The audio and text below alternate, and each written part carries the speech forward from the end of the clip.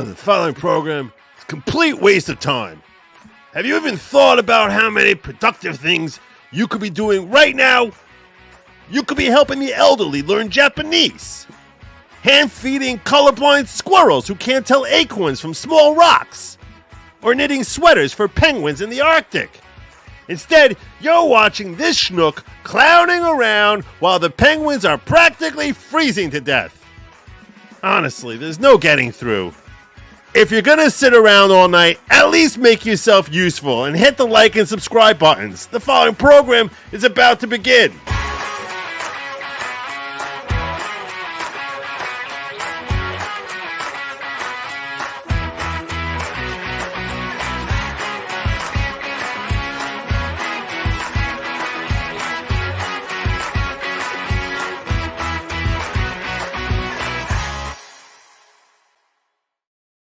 Good evening, everybody. Welcome to a special edition of the following program. I'm your host, Joe Nierman, a.k.a. Good Lawgic. Hope that you had a phenomenal day. I had one filled with sushi and warm wishes. So what more can any man ever ask for? It's been phenomenal. Tonight, I expect to be joined by a myriad of different guests who are just going to wander on in here when the mood strikes them and wander back on out when that mood strikes them. Presumably not all at the same time, or we'll see. I have no idea. I don't have anyone committed saying I'll be there at 9, which made me realize that they all might show up at 11, and I might be doing 2 hours by myself. It's very possible. Some might be coming earlier. Some probably coming later. I have no idea how long this show is going to run. I don't know. I expect it to probably roll for at least 3 hours. That's my best guess. My best guess. But I do anticipate that we're going to have a lot of fun here. I'm going to start things off. I'm actually going to be talking a topic. Believe it or not. Yeah, I am. One topic that seems to have taken the internet by storm is this Dr. Disrespect issue. I'm sure that many of you probably know who Dr. Disrespect is, and there's probably a considerable number of you who have no idea what Dr. Disrespect is. So I'm going to bring you all up to speed on that and take a look at the various reactions to the story that broke about Dr. Disrespect.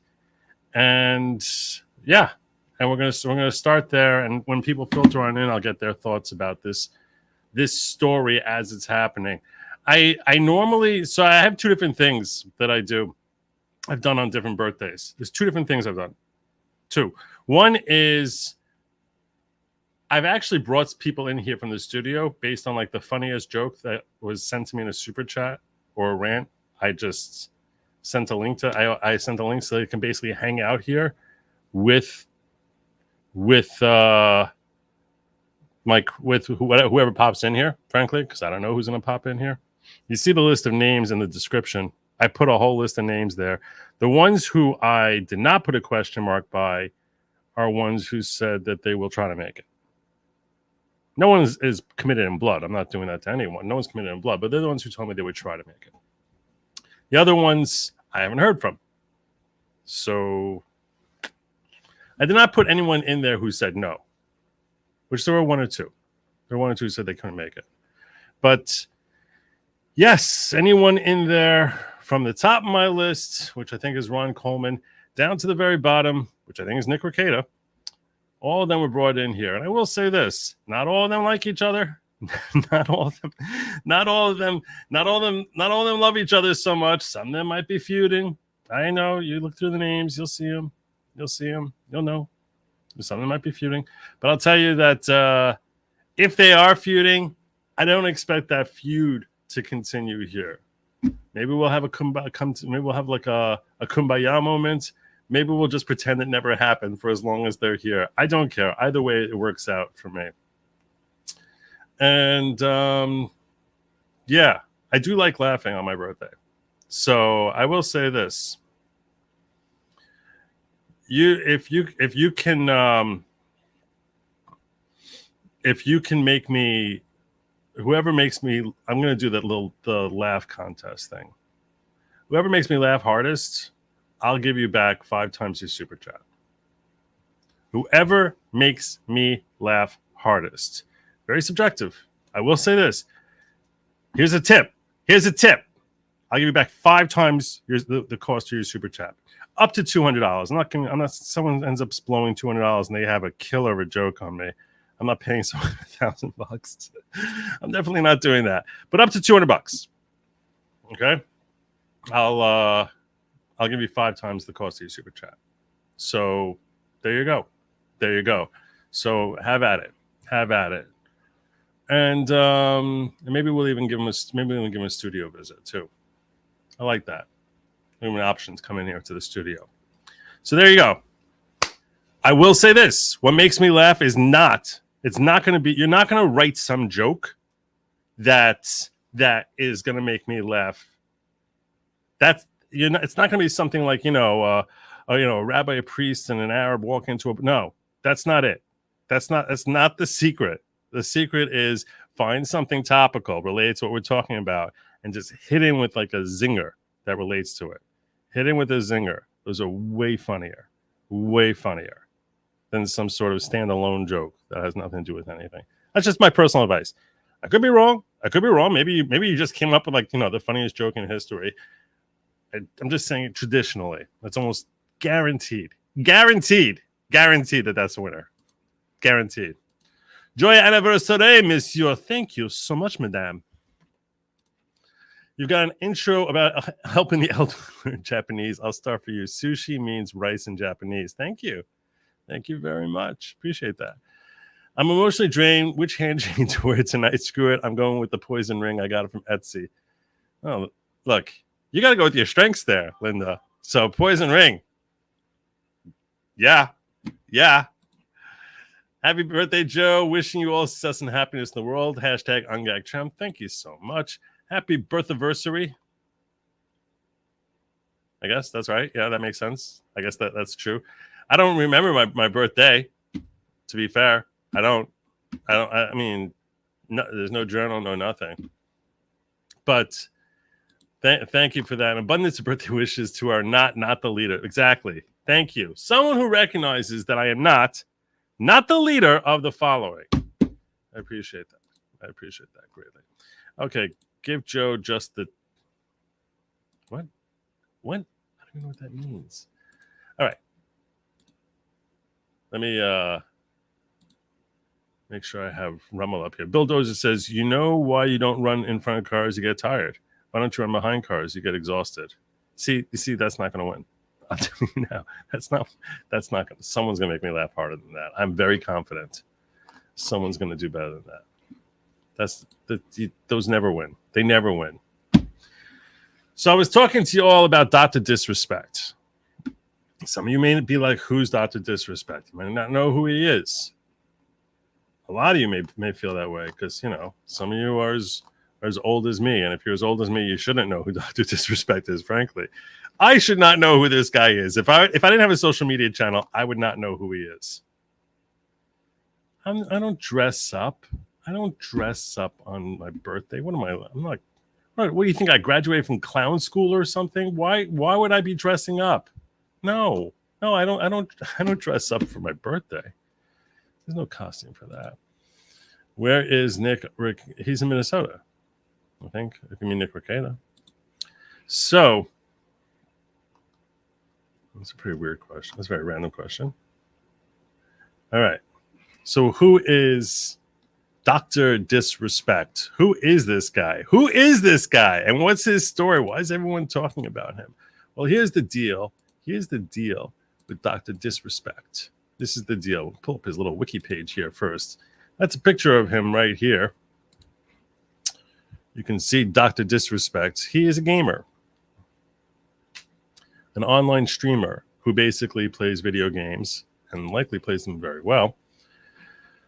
Primarily on Twitch. I think he does some on YouTube. And he has quite a storied career as far as performing well. I think he took the name Dr. Disrespect because he's notorious for trashing other players, trash talking them while he's blowing them up in Call of Duty or whatever.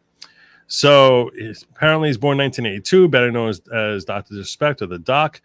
American online streamer, had over 4 million followers on Twitch when he was active on this site and became known for playing battle royale games such as Apex Legends, Call of Duty, Black Ops 4, Call of Duty, Warzone, Fortnite, H1Z1, and PUBG.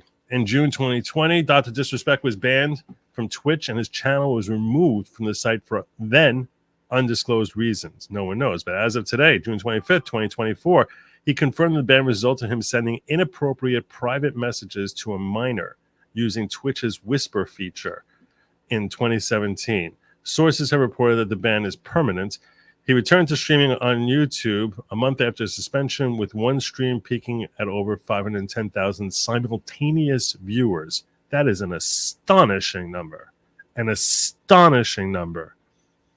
510,000 simultaneous viewers. I can't even begin to explain to you what a huge number of simultaneous viewers that is. Like, one of the biggest daily live streamers out there is Tim Pool, and he gets like 50,000, 60,000. You know, on a big show, he'll get like 200. Like a massive show, he'll have like 200 probably. 500,000 simultaneous viewers. When we were streaming, when LawTube, when I was on Nick Recator's channel, when he was streaming the verdict of the Rittenhouse trial, and that's when we had everybody assembled. Everybody was there together, and we had even some people who are not attorneys, or at least not, podcasting attorneys, not part of the LawTube genre. Like Will Chamberlain popped in there, the Quartering popped in there for that verdict reading. We had 130,000 simultaneous viewers, which is like a quarter. It's like a quarter what this guy has. Unbelievable number. 510,000 simultaneous viewers. You can't even imagine how many millions of views that actually translates into, because obviously not everyone's watching at the same time. As of June 2024, he has around 4.72 million subscribers on YouTube. So let's talk a little bit more about this guy's drama. When he went off the air, no one knew why he went off the air.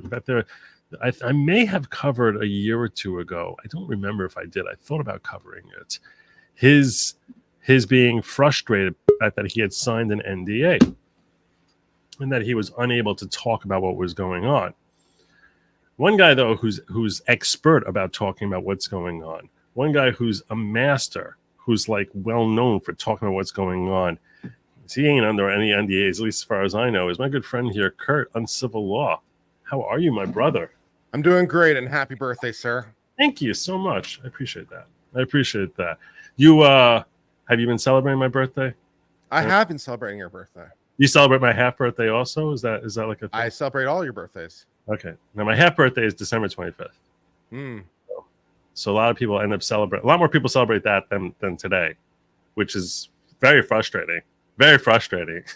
Well, I guess that's the half birthday of another famous Jew that I can celebrate. So I got that going for me.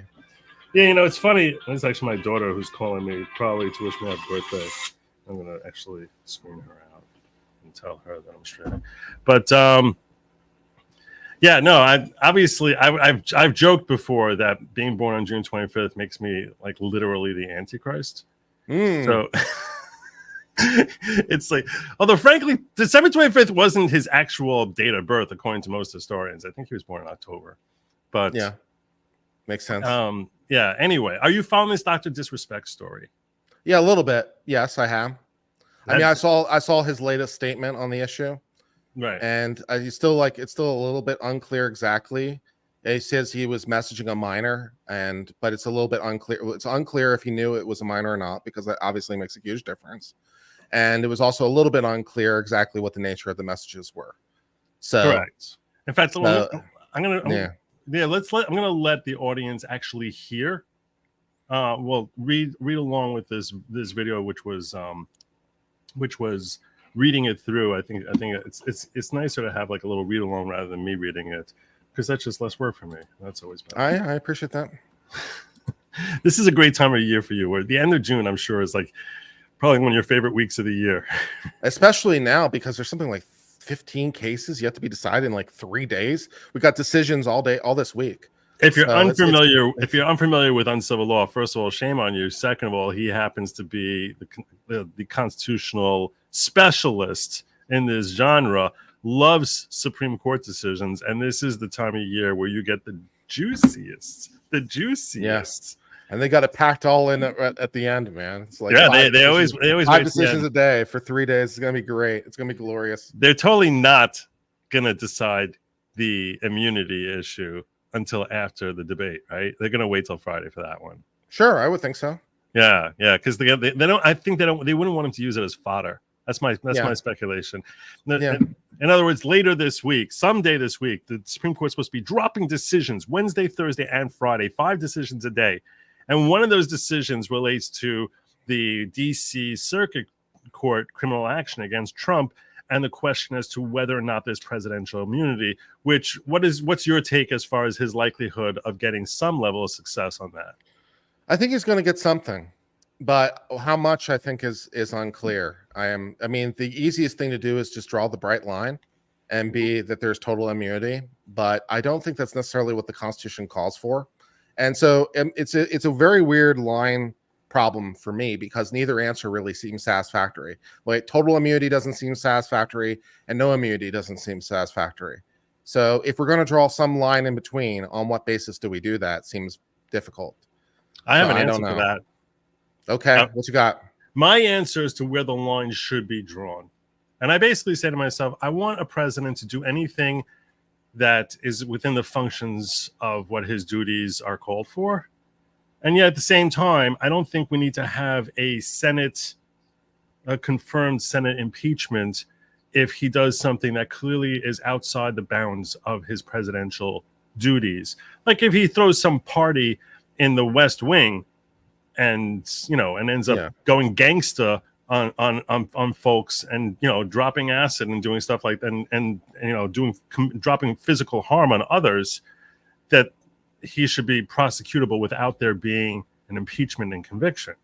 So I think that the easiest line to draw, and that what I'm anticipating the Supreme Court will draw, and we're going to see within the next few days whether I'm right on this, is that they're going to give him anything that's expressly called for under the Constitution, that he has immunity, obviously. Mm-hmm. And secondly, any executive branch, any function of an executive branch that he oversees. Sure. And has personal, so they're ultimately responsible in reporting to him that he's considered the chief of the executive branch. Any function that could be performed by anyone below him in any one of those different facets and areas.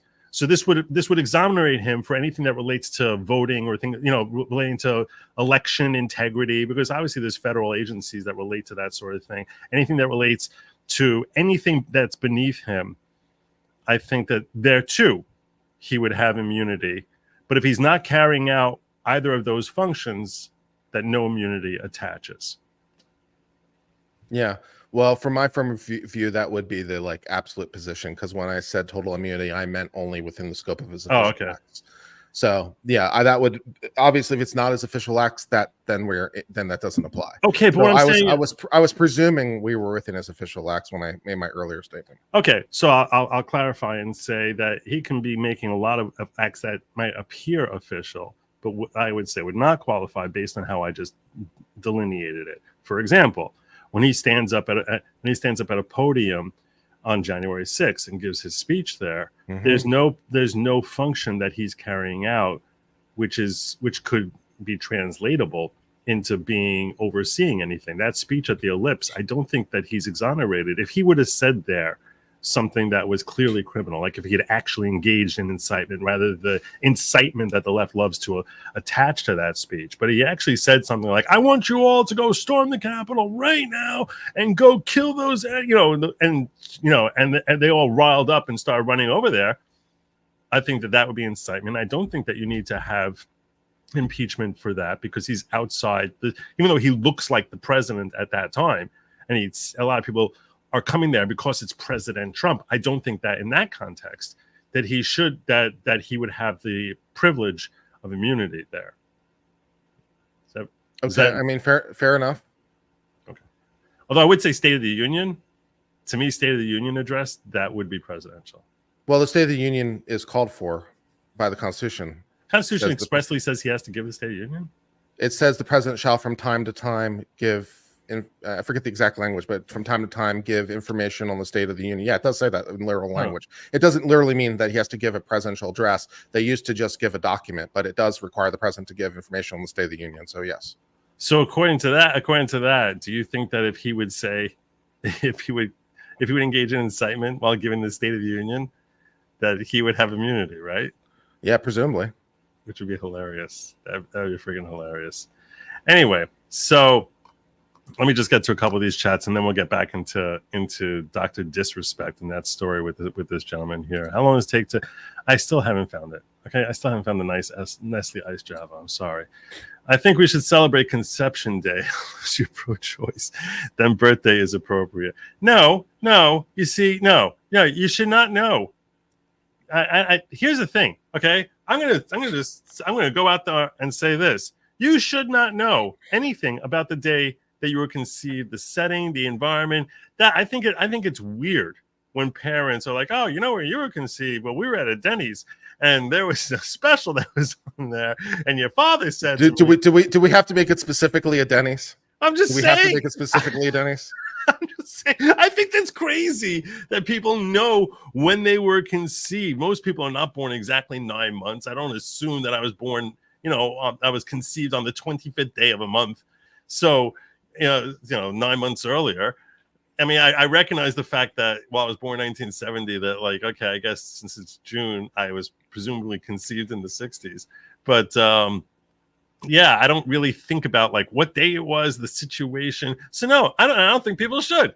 I don't think people should. That's my personal take on it. You think that you want to know about the day you were conceived? Like about how that day went for your folks? No, I'm good. Thanks. Yeah, exactly.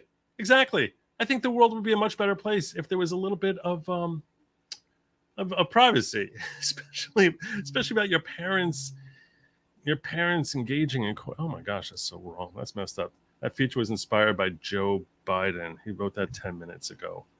Probably something to do with immunity, but I'm not sure. Happy birthday, my birthday brother. Thank you. Oh wait, it's your birthday also? If so, happy birthday to you. Thank you so very much. Happy birthday, Joe. Keep finding the good fight, representing Gen X in a great way. Do my best. Great news. Breaking news. Democratic fire alarm specialist and friend to AOC Rep. Jamal Bowman just officially lost to George Get out of here. I actually had this up here. You're all going to see. I actually had this up here. I see a gaming stream. Whoops, I meant to leave you in here. Yeah, well, that's the gaming stream that I was about to show, but I actually have this tab here, New York 16th District. Son of a gun. Oh, wow. That's amazing. As is attorney Andrew Branca, law of self-defense. How are you, brother? Hey, guys. How you doing, man? Happy birthday.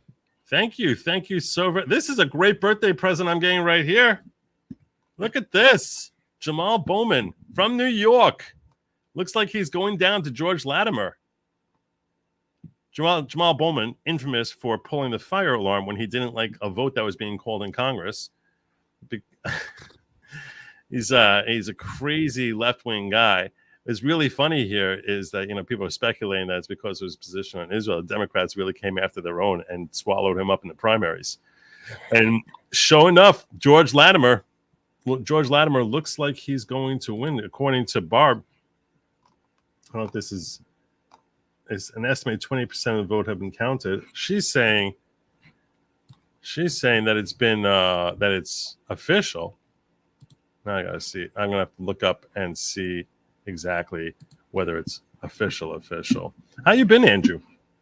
I'm doing awesome, man. Living the dream. Life's good. How about yourself? Thank God. I haven't seen you in a minute. And how you doing, Kurt? I'm doing great. Life's not bad. You moved, right? You moved from someplace Austin to Houston, in Texas. Austin to Houston. Yeah, moved right. Yeah. So now I'm near Nate the lawyer and attorney Tom. We've got a little trifecta of lawyers over here, so it's nice. All right, critical mass. Do you? Is it simply because there are people there that in Houston more than in Austin? Pretty much. Yeah, pretty much. Wow. I'm not seeing where they're actually calling this race. In case you're wondering, I'm not seeing it yet. It's District 16. They're saying now here's another update that I can give you all on this. This would be such an amazing birthday gift. I hate Jamal Bowman. This guy's such a liar. Right here we see District 16. 21. Maybe people are trying to vote for him, but they're accidentally pulling fire alarms instead of voting levers.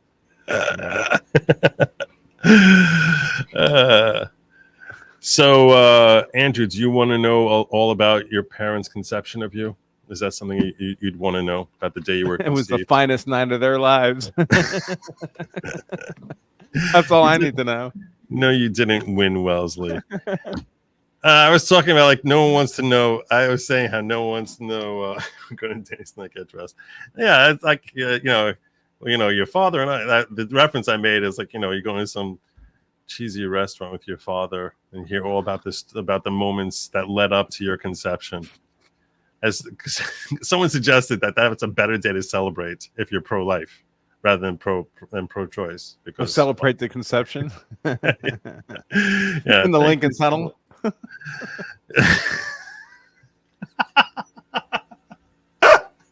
Hey, there's a lot of traffic. There's nothing to do. Oh my god. So are you following the Dr. Disrespect story? No, I have no idea I don't even know the words you just said. Is that English?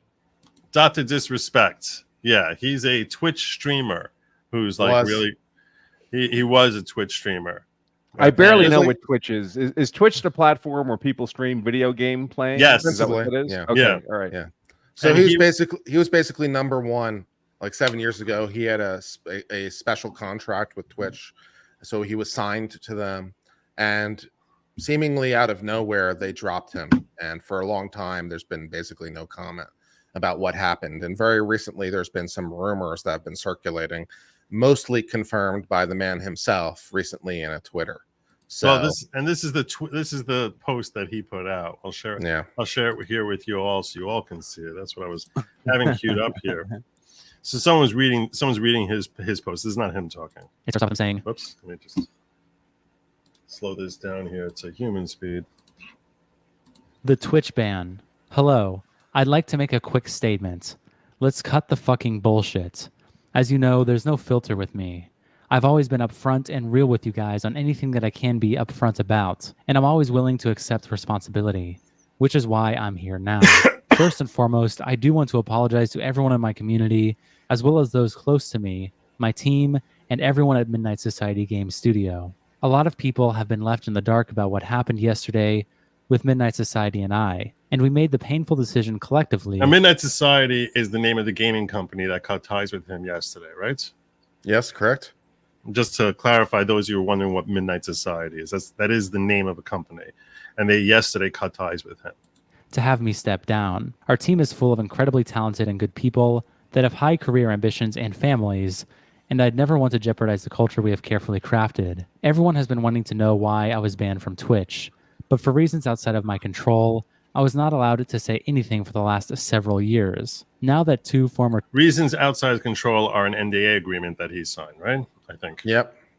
Twitch employees have publicly disclosed the accusations, I can tell you my side of the story regarding the ban. Were there Twitch whisper messages with an individual minor back in 2017? The answer is yes." Whoa. Okay. So he has Twitch messages, whisper messages, which those are obviously not public. They're designed DMs, basically. Yeah, they're DMs. Were there real intentions behind those messages? The answer is absolutely not. These were casual mutual conversations that Wasn't sometimes me. leaned too much in the direction of being inappropriate, but nothing more. When he's saying that basically, that clearly means of a sexual nature, right? There's no other way to read that. Not really. Nothing illegal happened. No pictures were shared. No crimes were committed. I never even met the individual. I went through a lengthy arbitration regarding a civil dispute with Twitch, and that case was resolved by a settlement. Let me be clear, it was not a criminal case against me, and no criminal charges have ever been brought against me. Now, from a moral standpoint, I'll absolutely take responsibility. I should have never even entertained these conversations to begin with. That's on me. That's on me as an adult, a husband, and a father. It should have never happened. I get it. I'm not perfect and I'll fucking own my shit. This was stupid. Now, with all this said, don't get it fucking mistaken. I've seen all the remarks and labels being thrown around so loosely. Social media is a destruction zone. I'm no fucking predator or pedophile. Are you kidding me? Anyone that truly knows me fucking knows where I stand on those things with those types of people. Fuck that. That's a different level of disgust that I fucking hate even hearing about. Don't be labeling me as the worst of the worst with your exaggerations. Get the fuck out of here with that shit. But I think I've said what I needed to say regarding the ban itself. That's it. That's why Twitch made the decision in 2020. To my team, community, industry friends that have supported me, I apologize. I wish I could have seen all this sooner. You guys have always showed me and my family love and support throughout all these years. We love you guys like you can't imagine. I have the fucking best community and circle. If any of this has made you uncomfortable, I get it. You don't have to support me anymore, but just know you have always been greatly appreciated. But trust me when I say this, to all my haters that live and breathe social media with zero life experience, I don't give a fuck about you. Finally, if you're uncomfortable with this entire statement and think I'm a piece of shit, that's fine. But I'm not fucking going anywhere. I'm not You the same did. guy who made True. this mistake all those years ago. I'm taking an extended vacation with my family, as mentioned on stream, and I'm coming back with a heavy weight off my shoulders. They want me to disappear. The weight of Yeah, a 9-year-old. right. Oh gosh, why? Why would you? Whoa! Why would you make that? Hey, so- it's my show. Welcome, folks. The law why of would, self-defense. why would you say 9? You see, I'm trying to think 17. Why would you do that? What do you Well, I mean mean, at nine? least we know he's not a predator He's or a making a joke. pedophile He because made a nothing joke. happened. It's just predator or pedophile adjacent. Yeah, I think the person was 17. That's what they've been saying. Yeah. Oh, I wouldn't. Yeah. Okay. It's still creepy. It's still creepy. It's still How old wrong. is he? It's still gross. I think it Oh, was he 34 said at the he's married and time. has kids, right? So he must be like 30 something. I think it was 34, 35 at the time. Yeah, that's pretty. Yeah, yeah. 17 is off limits, my friend. Yes. No. Don't do that. Don't do that. Don't. So yeah, we can expect that he's going to be skewered in social media as well. He should be. Yeah. You think his career is over? Well, I don't know. The only sort of thing that's unanswered is whether he knew it was a minor at the time, because that would obviously matter for his, moral and legal guilt. So if he didn't know, then that would be one thing. If he did know, that's a different thing. So that's the only Did he thing. say That's he knew unanswered. at the beginning of his statement? He didn't say. He just said it was a minor. He didn't say whether he Oh. knew or not. In Well, a statement yeah, like that, yeah. Go on. You think he'd say he didn't know, right? If he didn't know, you think he'd say I thought it was an adult. Yeah, Right. you would think so. But I was just okay. Fair enough. I think you would think he would say I was catfished by someone who seemed much older, and I didn't do the proper due diligence, and I'd accept responsibility for that. But I never would have engaged with someone if I knew that she was, she was underage. Like, you would certainly think that, given the way he's. I think that as far as messaging going, there is some level of accountability there. He recognizes that it was stupid, and he does issue an apology, which is a weird sort of thing, because I don't know. I mean, I guess he's apologizing to his community in the sense that he let them down. What are your thoughts about his apology? Well, I mean, apologies are all well and good, right? But so, I mean, if I give you the cash receipts for my business on Friday and ask you to take it to the bank and you steal it, and then you apologize, I might accept your apology. Human frailty is a real thing. We're all weak sinners, but I'm not letting you bring the cash receipts to the bank again next Friday. Right. Okay. All right. But when you say bring the cash receipts to the bank, I mean, let's bring home that analogy to this situation here. So the wrong that he committed was to his family. Really, let's break it down. The wrong he committed first and foremost was to this girl, and I guess those close to her, as well as to his own family. Right? I mean, well, that's up to them, right? But I'm thinking more in terms of the business relationships, right? He just had to leave a business relationship over this. So if you were the business, would you forgive him? I mean, maybe you forgive him in a moral sense, to hell but with you you. can't Go to bring him hell. back. Yeah, go to hell. We're done with you. I'm done with you. Yeah, for sure. You cut him. I totally. Yeah, you can't. You can't. You just can't. And here's the thing. It's is a willfulness. This is he made a decision here, which was so egregious and so morally gross that you can't just say, oh well, he apologized now, I guess that's over, we're gonna let it's all water under the bridge. It's like, no, that's not a mistake. That's not a mistake, that's a choice. And he made a choice which reflected certain levels of perversion, which should not be excused. Even if you waive the perversion, even if you say she was 17 years and 364 days old, okay, she was a day away from being. Even if you set aside the perversion stuff, it's just such a display of poor judgment. That how could you trust someone with anything that mattered to you, right? I mean, I won't even message grown ass women who are not my wife unless I have a professional obligation to do that, unless it's part of a work thing. But if there's like a woman in the neighborhood, like the families are doing a barbecue together and she needs to be sent a message, I have my wife send the message. Yeah. I don't communicate with other people's wives. And that's a healthy thing, which a lot of people don't realize. I have the same thing. I'm very judicious about bringing women on to my channel. And that's actually partially, it's in large part to assuage any issues that my wife would have, because like I don't want her to feel as if like I'm turning my channel some sort of party or something like that. There's two women who actually, for example, tonight, there's two women who I invited on here. I invited on here Megan and Andrea. And before I had them on here the first time, I went to Lady Lawgic and I was like, "Are you cool with me bringing this person on stream with me?" And I do that with any woman that comes in here. That I'm just like, I want to know that she's okay with it, because you have to draw certain lines. And his failure to draw those lines, not just failure, but the guy drifting off into DMs on the slide with some that's just some floozy. I mean, whatever. And yeah, even if, like you said, she's 17 and 364 days. It's just such a terrible misjudgment on his part to not recognize the ramifications of it. That it's like that guy from Seinfeld, George. Was that wrong? I didn't know that was wrong. Was that wrong? You had sex on the desk with the maid. Was that really out of line? But was that wrong? Because no one ever told me. If anyone had said something, anything at all. Yeah, no. So he's feeling it. Like his friends are basically skedaddling from him, because there are people in the industry, in the gaming industry, other gamers, other streamers who have large communities, and that they're out of there. They're like, we want to have nothing to do with this guy. And here's one guy here, Ninja, who put out a post today. He put out a 2-minute post. I want you all to hear his thoughts. I'm going to hear from the lawyers as to what they think about his statements here.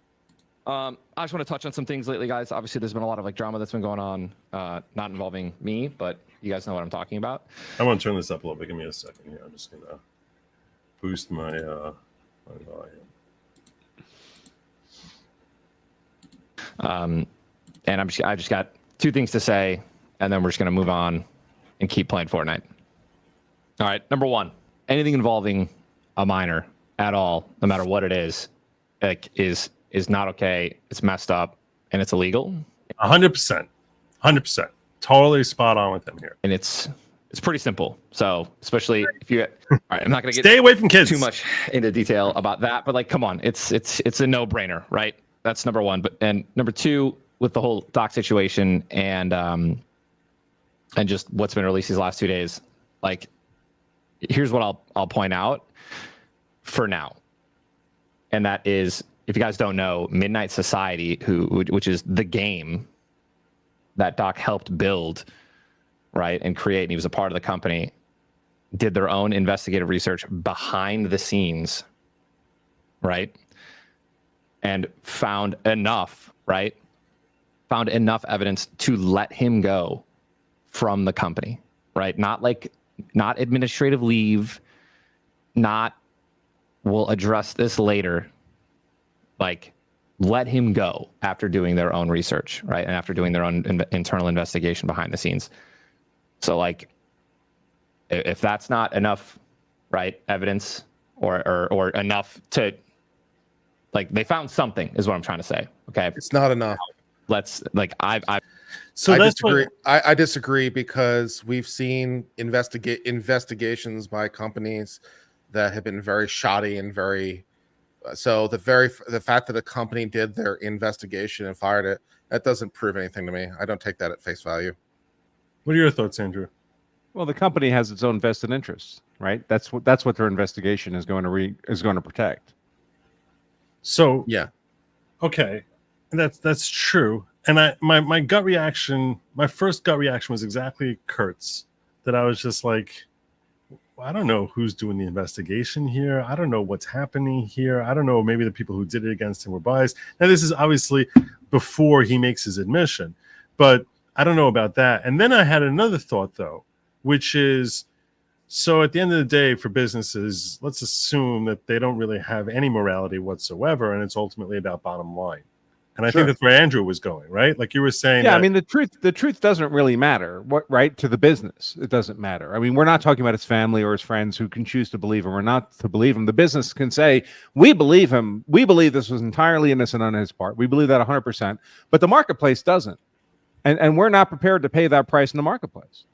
Right. Right. So, and essentially, you guys saw the movie Fight Club, right? Sure. Sure. Yeah, great, Okay, great so I can't talk about it, though, Joe. Hold on.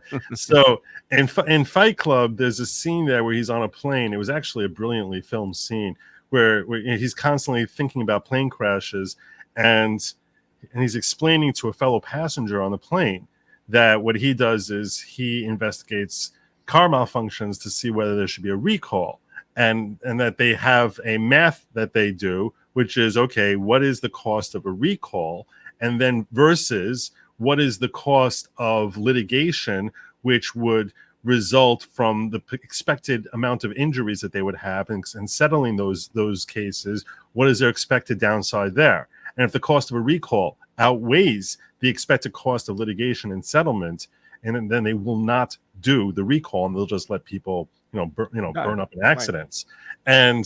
And that's what I think of in this particular context. I think that what's the name, Midnight, whatever this Midnight company, this gaming company, they're obviously a fairly large company.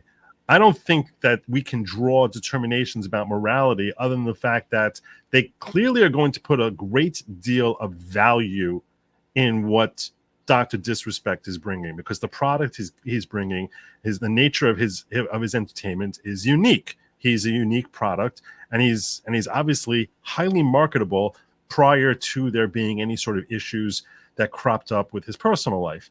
Now, so there's a very high number on one side of the ledger, but on the other side of the ledger, now you have this scandal that he's involved in, and they want to see, okay, how much will that affect our brand? So clearly, they have enough. The conclusion I would draw, rather than what Ninja drew, is that they clearly concluded that the exposure that they were facing and the likely expected outcome of that exposure, that this would become public and that it would become something that would be humiliating and cost them a lot of money, outweighed the money they expected to be able to realize by keeping Dr. Disrespect on board. Does that sound like? When it comes to companies, I'm very old school in terms of what their duty is. Their duty is to their owners, right? If they're public, to their shareholders, if they're private, to whoever their owners are. Everything else is important only to the extent it serves that core interest.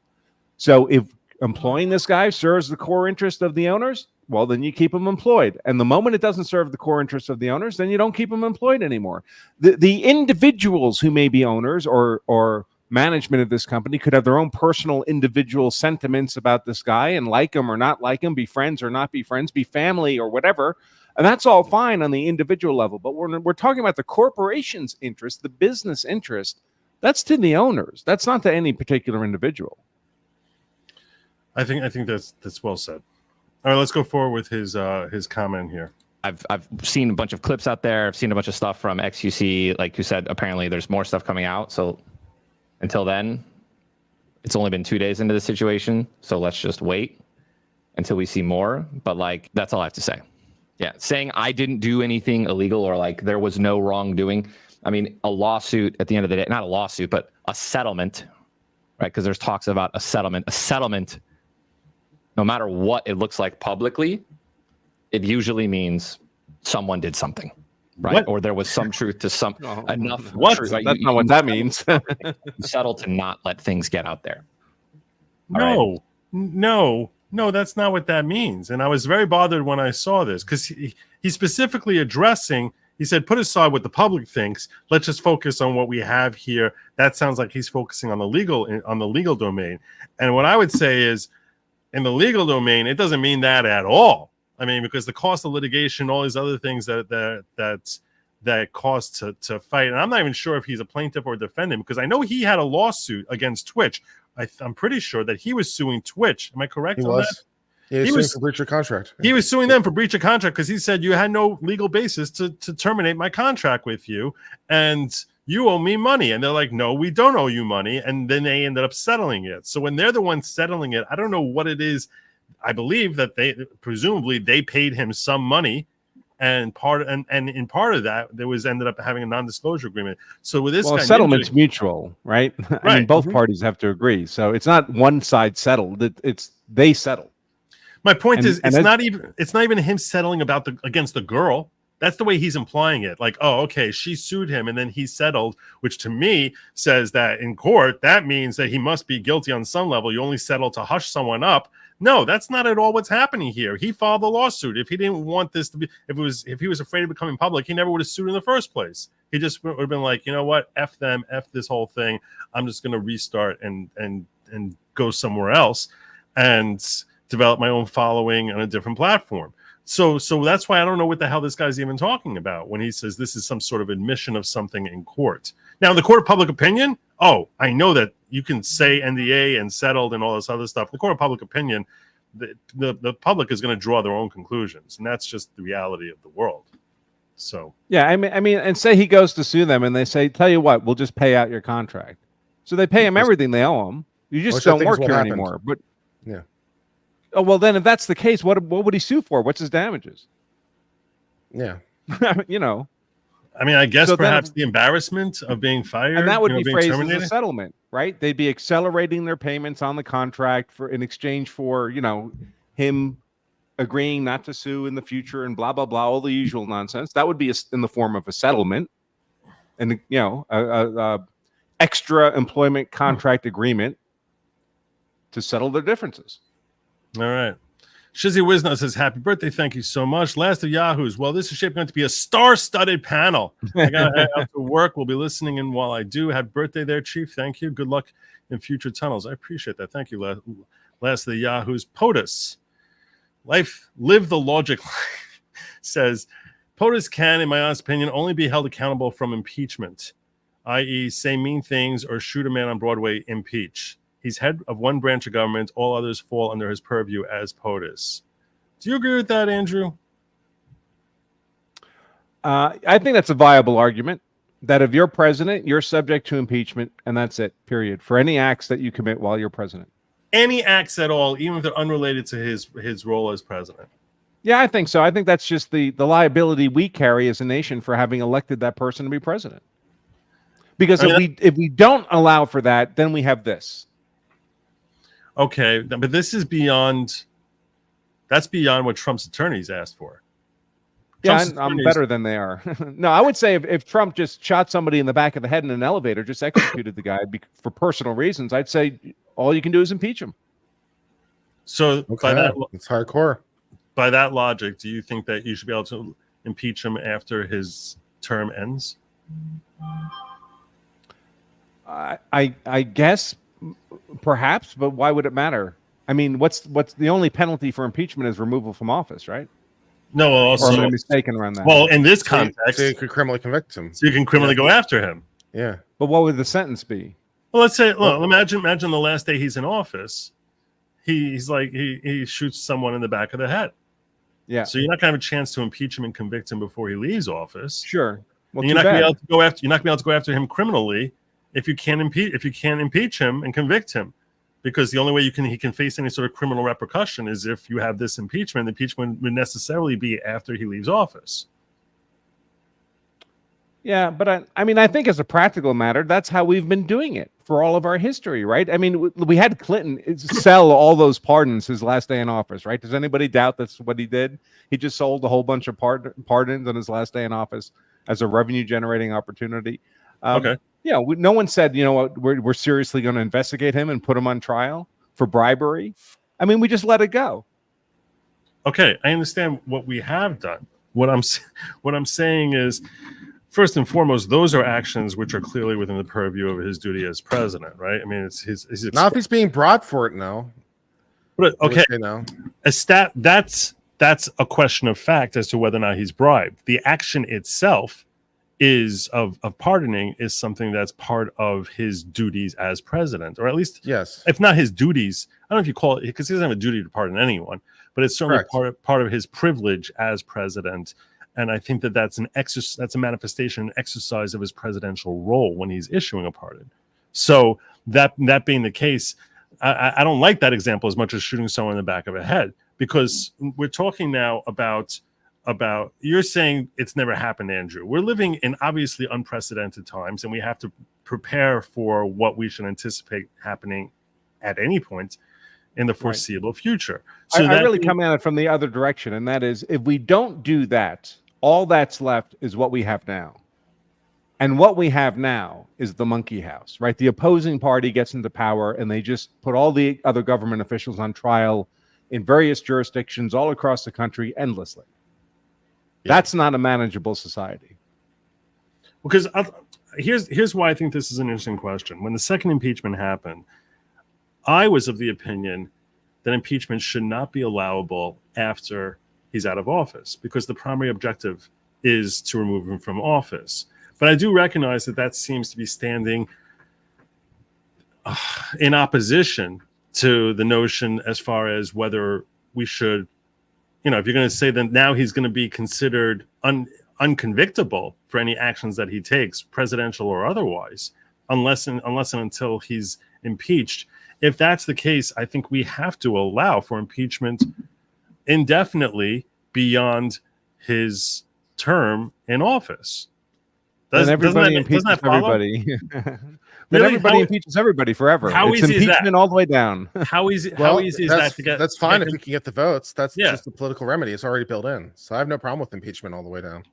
Because at the end of so that in theory, Joe Biden could be impeached today for wrongful conduct that he engaged in as a vice president or as a senator, and impeach him from his role as vice president and what he did, back then, and then be tried.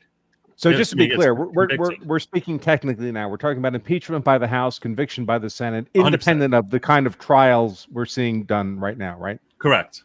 Okay, all right, fair enough. Yeah, sure, impeach him. All right, because I did not take that view. My view when he was being impeached is, how are you going forward with this impeachment after he's out of office? The other issue I always had with impeachments, just on a personal level, is I hate the standards of evidence that they use in impeachment settings. I mean, we've seen now. That's because it's political. It's not legal. It's so stupid. I mean, it's so stupid. There's no vetting of the evidence at all. There's no one swearing and attesting to the evidence. Well, I don't think there has to be, because it's political. It's not legal. It can be whatever they want to be. That's true. Yeah. That's true. I'm simply saying this is not evidence which would be sustainable in an administrative court, for a parking ticket. Yeah. In municipal court, this would be the evidence that they accept for potentially convicting a president of impeachment is worse evidence than would ever be admitted if you were trying to fight a speeding ticket. And by that I mean, nobody has to come under oath. Nobody has to verify the legitimacy of the evidence. We saw with the whole fight thing and all the different things, how they basically clipped up his speech, took things completely out of context, and pretended that this is exactly the way things went down. And no one has to swear that it wasn't manipulated, that it wasn't completely artificial, or that some of it wasn't literally made up, and that they overdubbed him in certain places. Nobody has to swear that this is an accurate representation of what he said, or an accurate. But all that means is we've devolved back to the norm of human history, right? So the modern era of due process and all the adversarial process and rules of evidence, that this is an artificial construct we've all created. I mean, how was Socrates executed? By modern due process of law? He was just politically unfavored. And so he had to die, right? That's the norm in human history. And so we're just devolving to the norm. I guess, but we always hold ourselves out as if we're above all that, and it's sad. We're to see us deluded. working backwards. Yeah, We're deluded, like modern women. We're deluded. Well, I'm not sure that's fair. I mean, because the Constitution, by its own terms, sets it out as a political process to the political branches. So I don't really think that saying, for the better or worse, the founders thought that was a good idea. I don't really think that speaks to anything in the legal system or broader principles. that's a fair. They kind of dressed it up in pseudo legal clothing. I mean, on the merits, you're right, Kurt. But for example, the fact that they say that the House impeaches and the Senate convicts, right? So they give it this facade of a legal like process, but it's not really. There's no real due process. Right. No, I agree. I've taken the position that the Constitution allows them to do whatever they want for any reason that strikes their fancy. The House is the sole judge of its own rules, and the Senate is the sole judge of its own rules. The House has the sole power to impeach. What does that mean? Well, since they're the judge of their own rules, whatever they want to mean. The Senate is the sole body to convict. Since they're the judge of their own rules, what does that mean? Whatever they want to mean. So they can do it because it's a Tuesday and they're bored. As far as I'm concerned. A sober, I don't mean in terms of drinking, but proper thinking, balanced thinking, regulated thinking, well-regulated thinking, sober, moral, educated society, then they're the people electing the House and the Senate, and presumably the House and the Senate would reflect that worldview and practice. We don't have that. We don't have that kind of culture anymore. So the people we're electing to the House and the Senate are not that. I mean, look at the guy Bowman in New York, right, who we're hoping just lost re-election, but look at AOC. Look at these people. These are purely political operators within the structure. There's no guiding principles. There's no. I mean, they've never read the Constitution. They don't know. They don't care about anything except raw political power. And apparently, he has lost with 54% reporting next fire alarm he pulls will be an unemployment office. Not bad at all. Sylvia's daughter asked me, "What do you say about the Haredim going to the army?" I'm not really in favor of it, but I what don't is have that? Haredim. This is Haredim is a reference to Orthodox Jews going into Tzahal, going into the IDF. There's typically been an exception for Haredim. That exception, I believe, there's all sorts of talk about them lifting it, given the current constraints that Israel is under presently. And the reason that they have been fighting going into the army is because they basically make it impossible to be religious. And they don't have to. They just don't bother. Basic norms that would be catered to by the U.S. Army, from what I understand, IDF fails to conform to for Haredim. So it's like, if they wanted to do that, I would have a different perspective on it. If they were going to take those steps to actually accommodate, their religious needs. And that doesn't mean, by the way, like, for example, that does not mean that you can't send them out on Sabbath. Because when you're defending yourself or your country, you have a right there's a right to actually violate the Sabbath, and there are certain exceptions for that. So I don't mean that. I'm simply saying that with respect to separating men and women. I'm saying with respect to laws relating to kosher food and things of that nature. That's what I'm talking about, where they seem to pay very little respect to that in ways that are disappointing, considering the fact that they're continually referring to themselves as a Jewish state. Love you all. I'm still fighting like hell. F cancer. Hey, amen. I'll take a shot for you for that. F cancer. And here's to you, Fire Red Podcast. Keep those you love very close. Hi, Joe, Branca, or Bianca. Bianca. I'll get my dress. Is it dress time? I thought it's so early. Thank you, Bellamy. The Fire Red Podcast. This is to you. I look forward to having you pop in here on my next birthday and celebrating with me. To you, my friend. Stay strong. Salute. So my question to you, Joe, is in honor of your birthday, what more can I be doing to help you cross that 100,000 mark? Because I'm all about helping you cross that mark, which you richly deserve. So what more can I do to help you, sir? It's so sad. Yesterday, I keep bringing up like what my current numbers are, And yesterday I was at 98,960, 962 on stream. You want to know what what do you think my current number is now? The same. Yesterday was 98,960. Yikes, that wasn't what I wanted to do. Today this is live, 98,937. Because YouTube, F you. Sorry. Yeah, they literally will sap these people away from me. They don't want people watching. I could buy you some ads and run some ads for your channel. Would you like that? Throw some money for you to buy some ads. Do ads actually help? I don't know, but I've tried it from time to time. I could throw a couple bucks into Google Ads and see if it helps. It's my birthday present. Kurt's gonna buy me some Google ads. I'll buy $100 worth of Google Ads. See if it does any good. How will we ever know? Is there any way to know if that translates into anything? Is there any? Yeah, it will track conversions in terms of people clicking on it. It will track how often people click on it. Oh, interesting. Yeah. Interesting. Wow, that would be very generous of you. I'll set it up while we're talking. Cool. All right, that's very exciting. Happy birthday and TikTok Riff Theater every week.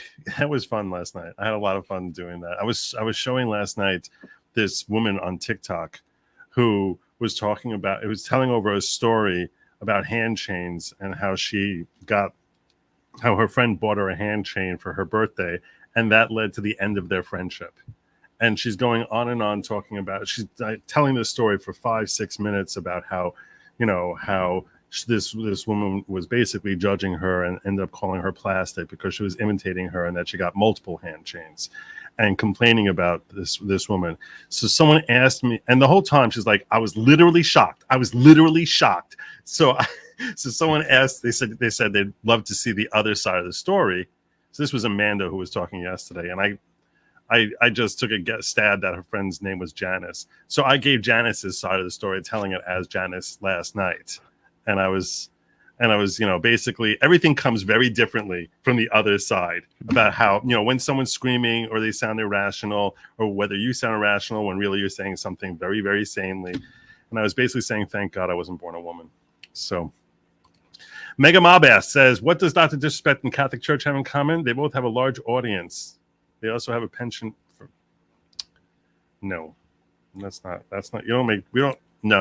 No. I mean, here's just a reality of how the world works, right? If you have places where adults are put in authority over children in a concentrated way, it's going to attract pedophiles. I mean, that has to happen.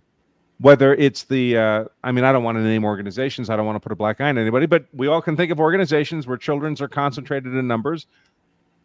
If pedophiles are interested in children, that's where they're going to go. Yeah. It's not the fault of the organization. It's just the nature of how humans work. That's true. Although at this juncture, I think everyone has sufficient alertness to how prevalent these problems have become, that if an organization isn't taking steps to try and do everything that they can humanly do to avoid that, those scenarios where children are able to first and foremost understand what is proper and healthy interaction with an adult versus what's improper, what's unhealthy, and take steps to minimize the opportunity for continual assaults. I think that becomes on the organization. I actually learned when I was talking this weekend, I was talking with some family members about the fact that in camps nowadays, it's one of the rules that they have for counselors in Orthodox camps. And I'm not familiar with any scenario that ever happened in an Orthodox Jewish day camp or sleepaway camp. Usually sleepaway camp is where there obviously be a greater concern. So I went to sleepaway camp as a kid. My kids have all gone to sleepaway camp at some age, once, in their teens at some point, or, early teens usually. And, the first time this came across my radar at all was when I was sending my son there, and the camp said, fortunately, we've never had any sort of complaint or any sort of issue, but we never want to have any sort of issue. And we want to alert you to the fact that we think it's responsible for you to talk to your child about appropriate versus inappropriate touching.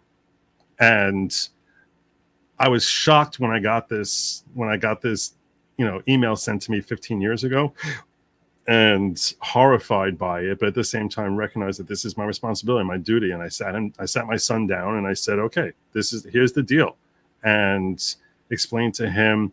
He didn't even know much about sex at all at that stage in his life. But I need to explain to him pretty much the story of his conception in the Lincoln Tunnel, Joe, in Denny's.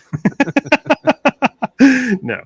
So, but I actually explained to him how I started off by explaining to him what is a healthy sexual appetite and why that's actually an important thing and a good thing. And it's a blessing from God. And that, and in brief overview as to what that is. And then explain to him about other manifestations of sexual appetite, and basically talking to him about what's appropriate, what's inappropriate. What I have learned since then is that over the last several years, they've created all sorts of rules that did not exist when I was a kid, when I was a camper or even a counselor, that are considered the norm today, at least in Jewish camps. And I'm assuming probably in non-Jewish camps as well. For example, counselors are not allowed to be alone in a bunkhouse with a camper. They're not allowed to sit. They're not allowed to go on anyone else's bed. Another camper, another counselor, because we would have sleeping in our room. There'd be like, let's say 12 people, 14 kids in a bunk. And then there would be one in the corner bed would be where the counselor was sleeping. So apparently there's a rule that they've had for several years now where you cannot sit on anyone else's bed. You're only allowed to be on your own bed. It's considered like really taboo to ever go on someone else's bed. And I was like, wow, that's weird. Because I remember as a kid, like, it was all the time. Like I remember one time having a conversation with a counselor when I was like really upset about something. Like he sat me down. I remember sitting on his bunk. He ended up being my brother's brother-in-law. Meaning like he's my sister-in-law's brother. But this is before they got married. And he was making me feel better about it. And I remember that incident. And today that would not be a conversation, or it could not be conducted the way that was. It was, he was really, he was emotionally helpful to me, make me feel better about, whatever issues I was dealing with at the time. And then, but that was a very healthy counseling situation. But that would not be possible today. And it's sad. It's sad that this is the world we're in now, that you need to set rules like this. You know what I'm saying? Like, and we have to understand what these rules are really doing, right? They're mitigating the risk because we cannot eliminate the risk, right? In other words, we cannot stop people from being pedophiles. We cannot stop some children from being vulnerable, emotionally or otherwise, to pedophiles, right? Because pedophiles look for that vulnerable population. So we create these rules, like when my son was in the Boy Scouts, go to Boy Scout camp. A kid cannot be alone with one adult. There has to be at least two adults present, whether the kid's being, brought to the restroom or whatever the cases may be. We create these rules because we know that we don't have a magic way to read people's minds and hearts and know this guy's not a pedophile and so he's safe to be alone with children. We just don't let anybody be alone with children. Right. Not because we have a reason to suspect this person's a pedophile. If we had that, we wouldn't let him in the camp, but because we just can't know. Right. We can't know. And you armored up your son against that kind of attention by having that talk with them. But some kids don't have the benefit of a father like that. Some kids are left vulnerable to these kinds of people. Right. So we can't prevent that from happening, sadly. So we create these rules because we can't, in fact, actually stop the threat. So we have to mitigate the risk of the threat. Yeah. And I'll tell you something else. I actually told them, God forbid if you ever find yourself in a situation like this, I never think it's your fault. And if you come and tell me, I will give you $100. So like this way, it's like I want him to be like inspired. I want him to be motivated. I said, obviously you would never make it up, but like that I want you to come and tell. I said, don't be afraid to tell me. I'm gonna buy you a present that's worth like $100. See Joe's kids on the internet soliciting pedophiles, so he gets $100 each. You know what? He made 10 grand last year. God forbid. Oh my God. God forbid. Yeah. Oh my God. Yeah. A reverse honey trap. Reverse. That'd be terrible. Oh God. Hey, thank you so much, Eric Allen. It's good to see you. I appreciate that. Happy birthday. And thank you so much. Happy birthday, dear cult leader. God bless. I'm not at all the leader of the following. Happy birthday, brother, until 120. God bless you. Thank you so much. Kathy, your realtor in Jersey says, hope the handchain arrives. Happy birthday, Joe. I appreciate the any handchain you can send me. I need at least 3 handchains. I'm hoping to get 4, so I'll have more than Janice or Amanda. And hell with those girls. Are we supposed to know what a hand chain is? I actually had to look it up. Okay. I had to look it up when I heard her story. I had to look it up. A hand chain is basically like it's a bracelet with a ring and a chain that goes from the bracelet, from the ring to the bracelet. Okay, all right. So it's like some sort of ornament that women wear. So in this story, Amanda's friend bought her first hand chain, and then she ended up buying 2 more, and her friend was very upset that she got 3 hand chains just like she had, just like the first friend had. And that was the cause of this massive feud that they're no longer friends. Like, how dare you copy me like that? Happy birthday, Jamal Bone has lost his primary. That's what everyone's saying. Everyone's saying that. If you want to know about the official numbers, they're right here. 55% to 44% with 66 reporting. Yeah, this looks over. And it says George Laminor wins the New York primary. Oh my God. Celebratory fire alarms are going off all over. Oh, happy birthday to me. Oh, I'm so pleased about this. That is awesome. That is awesome. Happy birthday, Joe. We lost this. Happy birthday, Joe. God bless. Oh, and the monolith you commanded, we build you in the dunes outside. Thank you. Vegas is on schedule. Oh, glorious leader. Vegas. I don't know what we have for Vegas, but heard not seen. Remember for 2 months. Sorry, I'm late. You're not excused. Monk in Training says second impeachment was a sham. No Chief Justice present. Only way back is for the SJWs to be put in prison for all their illegal acts in the last 10 years. What do you guys think about a retribution type of persecution by, let's say, a Trump-run DOJ, if such a thing could ever even be created with all the infestation they have in DC? But if he could manage to create that, what would you think about them trying to trump up charges, no pun intended, although it couldn't be avoided, against political enemies and try and come after them for the ticky-tack type of bases that he was charged with, say, in New York? What else would stop the other side from continuing to do this every time they come into power?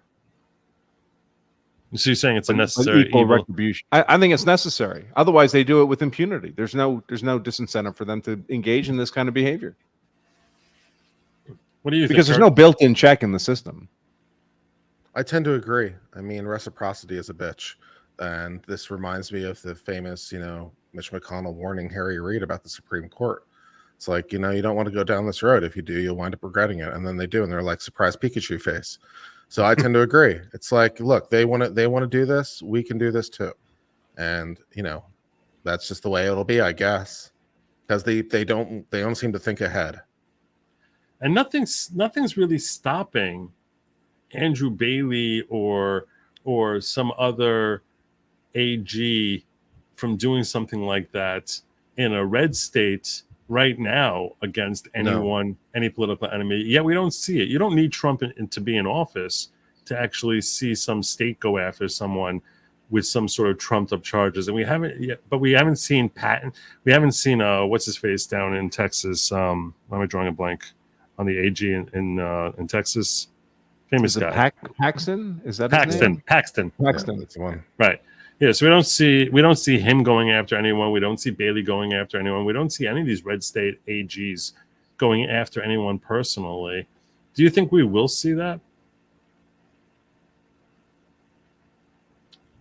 I think we will. What are the consequences of not doing that? Yeah. I mean, it's like if somebody punches you in the face and they punch you in the face and they punch you in the face and they punch you in the face and they punch you in the face. I mean, what's going to induce them to stop that behavior? It's true. It's true. The issue with impeachment after term is it's treating them as kings, meaning they always hold a position without power even after retiring. I don't look at it that way, because you can say the justification for impeachment is not merely to go after them for conviction, but it's also to keep them from holding office in the future. So, and they could run for senator or any other office. So that would be a racist. That would be a reason to allow for post And you say, look, your conduct was so egregious as president that we don't want you to become a senator, and we want to make sure that you can't have that. And the remedy will keep you from becoming a senator. So, and we have immunity in all kinds of contexts, right? And immunity is always being applied where somebody did something wrong, or could be claimed to be doing something wrong, or you wouldn't need the immunity. So if immunity is in play, it's because someone's did something wrong, credibly accused of doing something, and we're just going to let them go away unpunished because there's public policy reasons for allowing that to happen. Right. I'm simply saying those public policy reasons to me make a lot more sense if it's in any way relatable to his functions as president. But if it's really unrelatable, like he's running a drug cartel out of the basement of the White House, I don't see how that's gonna. I don't see how prosecuting him without getting that conviction, that impeachment, isn't any I think way. Public policy is such a unique job being president, and it's so politically energized we all know how easy it is for a prosecutor. There's really no barrier to entry to a prosecutor dragging you into a criminal trial, right? I mean, in theory, there's a grand jury. In theory, they can have to swear out an information, whatever. There's supposed to be some threshold the prosecutor has to meet before they can drag you into trial on a criminal charge. But it doesn't really exist. They need just a scintilla of evidence, a claim, however unreliable, to drag a defendant into a criminal trial. And who would they be more motivated to do that than the person they consider to be the rebirth of Hitler, right? That's how they look at somebody like Trump. That's the Trump derangement syndrome. They'll take a scintilla. They'll take look at this crazy woman who accused him of some sexually inappropriate conduct in a dressing room in a department store 180 years ago when Abraham Lincoln was still alive. I mean, there has to be limits on the ability to do this kind of thing, and I think you need more limits, even if you wouldn't apply them to the local plumber, when we're talking about the president of the United States, because I think the political incentives to relentlessly pursue those people after they're out of office. And again, we need to distinguish between impeachment and some kind of criminal prosecution that's happening, like is happening with Trump now, all these criminal and civil suits. Because in theory, Trump could be facing 1,000 trials right now, right? They could find 1,000 liberal prosecutors around the country who would just charge him with something. And I can still man your point for you. I'll still man as follows with what we should anticipate is likely going to happen in with the DC Circuit case after the Supreme Court issues its ruling, which is assuming they issue a ruling along the lines as to what I was saying rather than what Branko was saying. So the Supreme Court would say, okay, any act which is part of his performance of A, B, C, D, E, F, G, or something in these categories, now you cannot cite those as part of the allegations in indictment. Anything outside of that, you can cite him for, and you can bring charges. So what we should anticipate is going to happen after assuming they issue such a ruling, after they issue that ruling, Judge Chutkan then is going to have to redline, cross out various allegations, which would now be excluded from being punishable because they're deemed to be part of his presidential duties and functions. So then they're going to take the leftovers from that and see, is there enough allegations here to sustain criminal charges against him for any of these charges that have been brought? And I think Branka is correct that once the Supreme Court comes in with this decision, we can see 1,000 more litigations brought by any state. We see Georgia thinks that they have authority over the president of the United States, which to me is asinine, should only be in federal courts. But he's subject to any state law that he may not have any knowledge of, and that he's now going to be subject to over here, since that's not technically part of your functions as duties as defined by the Supreme Court. We can take this action, this action, this action, and we'll start a RICO claim against you saying that you're engaged in all these terrible activities, and he can be facing one charge after another, after another, after another, after another. I'll tell you right now, I'm thinking about running for AG over here in Jersey, and just so I could bring charges against Biden. Nice. And the way they're doing these predicate crimes is every juror could believe a different predicate crime had been proven beyond a reasonable doubt, right? There's no unanimity on even the predicate crime. Yeah. I mean, that's madness. That's no due process of law as I understand it. Horrifying. And yeah, I think that one might go all the way to Supreme Court. What happened with Merchant if the Court of Appeals doesn't overturn it? The First Department is not going to overturn it. First Department is going to go along with anything Merchant said. But I think the Court of Appeals has a decent chance of overturning these convictions. Their objective, though, is really more political than anything else. They want to be able to call him a convicted 34-time convicted felon walking all the way up to November. And there's no way the Court of Appeals will have an opportunity or perhaps even the interest, or much less the opportunity to wipe them away for the next year. So he is going to walk into the election carrying the stain, or some would call it the merit badge, of being 34-time convicted. I got some rants here I got to cover. HPG KMC says, congratulations on the anniversary of the delivery of the product of your dad giving. What the heck? You don't make jokes about my mom. What is that? What is that? Will Kirby doing speed reads again this year? That's what Hands One pick is. PK. Yeah, probably. I mean, tomorrow is going to be a huge day for the Supreme Court, so I'm going to get the stream started tomorrow with the court watch at 9 in the morning Eastern, and then at 10 in the morning is when the Supreme Court's going to start dropping stuff. So we're going to be doing some speed read during trial watch. It's going to be fun. Cool. Intentionally Blank 07 says, happy birthday, sir. I started following you after you were one of Vincent James' streams. Have a birthday beer on me. Cheers. Thank you. Thank you very much. I'm trying to remember going on such a stream. But Builder says, how about AutoZone, Kurt? That's where all the ladies are. Great conception story. I don't know. I don't know. Yeah, I know exactly what they're talking about. Don't worry. Okay. Hands One PK says, we have the cost of recall playing out with SIG losing lawsuit about misfires of gun. Oh, is that what we have? That's a lawsuit that's going on right now. I was unaware of that. Well, I heard that one of the big gun companies, Sig Sauer, there's one of their models of pistols has been reputed to have a problem where it would discharge if it was bumped or shocked, or even just sitting in a holster, where the claims. Guns don't normally do that. But they just lost. They've been sued several times by different people. My understanding is they just lost a lawsuit in which it appears the evidence is pretty consistent with the gun simply going off in the holster. No exposed trigger, nothing that should have made the gun discharge. I didn't follow the case. I didn't look at the evidence, so I'm just repeating this, secondhand.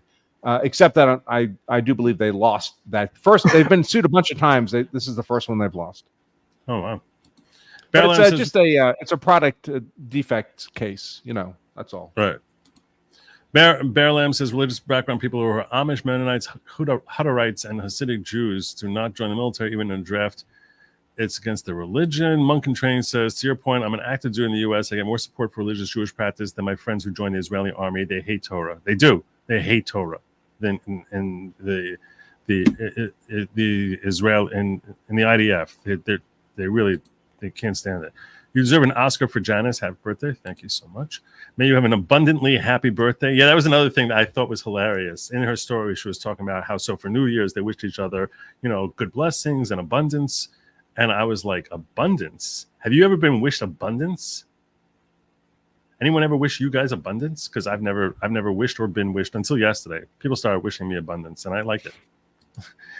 Was in basic during Rosh Hashanah Yom Kippur. They let Jewish trainees have those days off. Garcia was from Mexico, whose family fled Spain to escape the Inquisition. Drill sergeants were shocked. Yeah, that's what I'm saying. The U.S. Army is more forgiving to Torah-observant Jews of recognizing their religion than the IDF, which is, it's like, what the hell are you thinking?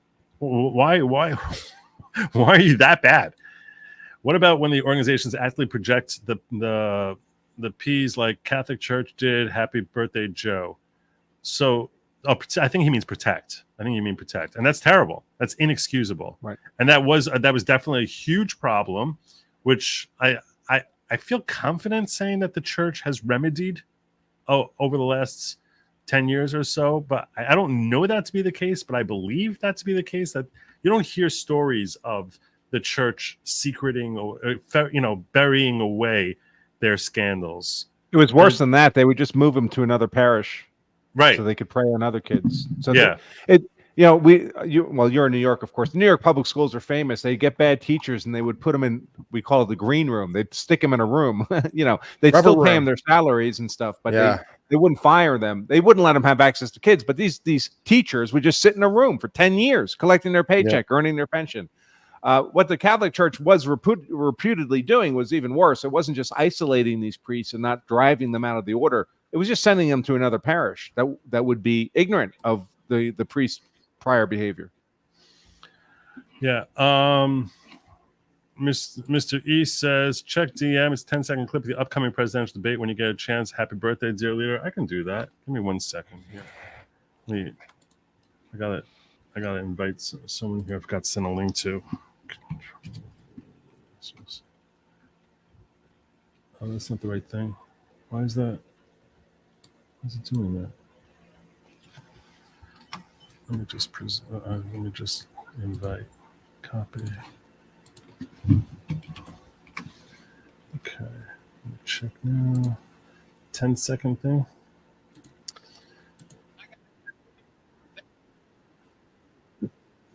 Oh, this is funny. This is pretty funny. Why does it keep doing that to me? I know what I'm doing wrong. You would think if I had streamed a couple times before in my life before I tried this tonight, I probably would be doing this better. All right. This is pretty funny. You can see where this is going. I got hairy legs that turn blonde in the sun. I got hairy legs. That's great. That's really great. That's pretty impressive. I like it. Worcestershire says, "What goes up but never comes down? Your age, old man." By the way, my first horn check. Congratulations. You know what? I'm gonna upgrade you. I'm gonna upgrade you to this one. There you go. There you go. Happy birthday, Joe. Thank you so much. Donald Helm says, happy birthday, Joe. God bless you. Cableman, dear comrade Joe, congratulations on your It's not my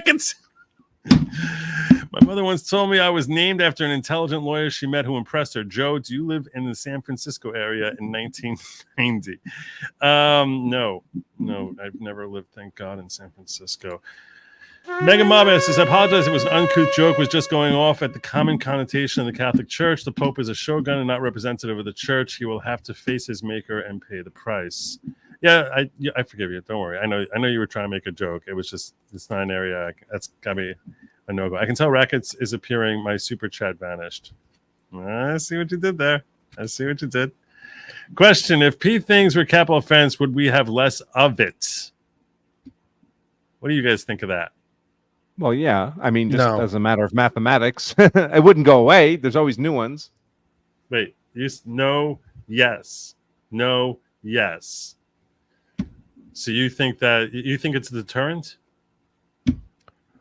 Well, if the pedophile is no longer around, he's no longer committing acts of, I'm not sure what words I should use on YouTube. Right. Sorry. Inappropriate acts. So what are you saying no, Kurt? I just think that it probably would not have an impact on the people with those kinds of compulsions. I don't think it would deter others, if that's the question. I just mean if the person doing the inappropriate acts is subject to capital offense, they're not available to commit more of those acts any longer. I mean, as far as a matter of deterrence goes, it works pretty well. Yes, specific. But I think most of these people there's nothing that would deter them. They're just wired that way. All right. Carson Depp says, I had a similar chat with my son when he went away to yeshiva. Told him that if anyone, student or faculty, did anything, tell me, not the school. 100%. Happy birthday and congrats, New York. Thank you so much. Yeah, congrats on getting rid of Bowman. Breaking, U.S. judge to Julian Assange. You'll be able to walk out of his courtroom a free man. So, thoughts on Julian Assange? No particular thoughts on it. It's been a long time since I read the indictment against him. As I vaguely recall, he was charged two different ways. One was in the underlying leak of the information, essentially, which I don't think works constitutionally. And the other was in essentially inducing, encouraging, or otherwise acting as an accessory to people to try to break into secured systems, that he was providing aid and comfort and assistance in the effort of cracking, breaking into, or otherwise accessing secured systems. So that was as I vaguely remember the charges against him. I don't know what evidence they had. So I have no particular objection to them reaching some sort of plea deal. So I don't know that much more to say about it at this time.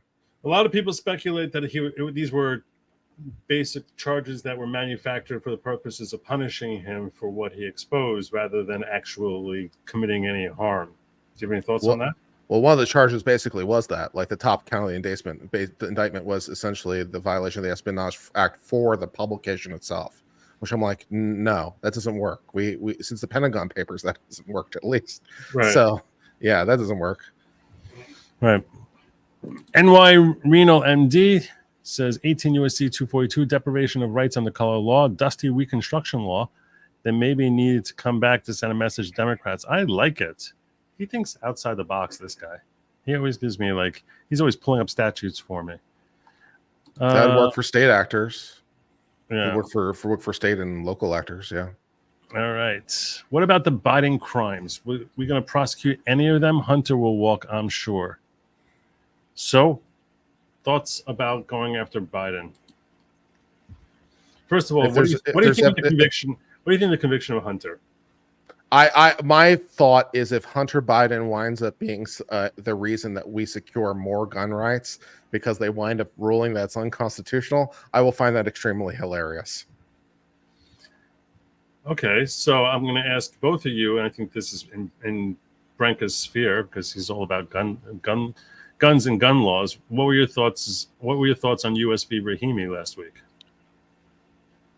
Well, I mean, I guess I have a kind of a mixed view of it. A lot of people got very excited and upset about it. I don't know how much of that is just clickbait headlines they have to write to, get people to watch their stuff. But Rahimi had been found by a court to be a dangerous person.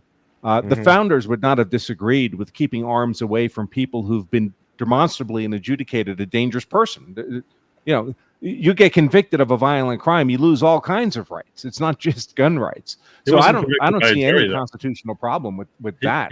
He wasn't there's more of a problem with, because I remember when this, I forget the name now of they call it the amendment, the statutory provision that prohibits makes someone a prohibited person if they have even a misdemeanor level domestic violence conviction. Yes. I remember when that happened.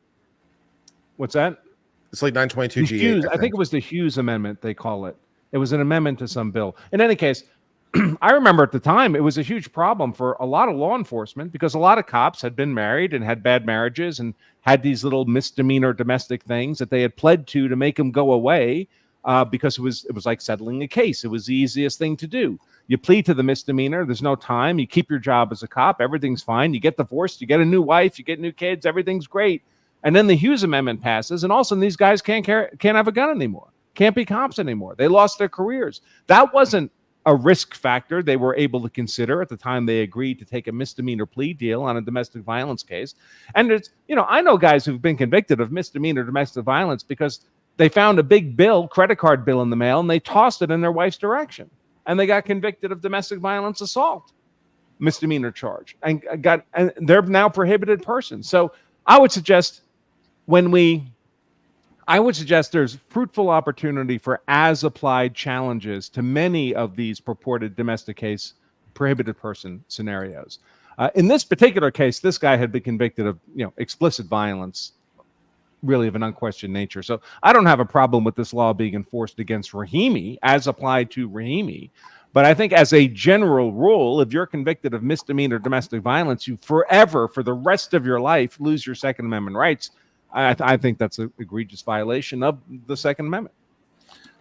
Yeah, I tend to agree. It was brought as a facial challenge, which necessarily means finding that there's no valid application. And what might be true with respect to some of these is, I think, as Andrew points out quite correctly, there's ripeness for an as applied. The Supreme Court continues to validate that the correct test for any sort of restriction is history and tradition, which I think is fundamentally correct, because we're talking about the right to keep and bear arms, which necessarily has boundaries, and those boundaries would be understood by history and tradition. So it's just drawing the boundary in the right place is what it seems to me. And I also think that Chief Justice Roberts was essentially correct when he essentially compared the breadth of the protection and how we look at that in sort of the arms that are protected versus the sort of analogies that we draw with respect to the restrictions. So we shouldn't be overly strict either way. So in the same way we wouldn't say the Second Amendment only applies to muskets, we shouldn't be so narrow in the construction as Justice Thomas, for example, implied in the dissent, where we have to find an exact historical twin. And so I think that makes a lot of sense. So I found their run through history to be fairly persuasive. They found what they thought to be historical analogs, and they said, okay, you need to look at this in a slightly broader context than the Fifth Circuit allowed for. So it made sense to me. Don't you think that this ultimately makes it much harder to apply Bruin and trying to figure out whether or not it applies to various statutes? I mean, I think in the short term, that's very true. I'm sorry, I didn't mean to interrupt if you. No, that's okay. No, that's okay. Yeah, I think in the short term that's very true. And the problem here is just at least in my mind, the problem here is that the Second Amendment doesn't get enough love. The First Amendment gets something like 5 cases every single year. So if you wanted me to tell you about the First Amendment, I can go on for a while because, well, we've had 5 cases every year since the Supreme Court discovered the First Amendment existed around 1930-ish or so. Mm-hmm. So, for 80, 90 years, we've been having cases. The problem is right now it's in a bit of an uncertain vantage point because it doesn't have the same foundational roots to be able to work from. So in the narrow term, I agree with you. It's going to be a bit problematic. But hopefully, if the Supreme Court takes more of these cases, then in the medium to longer term, it will be less problematic to figure out exactly what we're talking about. Well, in a lot of jurisdictions, the Second Amendment analysis is not done in good faith. There are gun control jurisdictions where it's like a religious tenet that guns commit acts of violence. If only guns were more controlled, we wouldn't have so many dead people. Something has to be done about these guns. And I read these opinions, and they're just word salad. They're not coherent legal reasoning. Which is all the more reason the Supreme Court needs to give it more love, to whack it around and try to make that at least a harder exercise. All right. Well, one of the arguments that Sotomayor made was that she was saying, well, I wanted to get your feedback on this. Sotomayor was making a claim, or certainly implicitly making a claim, that the freedom of gun rights that were inscribed in 1789 or 1791, whenever it was ratified, that they could not possibly appreciate the way that gun manufacturers be able to develop far more lethal weaponry than anything that had been conceived in the 18th century.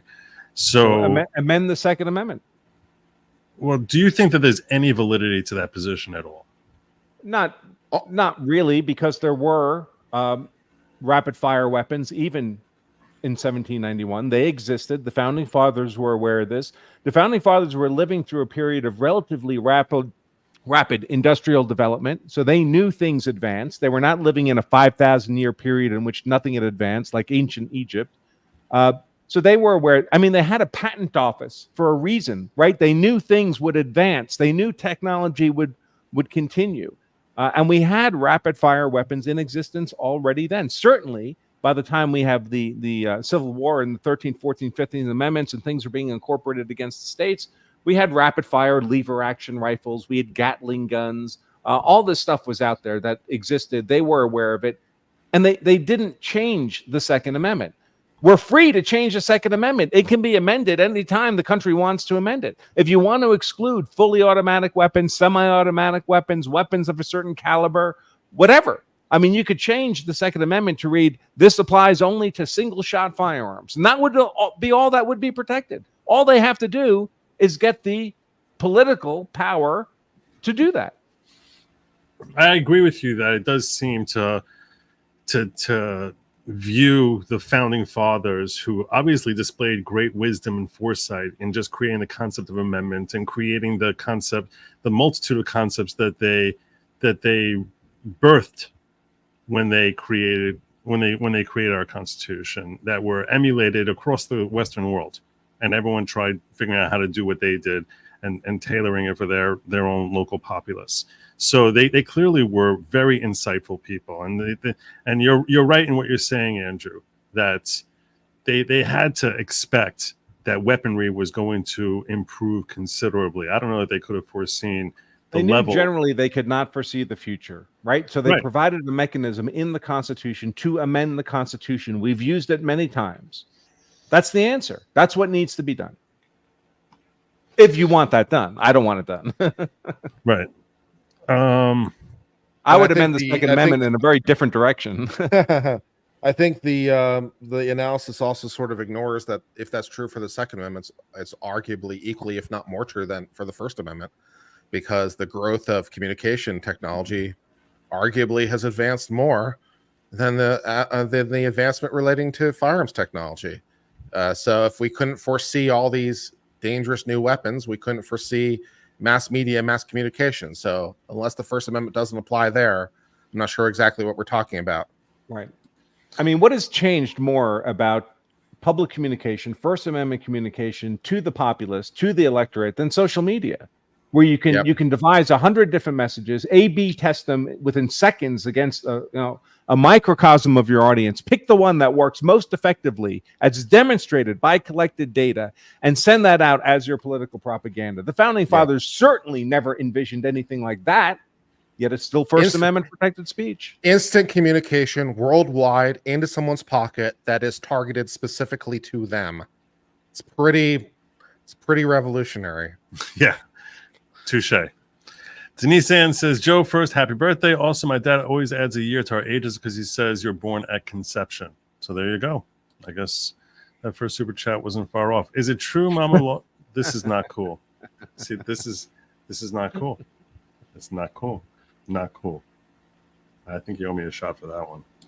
Taliban got around Ramadan fasting because they were on jihad. Does Talmudic law have anything similar? Is the Orthodox objection? Is that the Orthodox objection to the IDF? As I tried explaining, Philip, earlier, that it's really that just basic day-to-day operations, basic training and things of that nature, things that have nothing to do with we need you here and now in this place. And so, even if it's a Jewish holiday, that doesn't matter. Someone's going to die in that scenario, or someone may be at risk of dying in that scenario. Torah itself not merely allows you to go and save a life. It's considered you're commanded. You must do it. You don't have a choice, and you should be violating, Sabbath laws and things of that nature. It's to the extent that it has nothing to do with defense of the country. Like, oh, you have to eat cheeseburgers when we would never eat milk and meat together. But it's like, no, we're only giving you cheeseburgers. It's like it's like you're purposefully being spiteful and trying to spit at Torah, which is a major complaint that I know that the Orthodox community has had with the IDF. So it's like, why? That's what we have to eat? Like, you can't give us kosher food? Like, why is that? Elifant says, technically, all the gun laws are violations of the Second Amendment. The founders did not put stipulations on a person's right to bear arms. Now I want a cannon for a flower planter. Happy birthday, Joe. Disagree. So why do you disagree? Because I think that the first question that you have to work from is what exactly the right to keep and bear arms is. It's a specific thing. In the same way, the freedom of speech is a specific thing. The freedom of speech does not refer to all speech. It refers to a specific defined right. So, for example, slander, libel, defamation, to my mind, was never thought to be included. So I might speak it. I might speak the slander, but it is not included within the freedom of speech. It is not within the defined terms. So the Second Amendment people have and I consider myself a Second Amendment person, but they have a tendency to focus on shall not be infringed. But I think that's slightly the wrong place to start. You have to start on exactly what is the right to keep and bear arms. You have to know what the borders of the thing are before you can even think about what infringing those borders might comprise of. And drawing the border, drawing the border in the proper place is just recognizing what is within and without the border. So that's what I say. Yeah, the Second Amendment advocates are a little traumatized because they've been so poorly treated for so many years. Their rights have been so terribly abused, continues to be terribly abused in a lot of states like New York, Maryland, Massachusetts. But the gun controllers are often say, well, no right's unlimited. And of course, that's true. That's right true. Is unlimited, right? But the question is, where's the limit? The limit, you can't just say, well, no right is unlimited, therefore I can limit it however I want. It There doesn't has to work. be a border someplace, and the appropriate border, as stated in Bruin, is what the border would have been understood to be by the founders. Correct. Because it's the freedom, so it has the specific antecedent. And how do you know exactly what that is? History and tradition. Sounds like a really good. Incidentally, I do the exact same thing in the First Amendment, and I would. It's like talking about the freedom of speech, the right, freedom of religion, all those things. I think is defined exactly the same way. So you have to first define what those things are before you can talk about infringing it.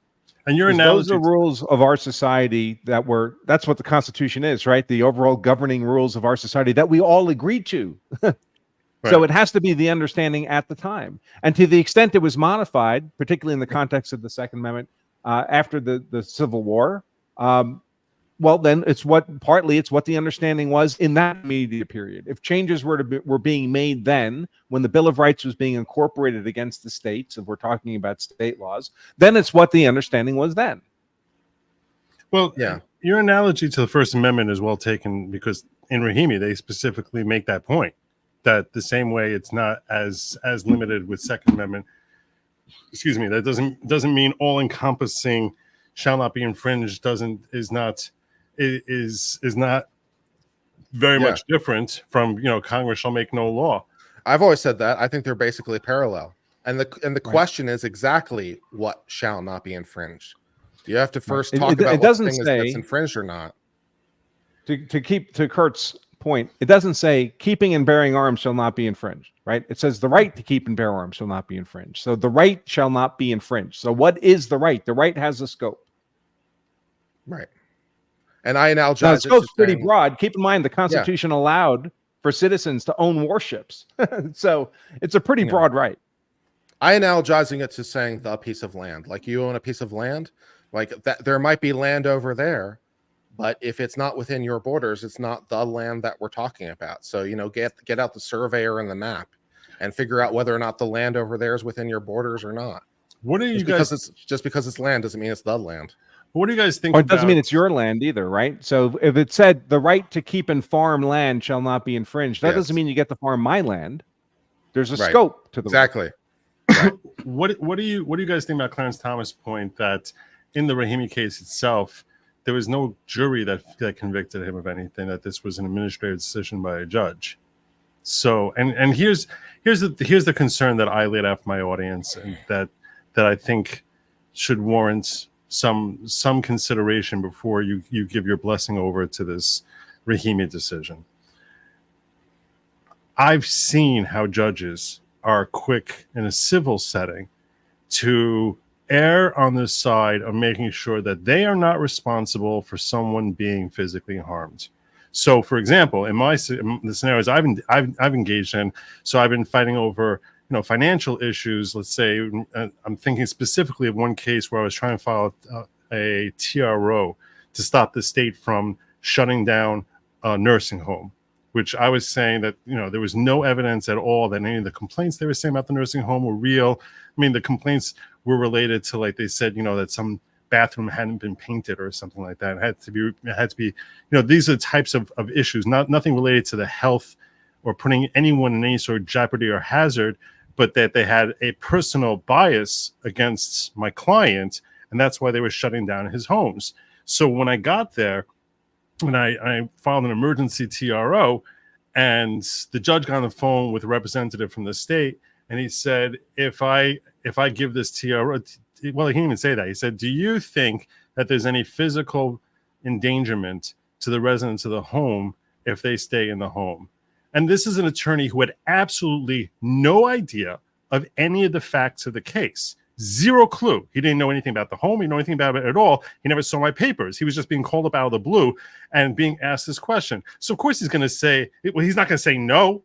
He doesn't know anything about it, but he's not going to say no. So he's like, well, he's like, yeah, we do. We think that there may be some danger to them. He's like, all right, I'm denying your TRO. Why? Because judges are very cautious. And the judge actually said to me after he denied it, he goes, the reason I deny your TRO is the same reason that any judge would deny your TRO, because no judge wants to be responsible, that they're going to make a decision that, God forbid, they learn a week later, 2 weeks later, that decision ended up costing someone their life. So in the context of these domestic violence claims, I would imagine that if someone comes into a judge and says, "Hey, my ex is threatening me and is very hostile, and has been and has a gun," or leaves that part out, just says, I think that they want to harm me, and I'm asking you, just make sure you keep me safe by giving me a restraining order. They have to stay 500 yards away from me.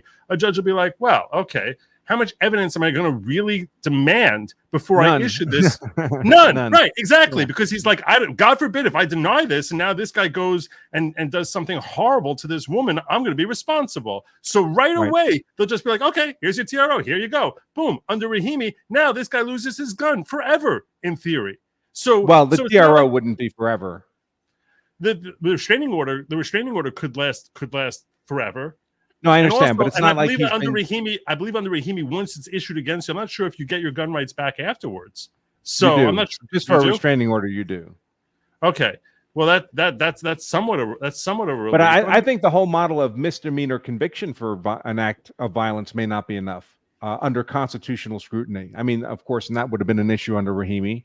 But to me, I have to fall back on my same argument, right? If I'm going to say it's history and tradition, then it's the history and tradition of what the founding fathers would have accepted as adequate evidence of violence to strip someone of that Second Amendment right. And if that would have required a jury trial, a criminal conviction of a felony level, then that's what should be required today. Folks, I'm going to have to go. I'm sorry. Joe, happy birthday, Kurt. Thank you so much for popping in. Everyone in the crowd. I appreciate you hanging out with you. You're awesome. But I got to head off to bed. You guys make sure you check out Log Self-Defense. The dude is based, awesome, entertaining as hell, and you will learn a ton from him. Make sure you sign up to him. He's awesome. Take care, guys. Good luck getting to 100,000. Thank you. All right, thank you kindly. Right, my point, Kurt, is that look, at the end of the day, the evidence yardstick to get a restraining order is no more evidence than the evidence that's demanded to impeach an impeachment trial. I mean, the Supreme Court did lay out a 3-part test for what the process that was given Ramini, and saying that was at least sufficient. So I think, as Andrew said, there is definitely a possibility for an as-applied challenge if it is not given that same level of due process. But I think your concern is also valid.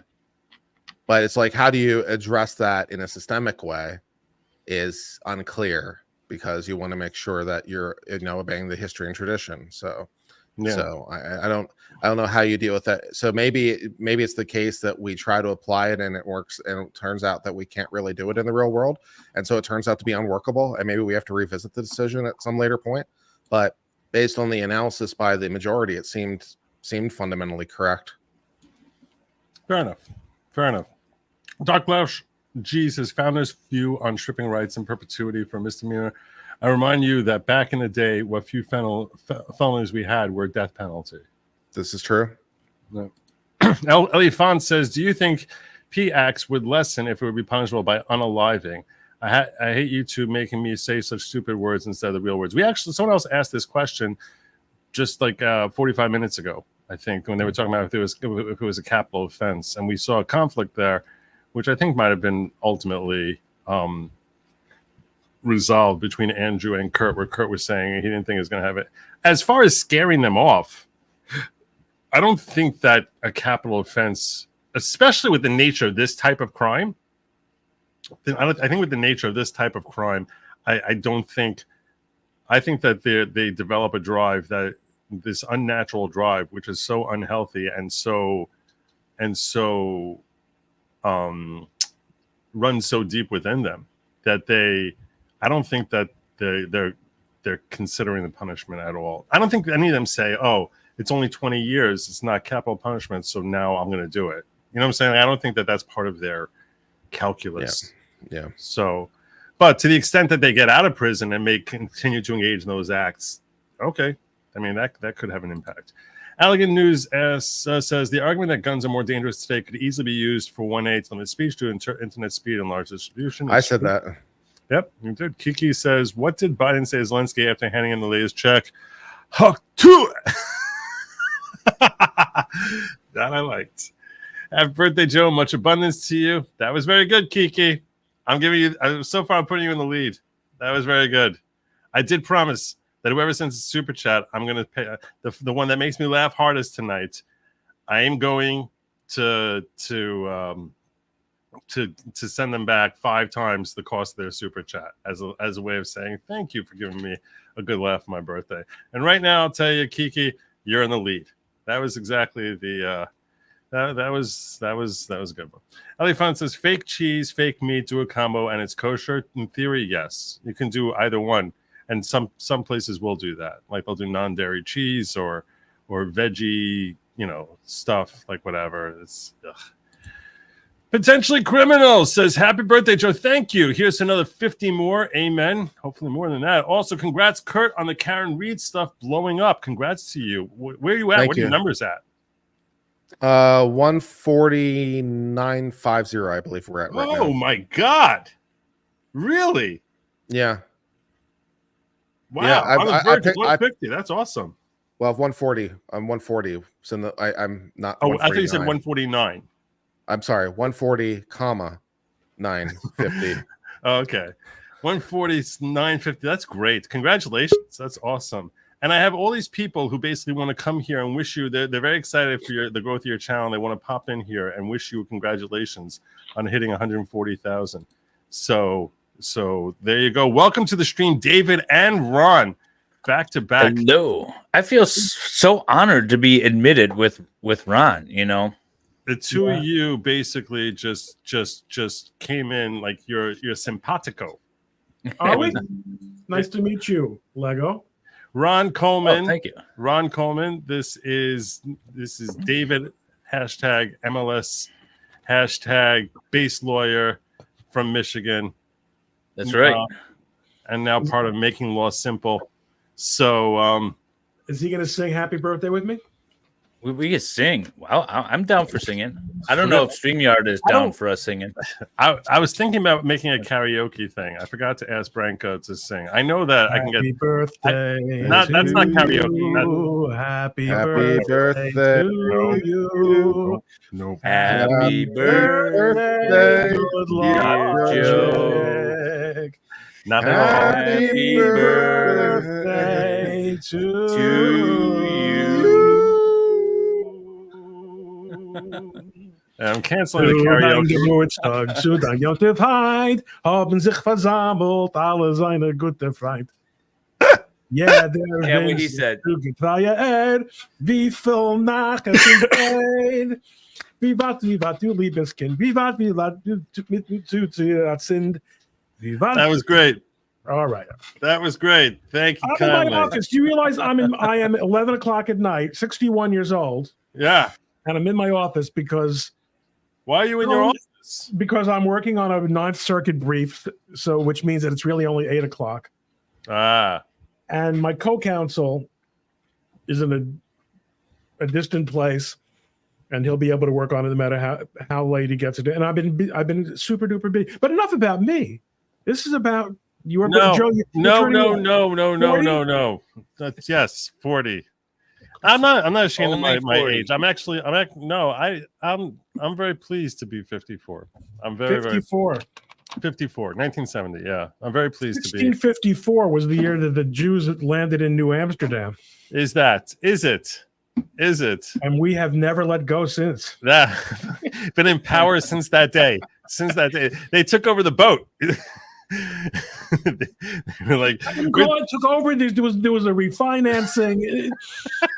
It was a financial takeover. It wasn't. We like don't know from naval things, but we don't know from boats. Boats was heist boats.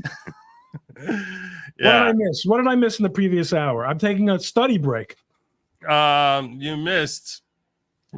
Actually, we were talking a little bit about U.S. versus Rahimi, and that. I love that with a little bit of chamin and falafel.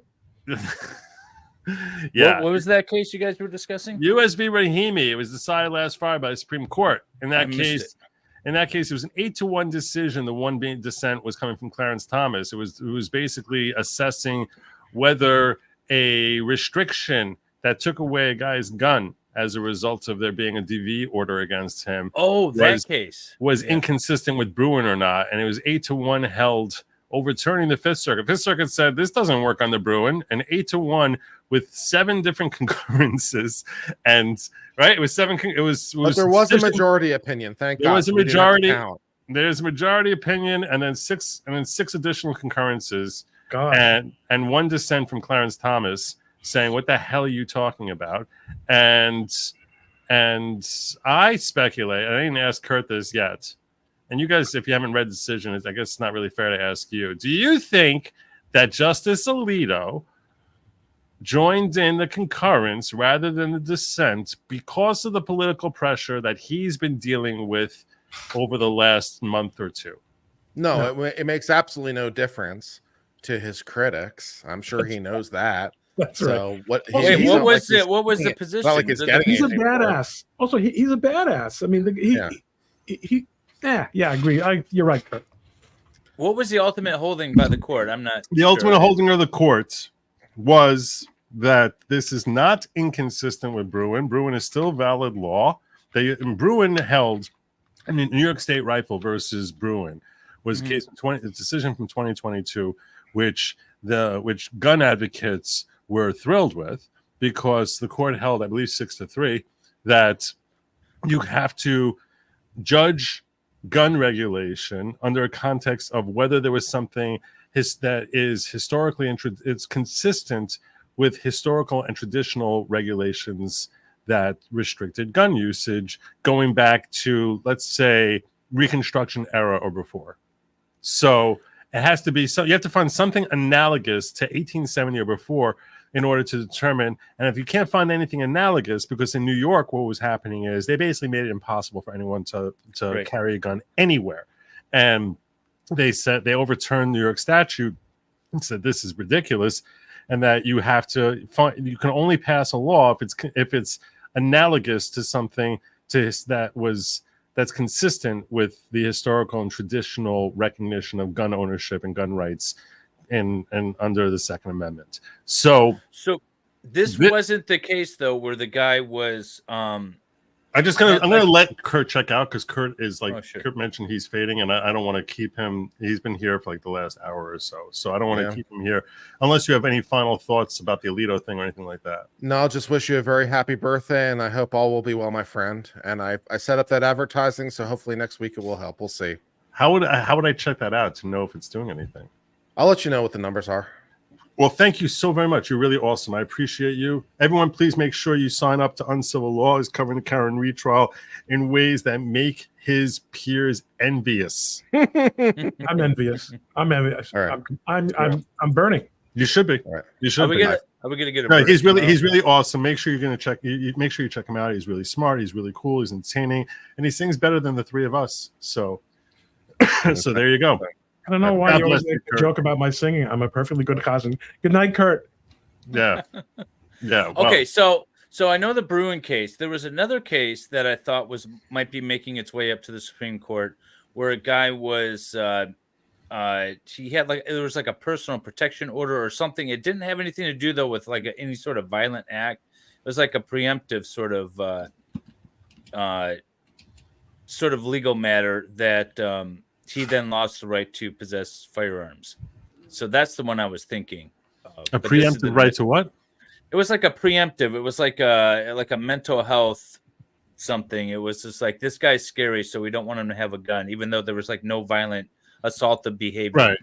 Right. So that I think they probably would not go along with. What they basically found was that there were surety laws that went into effect when people were convicted of violent crimes, and they drew an analogy to that. What they basically said is you can't look at statutes as if they are set in amber, and that they have to be exact mirroring of prior statutes in order for it to be valid. It just has to be analogous, and that they felt that Clarence Thomas was being too rigid in his application of Bruin and basically limiting it exclusively to laws that are identical to things that were pre-Reconstruction era. And they're more expansive in saying it doesn't have to, it can be a valid statute even if it's not exactly like something we've seen before.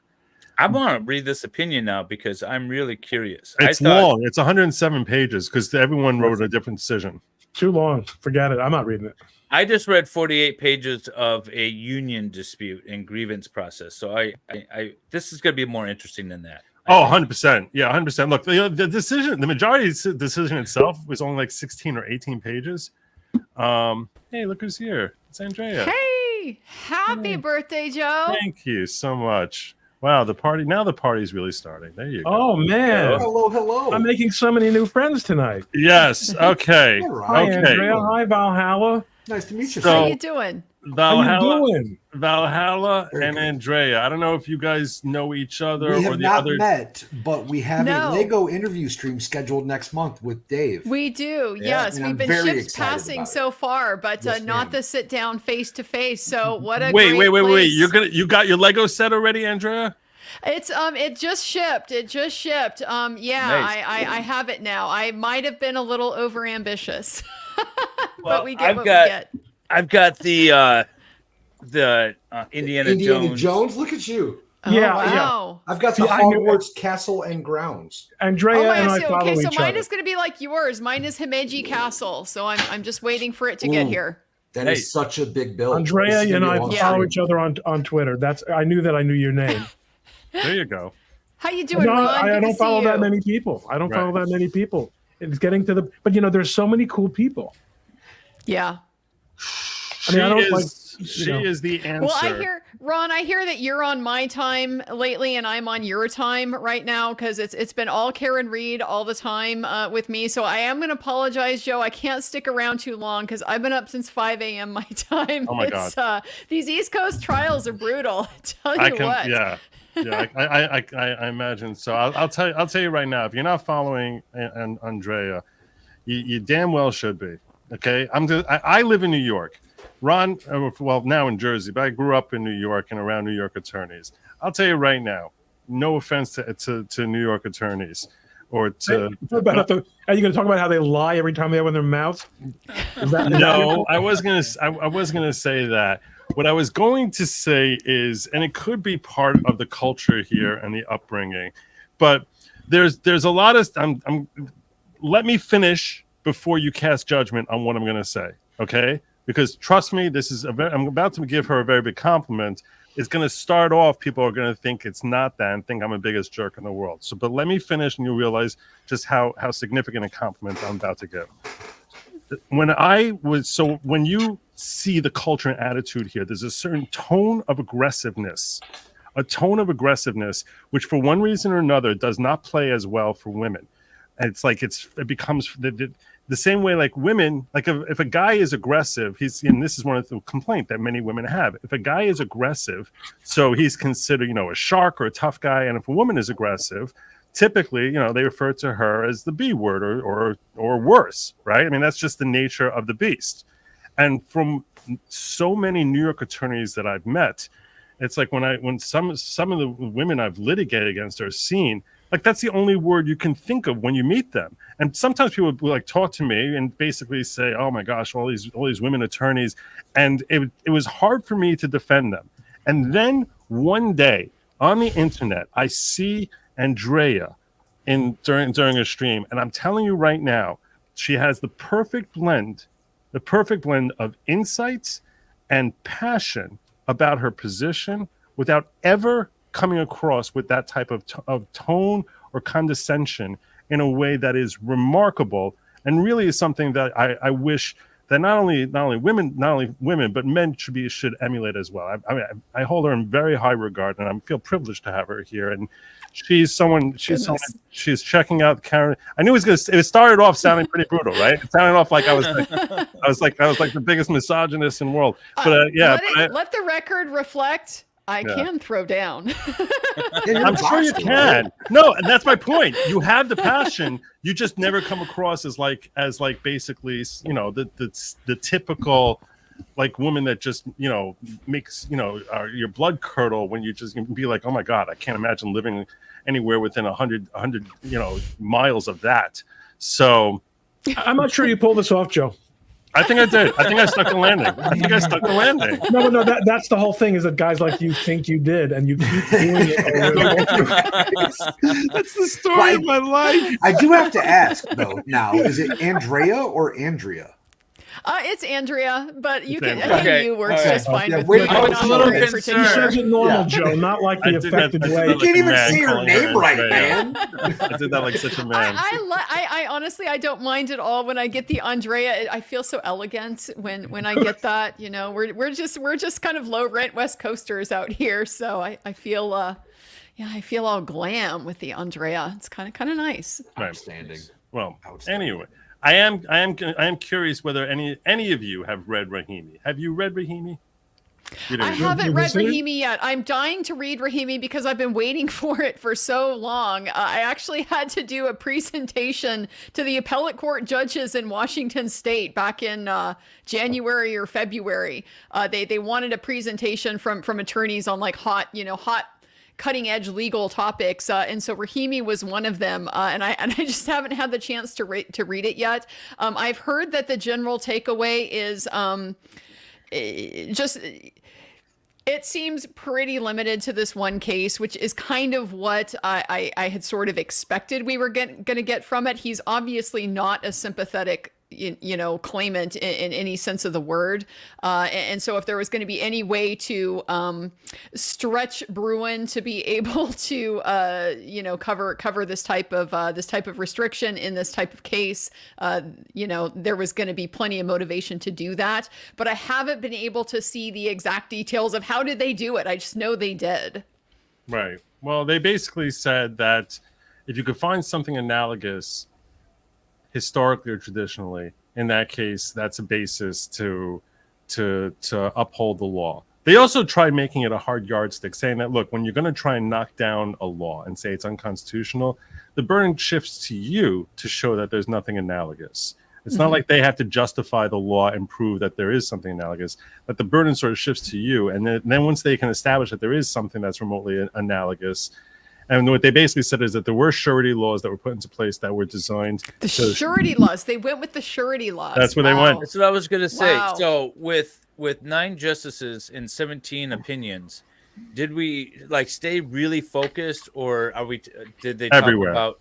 They went they were everywhere. Okay, that's what I assumed. Like Kavanaugh went off for 40 pages or something like that. I'm And gonna have to read this thing. yeah, and Sotomayor and Jackson were calling to overturn Bruin and say that this is what they should realize just how unworkable it is and how it's the biggest nightmare and no one can figure out what Bruin means and all this other stuff.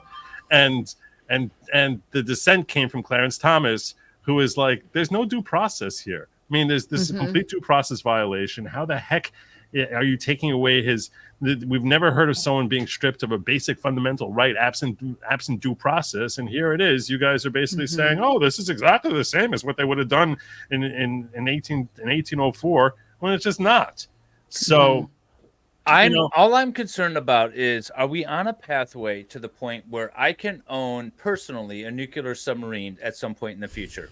That's what I want to go. So why can you not? Do you know what a nuclear submarine is? Yeah, but I want the missiles attached to it. Okay, because it's powered by nuclear power. I know, but I want the missiles attached to it. Well, you should be able to have that in my hand. Actually, you should be able to have that. In my humble, there is layman, language in the goat case farmer law opinion. that says that the Second Amendment specifically contemplates weapons of war, like some of the old historical sources that they're citing in these cases, like literally come out and say that's the whole point, to be prepared for war. So if the government can have it, you should be able to have it too. The Continental Army borrowed munitions from civilians, so. If the Constitution wanted to limit it to muskets, they would have said muskets. They did not say muskets. They said arms. So we're talking about Rahimi. Everyone, this is Robert Barnes. He's a lawyer. Hey, Robert, how we doing? Robert, big fan. Big fan. Robert, how you doing, my brother? Thank you so much for popping in here. Well, it's a happy birthday, right? It is a happy birthday. Yeah, it's so how old? 54. Man, that is old. How you doing, Bob? How old are you? How old are you? Hey, you don't look 54, but that might be an Orthodox Jewish trick. Is that like it's good clean living? It's good clean living. I got to tell you, I've observed this guy up close. He really does live clean. it's really kind of nauseating. I mean, he used to smoke. That was like his only vice. No, I still vape, but The vape, He is so he's an absolute epitome. thank you. Hey, if What is it it? worked for the Epitome? supermodels, it can work for Joe. That's Less calories, more nicotine. oh my god. Well, Bob, you can keep smoking, Bob. It's completely different standard. Yeah, for you. what is it that's out? But what's kosher? What's not? I guess. Smoking is like it's the only vice that yeshiva boys are allowed to indulge in. So they all Right. come back when we send them away to school like this. Like, oh boy, Morty's smoking now. Morty's, because they're not allowed to look at girls. They're not allowed to, they're not even allowed to have cell phones. I mean, Yeah. they like live. It's like a monastery. it is. It is. And that's why we're the way we are. And the cigarettes. I did come back from Israel a smoker. So I went to Israel when I was 19, came back at 20, and came back. What a does the smoker. Bible say about smoking? Does it say anything? Or the Nothing. Bible or the Old The Testament? Torah doesn't say anything about smoking. Some people try to claim that there's a passage in there which says that you should guard your life, and that smoking is a violation of making sure you're ensuring your life. But there are few rabbinic authorities who would take it to that sort of level, because by that logic you have to wear a seatbelt also in theory. And that's out. That's right out. Yeah.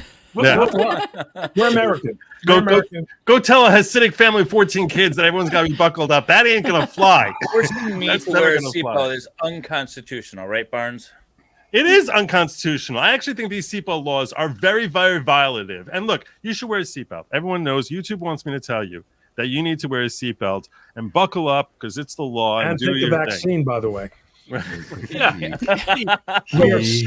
We are so into the vaccine on this stream. I liked you a minute ago, Ron. I take extra one. In fact, it's been like 3 hours. Excuse me. Well, what do you think about the libertarian argument on driver's licenses? I mean, why should we have to get a permission from the state? I'm to with you. Travel. I'm with you. Well, first of all, Okay, Bob, so to be as- fair, that's as only I- for citizens. I agree with you on a fundamental Yeah. level. However, as a boater, and there's no requirement for a boater's license, it's very scary out there on the lake sometimes when people are just, they call them, credit card captains. They rent a boat, have no clue what they're doing. They go out there and it's a disaster. I would argue, though, that boats are slightly different in that they're a much more difficult machine to control. They're Yeah. more like 18-wheelers than Right. ordinary. I'm sorry. I apologize. It's a rule. You can keep going. I just, No, you're fine. no. Whenever I was actually late with that bell. I was supposed to hit it a couple minutes ago. When I see red, I have a thing that I told my audience. If I see a red chat, that I hit the bell, and I'll bring it up in a minute. But please go on. I thought You know that what, was I have because of a the bigger- reference to seagoing vessels, actually. And I was wondering what. Have I mentioned that we don't like so much the boats and the ships? what I have a problem with more is like the mandated insurance and the no fault policy, Well, especially in that's Michigan. the problem with the whole right. That's the if you want to be libertarian about this, Dave, right? You have to unpack you have to unwind the entire liability system. Right. You're right, and the whole and it's all inextricably bound, right? Because you hit someone and they're renting. Well, this is all brand new, right? Like when did insurance on a motor vehicle become a requirement for the United States? In the relatively recent past. Yeah, Yeah, it's been 80s or 90s. Yeah, we 80s. survived like Oh, the 200 no-fault years stuff, as a country without requiring insurance, but all of a sudden we need it because it's for our own good. Okay, so Valhalla, Personal let me injury talk through lawyers this. needed it. That's who needed it. That's who Okay, but you're operating, and I'm just going to play devil's advocate for a minute. You're operating a 5,000-pound vehicle, right? That can do a lot of damage to a human body. And if you cause that damage, and you ever don't seen what have happens when a horse runs over a person? liability or insurance of some Check sort, out that I've got a truck. whole at the bunch end of the videos. day, I'll send you links. the issue is that the obligation or the liability falls then at the end of the day to the state, because we've developed rules that you can't turn away patients at hospitals and things like that, and somebody's got to pay for it. It's got to be the state, and the state says, "Screw you all, you're all paying for it." That's what really is going on here. So I can understand saying that if you're going to, the insurance to me actually makes more sense than the license. It's all the same thing, though, right?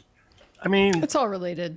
Yeah, they've made the two related. That you can't get the license without the insurance. It's And pennies it's here, pennies there. They're taking every penny. All right, should you be able to practice law without a license? Yeah, absolutely. Absolutely. 100%. Absolutely. I should be able to represent myself. Commits Well, let's- malpractice every day. I should be able to represent myself. But here's as the an thing: idiot is if I want there's to. you can be an accountant or you can be a CPA. An accountant can still do your taxes, Oh, right? Yeah, there's that's a two different personal levels. grievance. My father got screwed for years because he came up when it was a public accountant, when there was no certified public accountant. Mhm. Then midway through his career, they changed it. He wasn't in a position to go back and get a certification. So he was always either overqualified or underqualified for every single job application and got stuck in a black hole of employment life due to the licensure control. But every lawyer out there, people watching the law should see, look what they're doing to Sidney Powell. Look at what they're doing to Professor Eastman. We cannot give these licensing boards all this power. They will weaponize it against our rights. Here's the other thing. Here's the other thing. The whole licensing perspective that we have is so stupid. It's so childishly stupid. It's so transparently foolish that it's obviously some sort of rite of passage to become a lawyer rather than actually being some sort of establishment that this person is competent to practice law. None of you, not one of you, including myself, was competent to practice law the day we graduated from law school. None of us, and you know it's true. Yourself, sir. None of you were competent after taking the bar. None of you knew what the hell you were doing. Joe, we met someone. That's true. We met someone on Shabbos at somebody's house who was so. He seemed like a brain damaged or like a special needs person. He's a lawyer practicing litigation who's just talking about some in New Jersey. We have a chancery court talking about like. He's litigating. This guy was so stupid. Yeah. And like it bugged. And I'll tell you something that's actually also funny. This guy not only passed the bar and is in court, doing God knows what. But people who go to like the fanciest law schools, like Yale and Stanford, where they teach like really high level, they routinely fail the bar exam the first couple times out.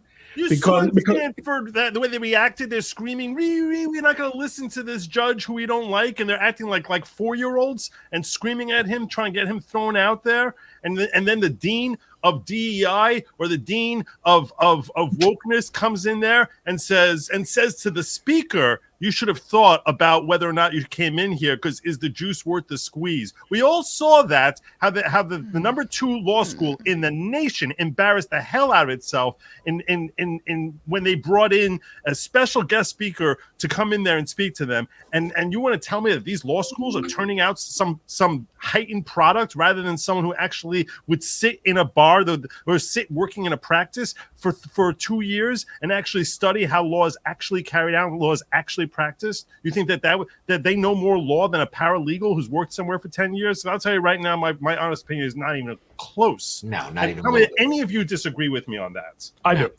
Yeah. Do you? How so? Because as dumb as many of these people are, and as clueless as they are, the damage that they do by being clueless, most of them don't practice law. They don't practice law. Yeah. The idea, I mean, have you ever watched any of these videos, any of these sovereign citizen videos? Yeah. Oh yeah. Okay. I try to avoid it, Ron. I get enough in real life. Okay, if you see, but you say that, Andrea, because you've seen one. You've seen one. Okay. Imagine every day you go to court and I'll give you another example. I'm also a trademark lawyer. About 15 years ago, it became possible to apply for trademarks on the internet. It used to be you had to do really these really kind of elaborate filings with sealing wax, and it was like a really arcane process. Now anyone who is willing to throw money at the USP, the Patent and Trademark Office, can go online and do this, and the result is a gazillion crappy amateur. And I once wrote a blog post. I used to have a blog on trademark law about how people who you're always hearing people spouting off saying, you don't need a lawyer for trademark, and you can just go online and do it yourself. You think because you got a registration that you succeeded, schmuck. You didn't. Because when I sue and you try to sue me on the grounds of that registration, and then I take it apart piece by piece because you're such an amateur that you didn't actually have the professional ability. My point is that was law school. That was law school that taught them that. That was the bar. Was that the bar exam that taught them that, or was that actually practicing in a trademark firm that knew what the hell they were doing that taught you how to do that? Well, I myself would. Here's the point: you're not going to get trained. Law school, yes, law school is to some extent a filter. It should be a filter for aptitude to practice law. And here I think is where things fall apart, is that we don't have any kind of systematic clerking period, what they call noting in Canada. I think, in other words, where you have to be an apprentice of some kind. And when I entered the profession back, in Lincoln's era, there were not so many law graduates. I mean, it was already a lot more than there were 50 years ago. But most people from decent schools could get some kind of job in a law firm.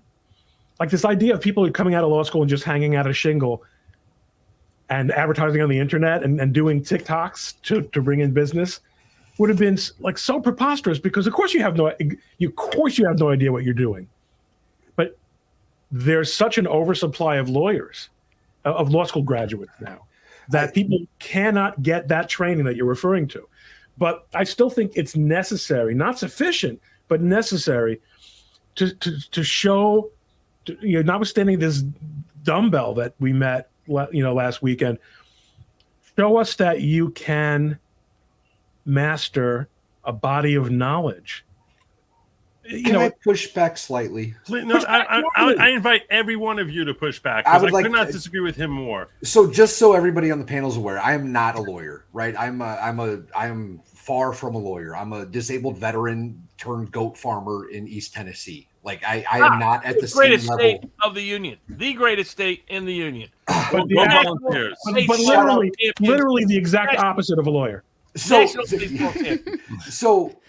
are we still trying to say that Harvard is producing the cream of the crop rather than? Well, it's Yale is number one, but whatever, right? Yeah, but I understand your point. Instead of catering to the money and the race regulation that they've put in place now. There's no question. It's a great point. There's no question that the prestige hierarchy that has been such an important I don't think that exists anymore. You're 100% right. I did a video on just this topic. It's an old school system. It's an old school. A little bit about my background. I went to a private law school that's like super low in the ABA rankings. It's Thomas M. Cooley Law School. If anybody knows it, they know that like they're down in the bottom. I know it. Yeah, I know it because I went to Thomas Jefferson. Oh, all right, there we go. So, didn't Cooley close? No. They're still doing. They were bought out by Western Michigan University. Yeah, Cooley was pretty notorious. Yeah, I wrote Cooley's an notorious article for like being a bad school, but the reason why I went there is because I had weekend classes and I worked full time, and so I went there for that. But they also had a great program where if you wanted to be just a trial attorney, it was like a little mini trial college that I went through. And when I was still an intern, when I was still in law school, I became an intern at a prosecutor's office, and I had 3 of my first unassisted trials in that as an intern while I was still in law school. Meanwhile, a U of M student, University of Michigan law student, was stuck doing like traffic citations because she didn't have the practical knowledge in order to actually practice law. And so if you actually go through law school with sort of a focus and a determination to actually learn the practice of it, I feel like you could do it. But, U of M is like like Yale and Harvard, where it's the old school system. You go there to pass the bar, then you go to a big law firm and they'll teach you how to practice law. And so it doesn't have to be that way anymore. And it's just an old way of thinking. And then when I got out, I worked at the prosecutor's office for about 3 months, and I said, I'm not doing this. And I did hang my own shingle up. But I joined a local bar association. I got a mentor, and I started doing civil trials and things like that. And I just, did it that way. But you need a mentor still. You need someone to work off of. But you can still do it if you don't think old school like Yale and Harvard and all that BS. Robert, what are your thoughts on this? You agree with Ron, or you? Well, I mean, I oppose entirely all licensure because to me, it's like what Ron's talking about is an ideal system that you create a sort of Socratic philosopher kings that have been proven and tested, kind of like rabbis in the Orthodox tradition. That they've gone through the scholastic training, they've proven the ethical capacity, they've proven the intellectual cognitive capabilities, they know how to perform their jobs. And that's how the law school system is set up as. But my view has always been every decision is about power. Who has the power? My fundamental view is ordinary people should always have the choice. And we shouldn't have the state restricting that choice through licensure. So you can market, hey, I went to Harvard, I went to such and such, I have this many years of law school. Or, hey, I've just been a practicing dude out here for 10 years, never practiced law, but I know how the legal system works. I know how the courts work. I know how the cops work. So so let me ask you about another response to that is, before you do that, can I get to a couple of larger super chats because I want to, because I feel bad that they've been sitting out here for a while. I could even not do it. You can get these. Just put in a $54 tip. It's his 54th birthday. You go. There you go. Bella Stella. This is the queen of recruitment for the following, which I'll tell you right now. God bless you, Bella Stella. I'm going to give you another bell because I made you wait so long and you were so generous. Thank you so much. It's very generous super chat. Happy birthday, dear leader. She is the queen of recruitment for the following. She knows better than anyone that while members who join the channel become part of the following, that I am not the leader of the following. I'm going to say it with me. Joe is not the leader. It's not the leader. The leader of the following. No, you need to say it twice so it's clear. Okay. Yes, dear Joe is not. Yes, dear not the leader of the following. Not the leader of the Thank you. following. Here's the next 54. God bless you, Bella Stella. She's brought in so many people into the following. She's constantly gifting out stuff, and I want to tell you how much I appreciate the generosity that you've shown to me and the following. So God bless you. A couple of other chats out here. Eric Hunley, I don't know where you are. You got a link. It's so, but yeah, he's 2 weeks younger than me. So his 54th is coming up. He's also a candidate. It's scary to think that Gen Xers we're into our late 40s, our 50s. Yeah, you guys are old.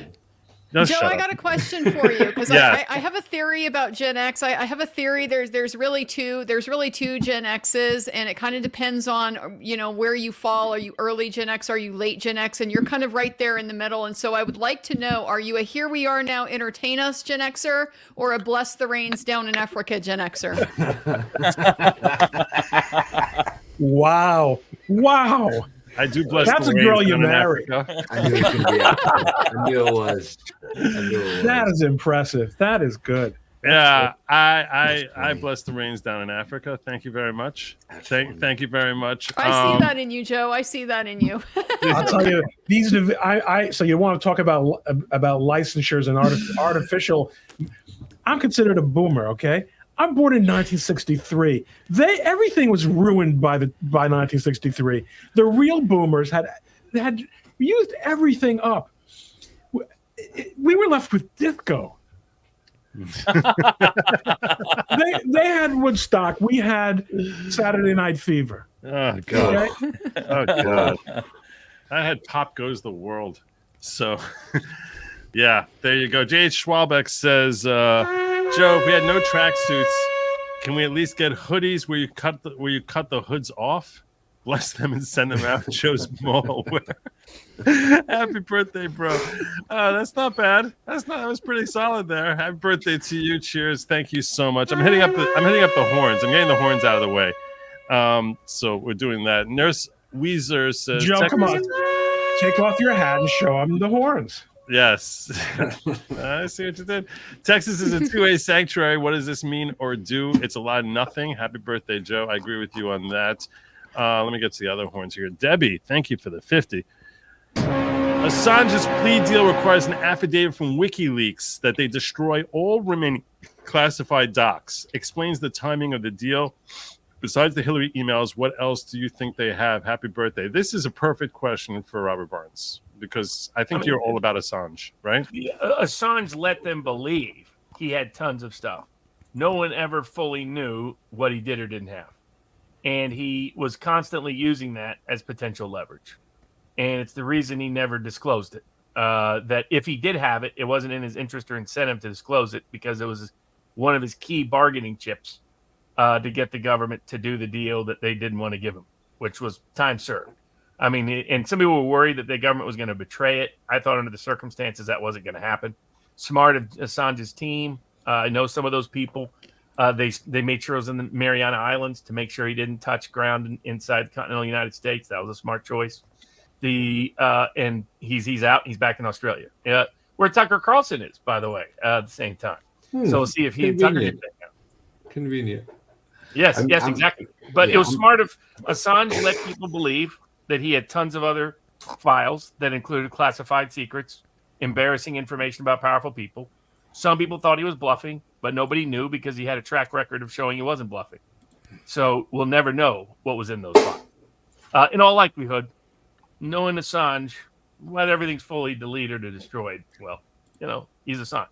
So he believes, like the movie, what's the name of that movie? Sneakers. No more secrets. That's Forgot about that movie. That's a good movie. That's a great movie. That was Robert Redford, right? Yeah, Robert Redford. James Earl Jones, I think, makes a cameo. A young, what's his name? The kid who died. He's River Phoenix. Dan Aykroyd. I mean, it's a huge cast, awesome cast, fun movie, insightful movie in many different ways. But the Free Assange campaign finally worked, and it was only because Assange and his whole team and all the ordinary everyday people out there that don't think they made a difference ultimately did, because they changed more and more and more opinions in the court of public opinion to put enough pressure on enough political actors that with the UK elections going the way they are, the UK High Court didn't want to be in the middle of the Assange issue when people like the Tories might be wiped off the map and Nigel Farage might be the next prime minister of the UK. Something they thought was a laughable joke is now becoming a possible reality. And at the same time, Biden's on the eve of his debate with Trump. He's got Robert Kennedy hammering him on Assange and other issues every day. And the only reason why that mattered was because enough ordinary people made enough noise about Julian Assange over a decade. He went from being a pariah to being a well-respected, independent advocate against deep state corruption. Bob, you think the Biden administration did something because the people gave a shit? Because it's election season. Two different things. It's people care in such a way that Biden wasn't going to lose an election if he could avoid it in these ways. So Biden does care about certain things politically. He wants to win for sure. The Democratic Party. No. I get that. But so it's not because of a feeling that we must do the right thing here, but that they felt not at all. It was because they felt it would be politically useful for them. Exactly. Ordinary people made enough noise that they felt pressure to do it. It wasn't out of any conscientious action. Not a single member of the people that were part of this a team against Assange had an iota of integrity or morality, in my view. I feel like people have made more noise in the past about Assange than I hear lately. It depends on where you are in the world. But it was it was cascading because the UK was about to decide whether or not he was going to be extradited. And then he would have been back in the United States, in a U.S. court, massive media coverage, massive global news coverage. So either that was coming down this fall. And if Biden didn't want that sideshow, he had to do a deal now. And then at the same time... When was he convicted or arrested or anything? I don't remember the dates. He was 2013 or something. He was indicted all the way back. The Obama administration originally said no on indicting him, but they were secretly planning to. Hillary Clinton wanted to drone bomb him, and that's been released. And I remember that. Yeah. He wanted to assassinate him. And this was unfortunately not Trump's best hour. Trump was going to pardon Assange right before he left office, and he was put under massive pressure not to do so. And he should have. Because of January 6th, he was extorted by people like Mitch McConnell to not pardon him. And I think Trump regrets that decision not to pardon him, along with other decisions he made at the time. Well, I mean, anything having to do with pardons are not proud moments for Donald Trump in any way. They're not. And it's because the wrong people co-opted that entire process. They corrupted that process. I always felt that he was threatened. That if he he pardoned was threatened on Assange. I know he was. Yeah, People how do you very- know that? How do you know he was? You said There are people very close to the president who drafted the documents that I was one of the people who co-signed to pardon Assange, was one of the people that was so close to Trump he could get Trump on the phone when he was in the White House at any given time. That's how close they were to Trump. And all the Trump loyalists, the same people that were exposing the election fraud, who took time off from their work in the White House to go down and work in Georgia and Pennsylvania and Arizona. Yeah, tons of states. I mean, they took time. These were the real deal people. They all agreed on pardoning Assange and that being a signature moment for Trump. And the story was Mitch McConnell went right in the Oval Office and said, you'll get impeached and you'll get indicted and we'll convict you if you do this, along with if you declassify certain docs, etc. Well, they did that anyway, so. Exactly. But, at the time, Trump was under massive pressure. He thought they wouldn't. Now, they impeached him, but they didn't convict him. So I'll tell you, Bob, you're right. I mean, I can disclaimer. I worked for the Trump campaign as an attorney, and I was involved in that business. And I wish I could tell you the full extent, but I don't want to be dragnetted into anything.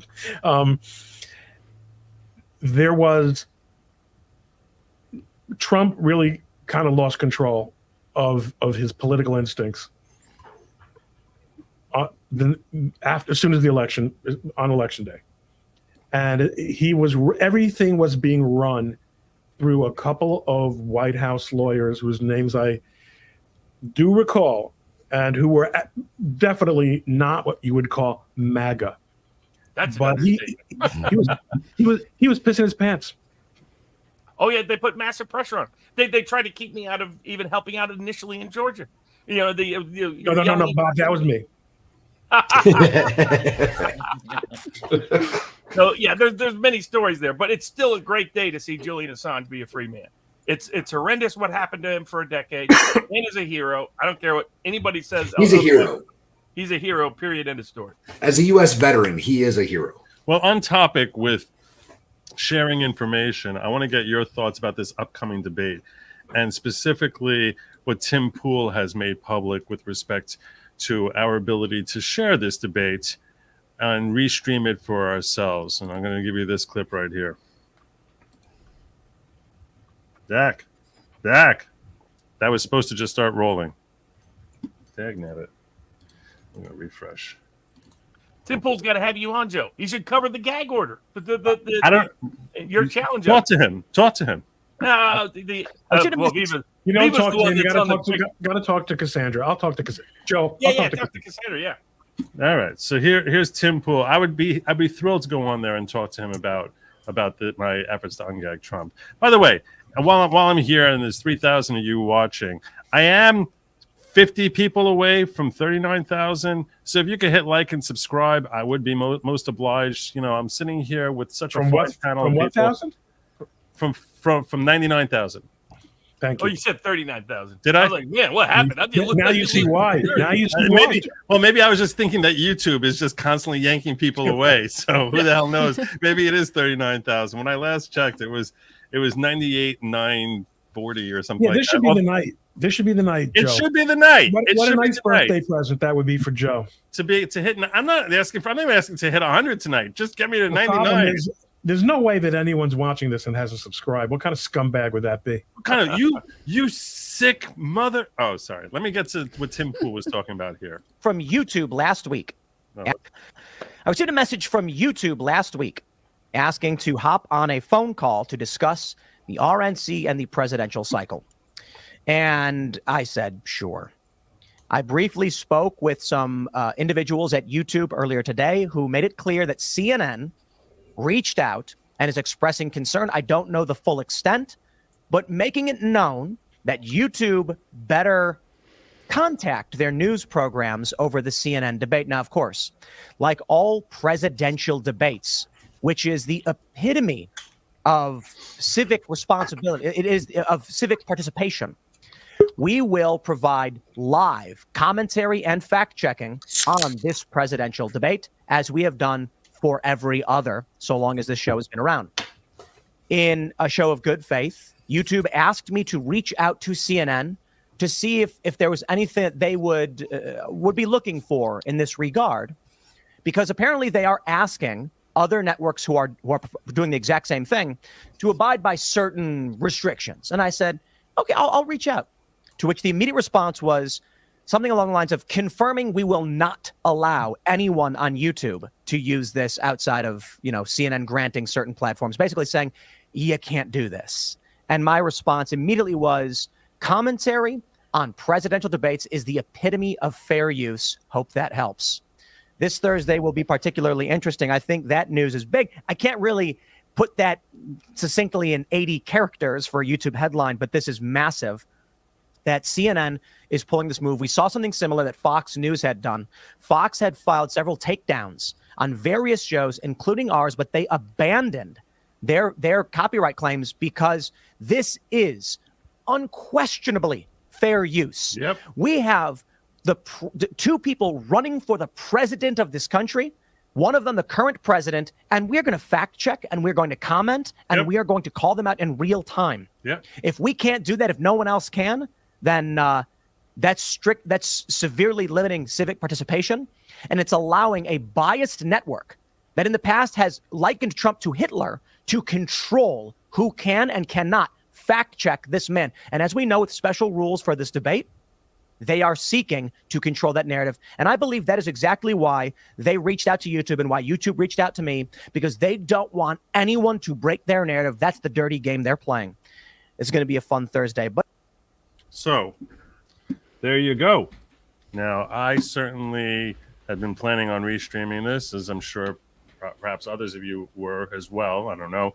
But I'm certainly planning on streaming this. I announced that I will be streaming this. I'm certainly going to be streaming it on Rumble and on X. I assume that each and every one of you is in agreement that CNN is way out of bounds here. If any of you disagree with that, feel free to raise your hand as far as that they're acting within the. What's CNN? CNN? I definitely wasn't. Aviva and I definitely weren't going to stream it until Supreme Court lawyer Ron Coleman said I had no problems. So upon advice of counsel, we will definitely be live on Rumble covering the debate. But yeah, it's absurd. It's laughably absurd. This is a debate, public topic, fair use. Everything's exempt. Though this is very much up Ron. Ron understands this area. So Ron, where are you? Are you raising your hand to say that they're acting within their rights? Yeah, you can't. The stream itself in its entirety cannot be fair use. Can never be fair use to use an entire work, ever. That is just, when you look at the fair use factors, what you do, you're violating two of the four components of fair use that way. One of them is the percentage of the work being used, and another one is how will your use affect the market for the original seller. People don't have to watch on CNN if they watch on Good Logic, and they don't have to, and you're also using the entire work. And remember, it's a flexible formula. So even though the other factors militate very strongly in favor of the arguments that you've all made, which is that yes, there is, it's commentary and news, which is like, the gold. It's the most important component of it. It's the part of fair use that the First Amendment, that has the closest link to the First Amendment. It's problematic.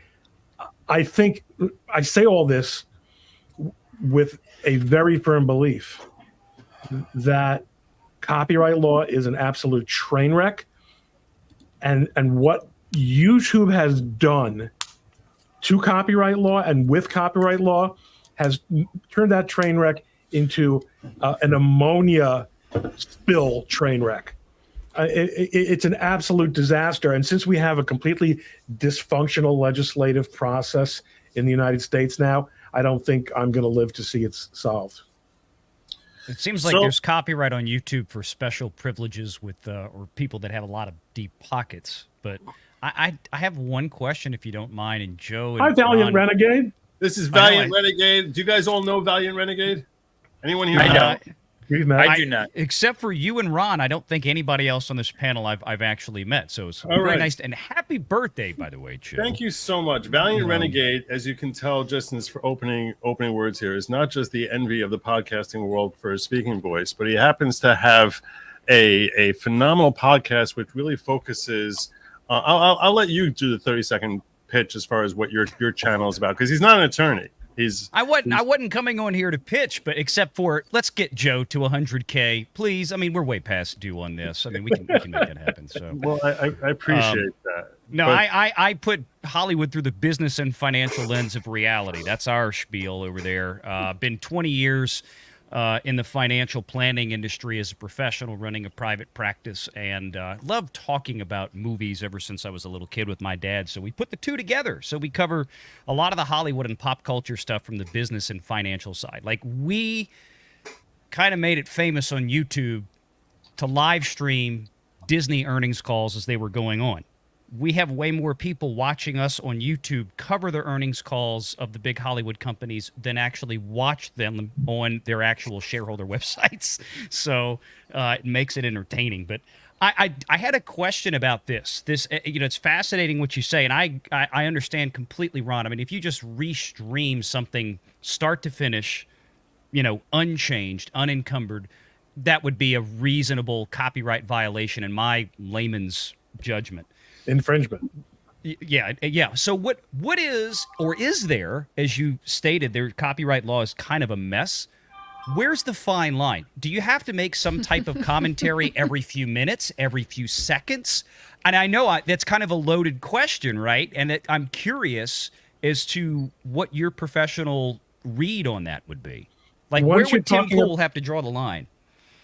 Once you're streaming the whole thing, all the commentary in the world is not going to make a difference. I have questions. Really? I have questions. I have a lot of questions. This is not legal advice, by the way. This is why I asked. Ask your local Orthodox rabbi. I mean, ask your local qualified intellectual property attorney. That's not about with all due respect. It could be me if you want, but you might not like the answer that I give you. I mean, the comparison that for people out there is think about sporting events, right? If you see people that quote live cover sporting events, they won't actually rebroadcast the sporting events. They'll be their live show where they're talking, where it's just them talking. So somebody else is watching the sporting event on their own channel, and then they're giving you their commentary live, but they're not rebroadcasting the original stream. I can't see how a sporting event and a presidential debate. That's the key question. Does that elevate it into a new First Amendment terrain that can change copyright? Well, it's true that this presidential debate will involve more performance-enhancing drugs than a professional sporting event. So I see this. Kudos, sir. Well done. Well done. But I'm going to ask. By the way, you can bet on that. You can bet that what would happen if Joe Biden was drug tested. And you can bet on the 32 different drugs he would, and the most popular one is Adderall, actually. 30 of 32. What's wrong with Adderall? Yeah, I'm just gonna first sound the horn for N-Doug and acknowledge her. Happy birthday, Joe. Hi, Ghetto. Thank you so much for the birthday wish. I didn't want to lose. She sent that a while ago, and I meant to get to it. I wanted to just throw back at you, Ron, here a question, which is. What? I just wanted to come in and say happy birthday. That's all I wanted to do. No. Intellectual property lawyer. Got to pick your mind when we can. Come on, get me up to 12,000 people for Joe's birthday. There you go. Yeah. There we go. My question is this: if they incorporate after their own commentary at the end of it, so now I am not restreaming, and I say I don't give a damn about the idiocy that they're going to spew there. So can I now not argue that their broadcast, looking at it as a collective, is this question and answers from these candidates and CNN hosts, and together with their commentary on it, and that I'm not restreaming the entire thing if I cut their commentary out and I only have the question and answer portion of it. the work, when we talk about what is protected by copyright, it's something called a work. And what a work is, first of all, we're lawyers, so unlike goat farmers, we don't really know what work is. But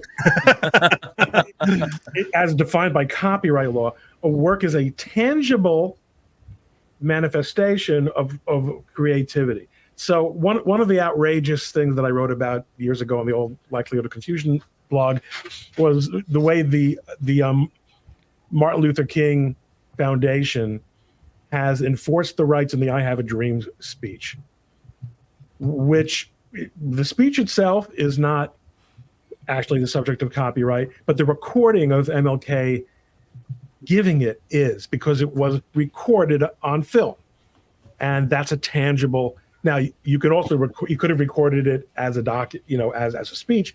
I mean, protected it by copyright, registered it. I don't think that he did. So you can quote it, and that would be fair use certainly if you did quote it. But they have been able to prevent people from playing that recording that almost all of us have heard at one time or another during our lives. The work in this case is the recording. In other words, you're making a very interesting distinction between sort of the main players and the reporters. But the fact is, it's the stream that is the work. It's the stream that is the work. So, and by the way, a very large part of the value of the stream is in the liveness of the stream. And that would go to the component of affecting the market.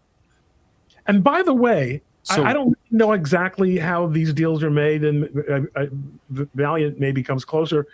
Anyone here he understands show business? We probably need Lou or someone to explain this to us. But I assume that these are rights that are paid for to someone, League of Women Voters, I don't know who, by the network. It wasn't. It was the quid pro quo that Biden said, "I'll participate in your debate if you broadcast it," and that's it. But there was no monetary consideration paid. I was going to say maybe Ron, what you're getting at, if you're asking me, there is obviously a monetary component, because the people who ultimately get the rights to broadcast theoretically run commercials. They run commercials and seek damages, right? So if CNN, the way it typically works is they will sell a sponsorship or certain ads for an event like this, which tend to be more limited, which also means the price of those ads in conjunction with the audience that they would expect is going to be much higher. It's just like selling ads to the Super Bowl. If anyone who streams it, you're going to absolutely use those ads as an opportunity to cut out of the stream and riff for 10 minutes during 100%. The break. So you're not only taking the intellectual property for your own use, but So if I understand correctly, what would differentiate that between, this is LawTube after all, between the rest of us streaming law and crime or court TV trials? That was my next question. Yeah, we have good case law. It's because on court proceedings. Court And proceedings cannot be copyrighted. Oh, I see what you're saying. We have good case law on that. Now, a debate like this is still considered a professional television production, like a live sporting event. Well, that's my question for Ron. Because it's a presidential debate, is there an argument that the First Amendment issues that Public are kind of uniquely implicated? It would be quite novel. It would be. I don't know if this precise novel. question has been tested before. It's an argument that deserves merit. Do you want to make that law? Hey, I know a lawyer who's currently seeking to ungag President Trump. Maybe he could also take up this cause. That does seem pretty. I think it's a great point, Robert. I think it's a great point because it is. There's so much of an equivalence there between these are our governmental processes. These are things that are supposed to belong to we the people. And so for some, producer, some broadcaster to have a monopoly over that and to be able to control the discourse in that way is very disturbing. And it does interfere with the public's Congress should ability amend the to Copyright participate. Act, and that's what it would take. Congress should amend the Copyright Act. What if it was PBS that was hosting it? That's what I was about to say. If there was a public broadcasting entity, in theory, I mean, It wouldn't make maybe any difference from a They copyright. would still own the copyright. It wouldn't matter. It would just They- be a Could question you of would argue they then- enforce it? Would they could have you different argue then- policy preferences? Could you argue then that there's a monopoly in place on presidential debates between? Well, Robert Kennedy's already filed a federal election complaint on those grounds that this is in effect an in-kind campaign contribution to the Biden. It seems campaign. ludicrous. It seems absolutely The FEC ludicrous. has said there's plausible basis for what's going on. It's because what Ron was referencing earlier is traditionally these debates were sponsored by a presidential commission. There was a whole structure. This is the first one that isn't. This one is just the Biden campaign saying we're going to set the terms and conditions and we're going to choose the exclusive broadcaster. Way to go, DNC. All right, so libertarians, you guys were all very libertarian about a half an hour ago about driver's licenses and law licenses. All of a sudden, we want free stuff. We want CNN to pay for the electric and pay for the town. They're the Commie News Network. They're the Commie News Network. I have to wonder if probably the conversation with CNN, I mean, knowing what has happened in the past, Fox might probably do the same thing at some point when they host a debate, because they look at it like, okay, we sold, let's just say, we sold $100 million worth of sponsorships and ads for this presidential debate. And when you do that, you promise these advertisers you're selling it at a rate because you expect X number of people in the audience.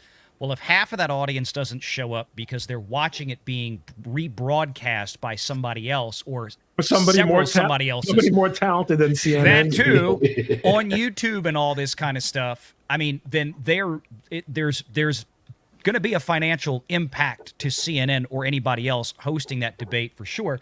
And I'm sure they probably told YouTube, hey, we want the stream shut down. Or, maybe they told YouTube, they'll told Google, hey, your responsibility is to take care of this copyright stuff. We're going to come after you, Google, if you don't. And we lose, and we have to give up $50 million back to advertisers because we didn't give them the expected audience because they were all now watching we're coming out to Section 230, though. Section 230. and I will which tell never you, seems to get applied. Well, it's always no. It's always applied. It's always applied. And the safe harbor is always found to exist. And I've litigated this in multiple circuits and fallen on my face multiple times because judges just love this idea that platforms are just really basically exempt from any responsibility. There is no level of knowledge of infringement that a court in certainly the Ninth or Second Circuit will ever acknowledge is sufficient to exclude liability for YouTube. I mean, it is gross. Now, I think this might be an argument for the old law and economics school of efficient breach. If you're Elon Musk, if you're Rumble, Chris Pavlovsky, maybe even if you're Tim Pool, that you would profit more from committing the copyright violation than you would have to pay in a lawsuit from the copyright violation. And a range of benefits that may flow to you. And the efficient breach school is that you should breach the law when it's economically efficient to do so under the law. One interpretation of the law and economics school out of the University of Chicago. Well, Elon Musk has actually gone on X and said that he will allow people to restream this on X. And so I plan on sharing this on Rumble and on X. And based on advice of counsel, I'm not going to be streaming it on YouTube because you don't have to worry about it. I heard something totally different. I heard Ron say green light, you can totally do it. They'll do with what any of us 2 minutes. tonight. Advice of counsel. I did 2 and said misbelief. Well, if you want legal advice, listen to me. Just do what you want, guys. Just do what you want. Everything will work out just fine. Now let's talk about goats. Let's talk about those law licenses again. You can totally stream it on YouTube, Joe. It's just that nobody will see you streaming it on YouTube Or anything else. They'll have a black screen up there on your live show 2 minutes into it. I guarantee. They did it to me playing a music video on a member stream, an old Eric Clapton song.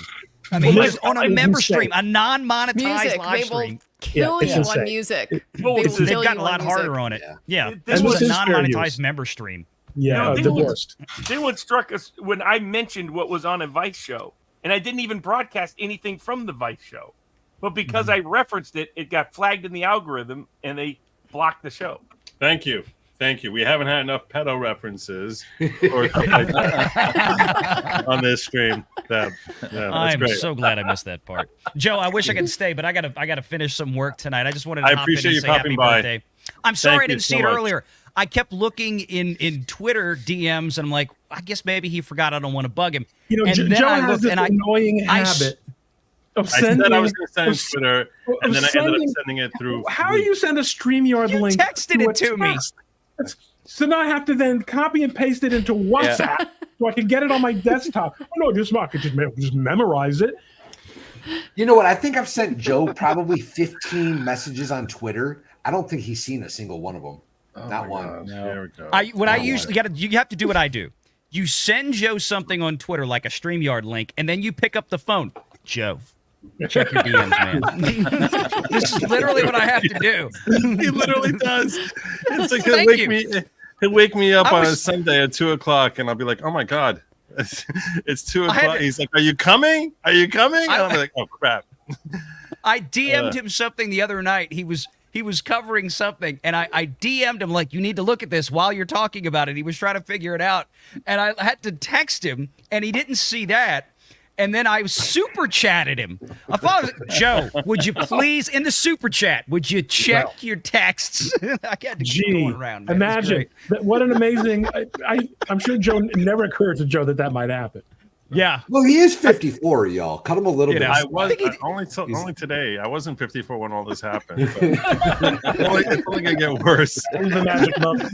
It's those senior moments are only gonna become more common. So you're telling me though, I'm just so I have a final takeaway here, Ron. You're telling me, do not do this on YouTube. You don't even have a legal base. I don't have a legal basis to it. Valiant's point is the salient one. If you do it, you're going to get blacked out, and you're going to and the extent to which you are otherwise sanctioned remains to be seen. And you will have no recourse. A, because YouTube always wins in court, and B, except for the dancing baby in the background case, and B, because you shouldn't win in court. No. Wow, that's harsh. That's harsh. Now that it doesn't mean that you can't. I mean, I think there might be creative ways of doing this. Rumble. Well, that's a different that I can't speak to. I mean, I think it's still a copyright infringement. I don't think that you're going to get sued by CNN. And Rumble if you want. What Rumble I'm has hearing said they're from not you, gonna Ron, block. is that if you do less than the entire thing, less than the entire stream, if you Do it an do hour it late. at a different time and don't compete with the live stream when it's happening, these are things that are going to cut in your favor when they're applying that factor test to determine fair use. If it were ever to come before a judge, but the question is going to be, what will YouTube's hyper, corporate protection algorithm permit? That's the real question here. I'm sure you Because can still do this is basically clips. a- If you're going to make a video and do clips in a video, Historically, you probably, they I'm haven't sure you're fine. worried about clips after the fact. Yeah. They're obsessed with having live control. And I think that's what Yeah. that plays into what Allegan's asking here about the Sargon case affecting fair use and the CNN debates. He's another one if Sargon can do under fair use CNN is a-hole. I think that Sargon, what he specifically did was that he didn't use the entire stream. He diced it up and turned it on its head he by used basically he used part a whole clip, and that was her argument. But the whole clip was effective parody in how he restructured it. just by the label that he called it SJW levels of self-awareness, which was clearly mocking who she was as a person, so parody, I think, and he did not use the entire work. So I think that is a very important distinction as to why it got dismissed, because even in their complaint they admitted that he was mocking her. So that's Also, why she probably economically gained from it. She was economically hurt by her. All right, guys, listen, I got to finish this stinking brief. I'm out of here. I'm going to provide cover for Valiant to bail also. Nice meeting my new friends and meeting Andrew after all these years of being mutual follows. Joe, happy birthday, you nut. Thank you, brother. Thank you so much for everything. Ron Coleman, guys, make sure you sub up to him. He's awesome. He is the reason why any of you have heard of me. And that's not even an exaggeration. He lives 2 two and a half blocks away from me, the guy, and davens and prays in the same synagogue as me. And one day on social media, I went on social media in the early days of COVID, and I'm like, holy hell, this old man who sits right behind me has 150,000 Twitter followers. I was like, who is this guy? And I couldn't even believe it. And I started following him, and he followed me, and he was the first person who actually drew any publicity to the videos that I was creating in my earliest days of producing work. From and the car. From the car, Viva style. That's right. When I was ripping off Viva style and doing videos in a car, and he shared it out, and that got me that, and that's what got Nick Recada's attention, and he brought me on a live stream, and the rest was history. So if not for Ron Coleman, none of you would be watching me now. I wouldn't know any of you fine people. I'd be sitting all alone on my birthday today. Yeah, So, I'm just trying to think of a way to get around the live stream. Like if you could superimpose you cat can faces.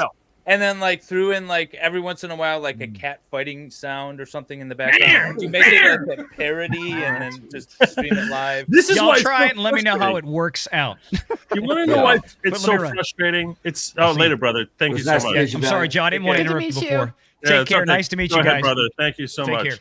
I know you, and Andrea, if you have to go, I know you mentioned you couldn't be here very long also. If anyone needs to step out at any time, don't feel pressured to stay here just because I'm in the middle of talking. So if you want, yeah, well, anyway, I'm not going to throw you out, certainly, but I'm a young boomer. I'm a young Gen Xer. I'm holding up better than I thought I would good. with Awesome. my early mornings. So what I was getting at, the reason this is so frustrating is because nobody gives a crap about Jake Tapper and which specific questions he asks. There's no specialness to CNN from the perspective of 98% of the audience, which is going to be watching this. And they spent $0 on this. Exactly. $0 getting so it's nothing that they're contributing that anyone cares about. All we care about is seeing Trump answer a question and seeing Biden answer a question and their interaction with each other. And the nature of what those questions are, nobody really cares. If it wasn't Jake Tapper, it was anyone in my audience who was asking them these questions, we would be just as interested in seeing it. And that's what makes it so frustrating that they not only were granted this blessing, but are being so monopolistic and so aggressive to anyone who's looking at sharing information that should be viewed by the entire country and with a fair lens, which really that fair lens should have people from the right side of the aisle, people from the left side of the aisle, people from the middle. It should have every type of lens on it, not this one narrow tunnel vision, which is obviously, it's necessarily skewed. Even if it was skewed for the right or the left, it's necessarily skewed, and that's not fair to the people, to the American people themselves. And that's what's so horrific about this, I think. And that's why it's so difficult for each of us to digest. You know who brought litigation on this way back was Ralph Nader. Because he was saying these are public forums, there's certain rights that should be entitled. They shouldn't be exclusive to certain broadcasters, certain interviewers, certain audiences. And he was the first person to make this point when he was excluded from the presidential debate of 2000. And it'll be interesting to see. I mean, Kennedy has a huge crew, or a very smart crew of First Amendment lawyers around him. And I wonder if they'll pursue this angle as well, because in the lead up to the next debate. Because what's unique here is you also have a unique factor. The White House is weaponizing its power. It's not just the DNC weaponizing its power. The White House is weaponizing its power, like it's being sued for, and the Supreme Court's about to issue a big decision, Biden versus Missouri, on all their collusion with social media to censor dissident opinions and control the narrative. And this is another way the White House is trying to control the narrative, trying to control who can even see what's taking place. Not only who can ask the questions, how the questions get answered, whether they're sitting down, standing up, when the mic's on, when the mic's off. But now they're controlling who can talk and comment about it in live time, rebroadcasting this, what should be a public forum. And so it does raise to me unique issues. Now, it's why I have I'm not a big, huge fan of intellectual property protection. I think that it raises all kinds of issues but copyright's referenced in the Constitution. So, I mean, it is something that there was, even the founding generation was concerned with at some level protecting. But this is an example where it's being abused in a dangerous way by a White House that's willing to weaponize its power in every rogue way possible. And it reminds me of the Pennsylvania case I have, where there's now multiple, but where the Pennsylvania courts are trying to only allow court reporters, official court designated court reporters, to report or record anything that happens in court, to the degree that local courthouses in Pennsylvania are now prohibiting people who come in and get to. So there's no broadcasting of any court proceedings. Excuse me? Yeah, that's right. None. Excuse me. Not allowed. Not only that, so there's no broadcasting of it. You can't record, even if you're a party to the case. You can't have your own court reporter, even if you're a party to the case. Not only that, if you're a member of the press or the public, you're not allowed to take notes while the court proceedings that can't stand. That can't stand. Where that's, is that? That's contrary to state of decade. I Pennsylvania. mean, you know All this. over You the know state this. of- Half a century of First Amendment law and access to the courts. Well, No, isn't that I'm public representing record? someone who they're trying to put in prison in Pennsylvania because she Wow. recorded her own court proceeding because she had documented the court reporter was falsifying the transcript in favor of a powerful politically connected law firm who, by the way, is connected to the Biden family. It's just one of those- You know, everything comes back to like what's in her corruption. But yeah, I mean, this is systemic where they're obsessed with controlling the narrative. Not only that's what the courts want to monopolize the narrative in those cases, and this is the White House with CNN trying to monopolize the debate narrative. Wow. I agree that it's control. It's control of information. It's control of the question. If anything, the last 2 election cycles, we've seen the debates play out. We've all witnessed the moderators controlling who can speak when, and to a degree that is very clearly in one party's interest. And I think this is just a flex and a continuation of that, right? Yeah. Yes. I mean, it's weaponizing every form of power. It's what we're used to in communist countries, in fascist countries, in totalitarian countries. We're just getting little drips of it here. So currently, I'm at 98,955. I got close. 4,000 of you. So you need 1,045. What Right, kind of math is that, 1,045. Joe? Yeah, I'm at 98. 4,000? I need 45 people to get to 99,000. That's what I'm saying. That's my goal for tonight. I have very modest goals. Just to cross that 99,000 threshold. So there you go. That's live. Those are live numbers as of right now. So if you're not yet following, I would appreciate. See, there you go. Look at that. Look at that. Look at that. Look at that. Let's go, boys. Let's I went go. down to 54. Unbelievable. I'm making sure I'm subscribed on all of my so accounts. evil. Oh my god, they're so mean to me. Oh my god, that was definitely like one of my longest time followers that did that for sure. I did it the last time you pulled that move. bastards. Yeah. Oh my gosh. All right, let me run through some of these chats. Do any of you need to step out? If you do, all right. So Happy Robert, birthday, Joe. thank you so much for popping in here. You guys make sure you check out Viva Barnes. Nice to meet you, Robert. .locals.com, vivabarnes.locals.com. That place is so busy and so happening that you're gonna have to with so much freaking information that I felt like if I peek in there and I get this information overload. But Great board. They share lots of great information. it is unbelievable. It is really unbelievable. So make sure you guys check out vivabarnes.locals.com and the 17 and support the 1776 Law Center as well. Thank you so much for dropping by, my brother. Happy birthday, Take Joe. care. Thanks. Nice to meet you. Have a good night. All right. Dark Loosh says, Kurt, even using your analysis before we're talking about the Second Amendment, the fact that you could own such a broad range of armaments at the time of two-way ratification means that the correct line we speak of has not been approached. Okay. At Birthday Joe, thank you, Frankie.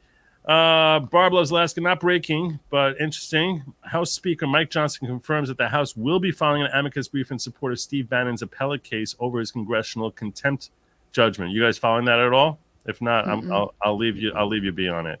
All right. Welcome to the following Nurse Weezer. Welcome aboard.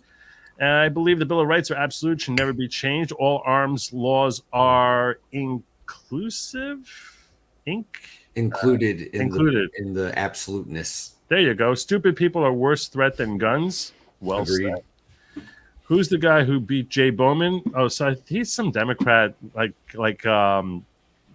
empty suit blue Democrat, meaning he's not progressive. He was supported by Hillary Clinton and a great deal of money, supposedly. Gross. That's the word on him. In case you missed it, he is George. His name is George Latimer. He did win the New York primary, And the numbers the official numbers as of right now, because we all know that the numbers in New York are always perfect.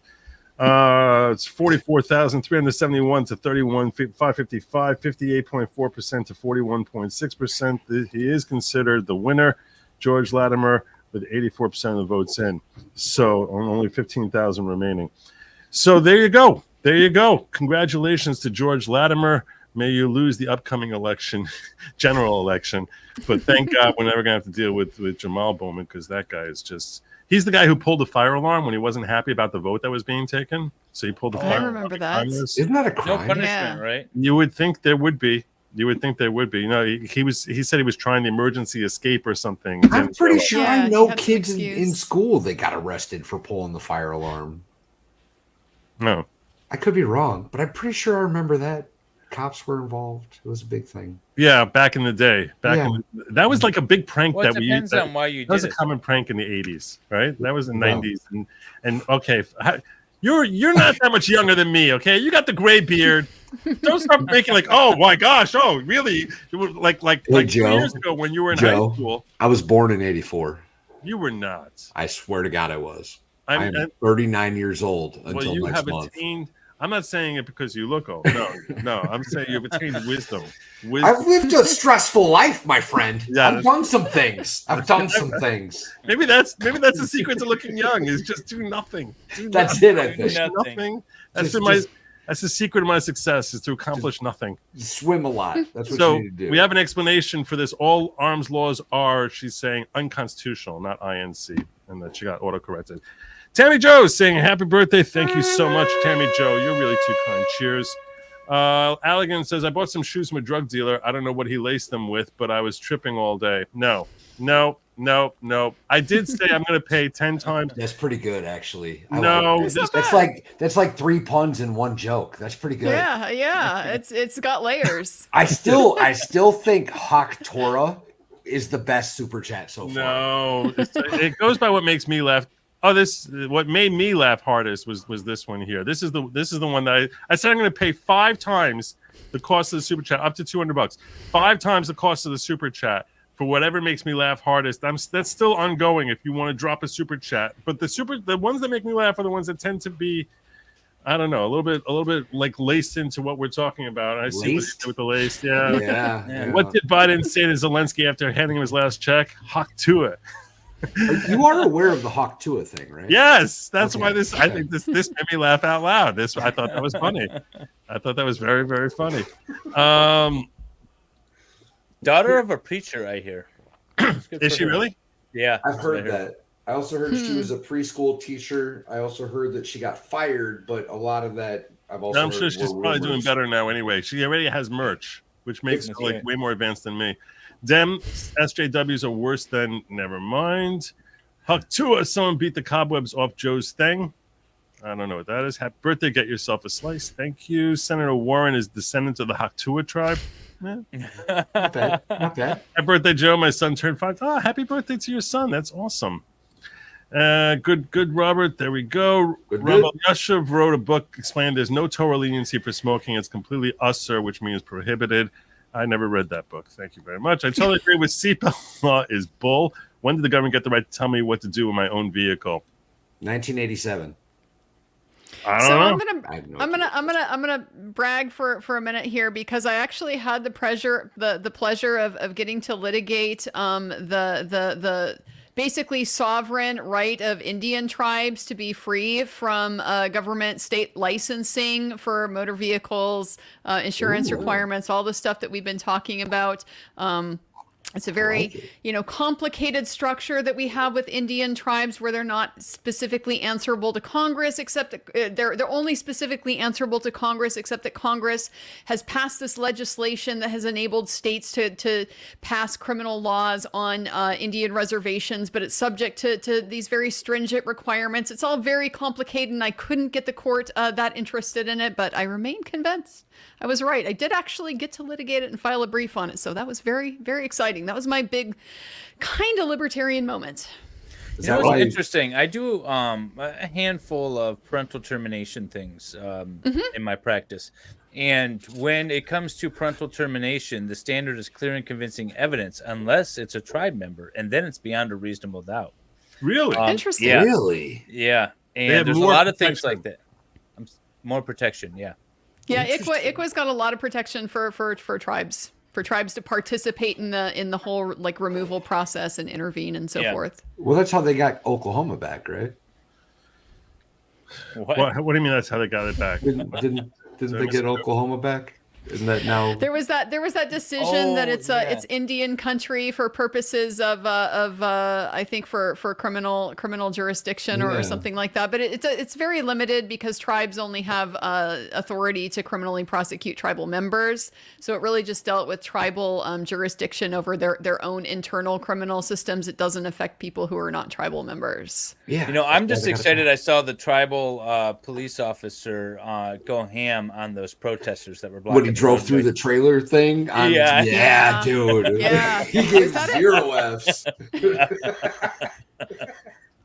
Oh, look at this. Look at this. We started working in the right direction. Finally, I start working in a healthy direction. Only 25 away from 99K. We can totally do this. I'm already Oh, up to like you're from all of my you're accounts moments that away. still exist. I'm moments away. I'm very, very excited. Don't So unsub. It's his birthday. Be nice, y'all. there you Be nice. go. And besides, you don't have to worry. It's gonna go to my head because you know that I'll wake up tomorrow. I'll be back at 98. You don't have to worry. You gotta promise that you're not gonna take the silver plaque, melt it down, and make jewelry out of it. Oh my God, are you kidding me? I'm gonna turn into a hand chain. If the state licensed me, why does state have no liability in issuing the license? That's a fair question. That's a fair question. Bend the knee to the sovereign. That's why. It's covered aliens like Obamacare. I don't know what that means. Kamala passed the bar. That was to Ew. point out that anyone could pass the bar. Ew. Turn on the stream, and Burkhardt is here. Palouse is in the house. Palouse in the house. What's Palouse? The Palouse is the region over in the area like where Brian Koberger, that trial is being. It's over in the eastern part of Washington. It is one of the breadbaskets of the world. Very deep, fertile soils, like 8 feet deep, and just fantastic, beautiful rolling hills, gorgeous country. Cool. NY Renal MD says the same hierarchy exists in medical practice. Yeah, but okay. Medical practice, hopefully you're learning how to actually... My daughter went to PA school. She is a PA. She went to PA school. She learned how to do what she does in school. It's far more practical Did application. you have a residency after medical school? No. No. No Well, maybe required. not for a PA. No required residency. And I'll tell you right now, I mean, she's awesome at what she does, and within like 10 minutes of like working for someone, they were like, yeah, okay, you're good to go. Like they saw that she knew what she was doing, and she was pretty much acting like a doctor with doctor oversight like 10 minutes after and there's no way a lawyer could do that because we're trained in such broad ways about theoretical things that never come up in a practical setting, that you're just not learning how to be a lawyer. You'll take a legal writing class that'll be helpful somewhat, but when you're learning constitutional law or you're learning tort law, okay, tort law, in case you're unfamiliar with the term, torts are basically one person harming another. So you can have intentional and unintentional torts. Every law school, I believe, teaches tort law in first year of law school. Okay, and basically, how does that end up translating? Where does that end up getting used? By personal injury attorneys, right? So they're the ones who end up using negligence laws in order to make themselves very nice livings if they know how to advertise well and are semi-competent.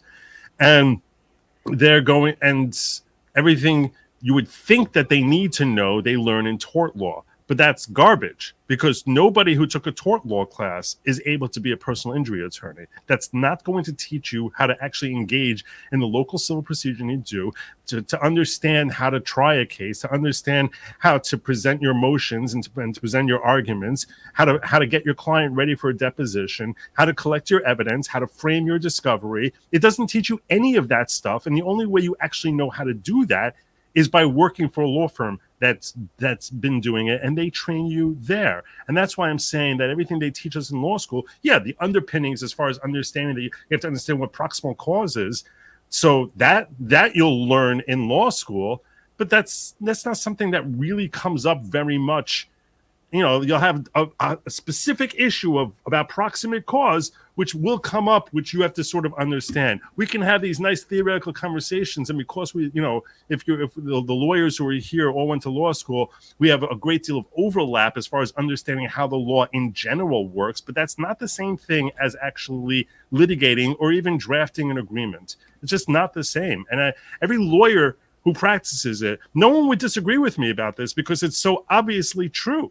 And none of us knew when we came out how to practice. And that's why I think that the whole bar licensure thing is such complete and total garbage. I'm not sure if it's the bar. I mean, I'm generally, you know, I'm not quite as extreme as Mr. Barnes, but, you know, generally not in favor of the cabals. I mean, this is what it is. It's a guild. I don't particularly like the whole pay to access system, which is kind of what it boils down to.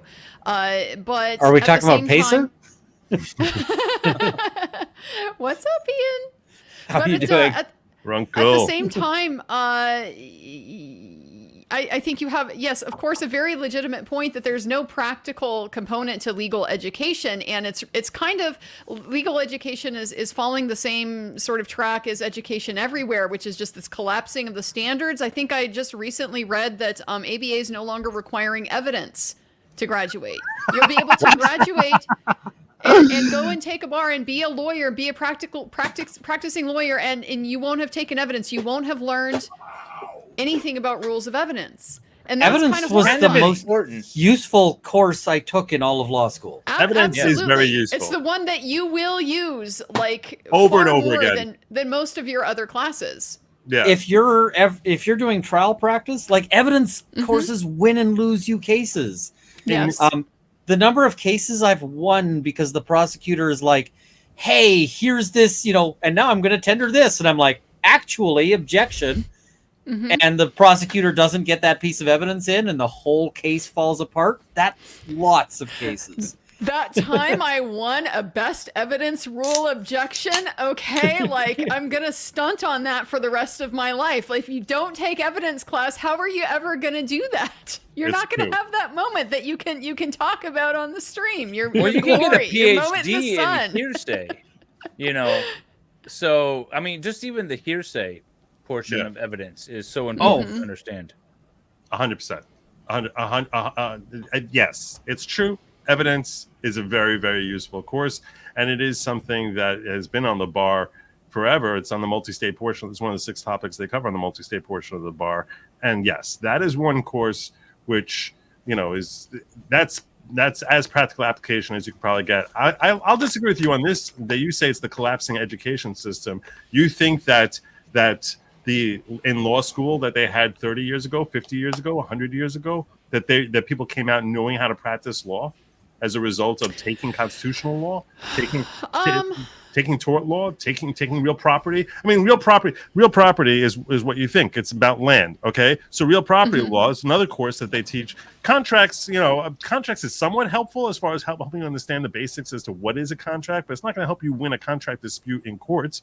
And real property, for crying out loud, everyone starts with adverse possession. I mean, how many have you ever litigated? I actually litigated adverse possession. I've litigated adverse possession. I've litigated a lot of adverse possession. It's actually quite a big deal out here in the West. We have these very short time frames and lots of open spaces, and fences move. People don't realize that over like 20 years, a fence will migrate, and you can create all kinds of boundary problems with that. But Joe, I hear what you're saying. I think part of the issue is the fact that legal education and training has changed a lot over past decades. We didn't start with a system where you went in and you went to school and you got a certification and you passed a bar exam. We started from that apprenticeship system where if you wanted to become a lawyer, you clerked, you worked with a practicing attorney and you read law. You helped them prepare their pleadings. You worked on the ground, and through that process, you got to learn not just how to actually do the legal work itself, but what the rules and resources and things like that are. I'm 100% in support of a lot more of those types of programs and really broadening those apprentice style systems. We have in my state, in Washington, we actually took a big hit, in sort of public opinion not that long ago because there were all these headlines that like Washington's going to do away with the bar exam and stuff like that. No, that's not accurate. That is an overstatement. But yes, they are very much expanding non-bar exam based opportunities to become a practicing attorney, and it's going to be based on systems like this. Go in and obtain the right amount of practice, show you have the equivalent amount of education. The door should be open, in my opinion, to a lot more people that don't necessarily have the connections, have the time, have the finances, have the tolerance to take on the debt, whatever, to go through and just do that system of going to law school to get that credential that ultimately, I think we're kind of on the same page that it's not going to be sufficient in and of itself anyway, to walk out and do something useful. Do it the Abe Lincoln way. Do it the Abe Lincoln way. Wasn't there a guy recently in like Georgia or Florida or something that got in trouble for practicing law without a license, without passing the bar, and he had won like 12 of 13 trials or something? I think I remember what you're talking about. There have been stories like that pop up from time to time where, like, yeah, somebody's been practicing for like 20 years. Yeah. And it turns out they never doing phenomenal. Passed the bar. They never actually had a license. Yeah. The thing is that for every case like that, there are way more cases where it's like, yeah, this guy is pretending to be a lawyer and somebody finds out because it's like, well, I just had a trial with this guy and he was a complete jackass. There was one quite literally where where it was a multi-day trial and the judge had been yelling at this guy the entire time. And then on like the third day of trial was like, so I found out why you're such a moron. And we have to have a do-over because you've never been a lawyer. And like, sir, did you know that this guy's not a lawyer? And the guy's like, nope. So that's a whole thing. We have up here, we've had a history in Washington. We have problems with notarios. So notarios come out of the the Latino legal system, the Spanish legal system. And so in a Spanish country, a notario is not just an attorney, but they're like a high level attorney. They're somebody who has a great deal of experience and kind of renowned in the community and stuff. Yeah, not the equivalent of our notary public here. So they're a high level legal practitioner, and because of that, they get entrusted with certain types of legal work. So drafting contracts, drafting real estate agreements, things along those lines are entrusted to notarios. Well, you would have people that would come to the United States that would not be licensed, that would just advertise themselves as being notarios, and yeah, they would be doing subpar legal work, and not knowing what they're doing, not consistent with what our standards is for that type of work here, and yeah, taking advantage of a lot of people, putting people in very bad positions from a legal standpoint. So I'm not quite as far as Robert, as far as like we'll throw open the door to anybody and just have free competition, because no, there's too much room for predatory behavior there.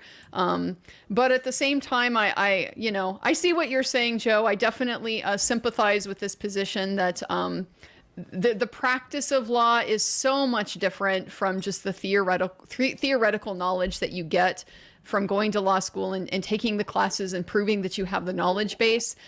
It's I think necessary, but not it's not enough. It's not adequate. It's not nearly enough.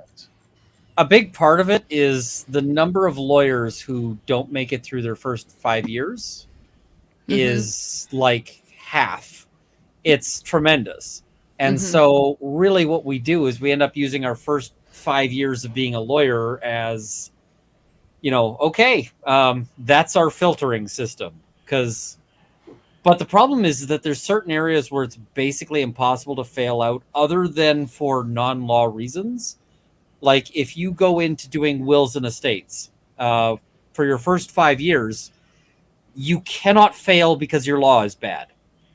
You could be drafting the worst wills on the planet and you will be fine because no one's died yet. Yeah. But like at 15 years in, now all of these people you're doing wills for are starting to pass on.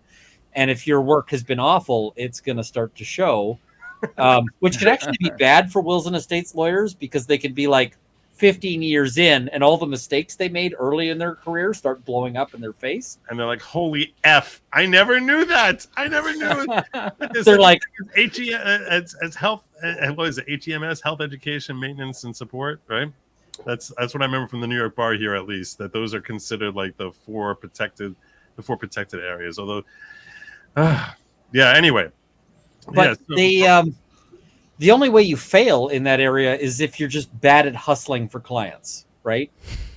Yeah. But that's unrelated to your legal skills. Whereas criminal law, you're going to get just slaughtered if you suck, because you're going to be running trials year one. And there's a reason why people start low. You know, you start with the really low impact things like driving without a license, work your way up to the DUI, you know, because you are going to make mistakes. And so it has to be in a context where the consequences are not going to be devastating. Right. My first two trial trials was were minor in possessions, and then I had a guy who was stealing hats from a store called Lids. That was Love my that first store. two trials. My first trial was unimpaired. And that was partially because the one of the sort of the women who was a partner at the firm I was at was like, I am giving you a complicated file for a guy who hasn't paid us. And also where you won't feel bad if the guy gets convicted, because he was really a bit of a jerk. He was an entertaining jerk, but he was a jerk. But I won that one. But I can tell you, I got yelled at by the judge all through that trial. She's just like, Mr. Runkle, that objection was bad. I'm like, okay, I'm doing my best here. Like, first trial. My first case was a minor arrested for curfew. That was your charge? I had to do 25 hours community service for that one. Hey, Joe, I got to jump. I got a trial, Later, or brother. not trial. I got a hearing in 7 hours. But I'm All going right. to come on and say Thank happy you birthday so to much. you. Thank you so much for popping by. You guys, make sure you check out MLS. You're going to be having Andrea on soon, right? Yeah, Andrea's on July 29th. We've got Max Murrow coming up this Saturday. 27th. And then 27th. 27th. 27th. Yeah, okay. Yeah, you're right. 27th. Yeah. July 27th, Andrea's coming on. And then Runkle's still yet to set a date with us. Yeah. Speaking of Runkle, the only person on this panel that has yet to commit to a Lego stream. What the hell, man?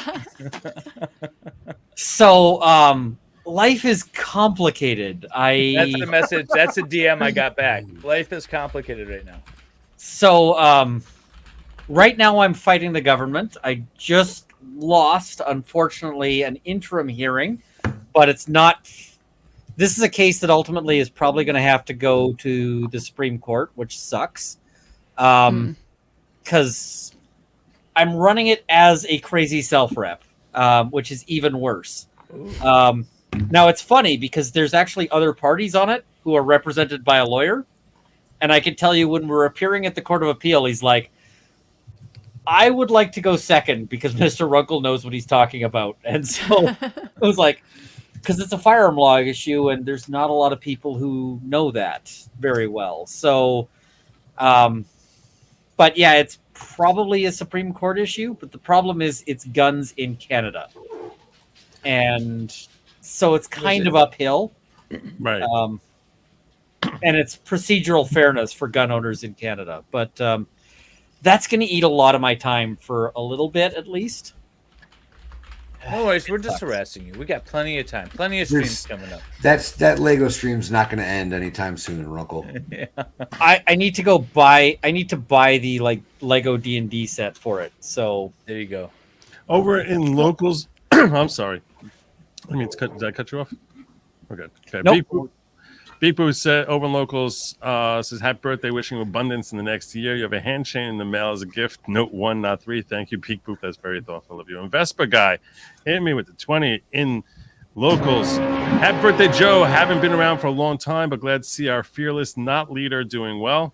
Just dropped in to wish you a happy birthday. Have a good night, Joe and the Diggers. And speaking of not being a leader, Master Phillips, who is the king of recruitment for the following, We heard from the Queen. She dropped a very generous super happy birthday, and the king of recruitment bringing in another 5 people over here.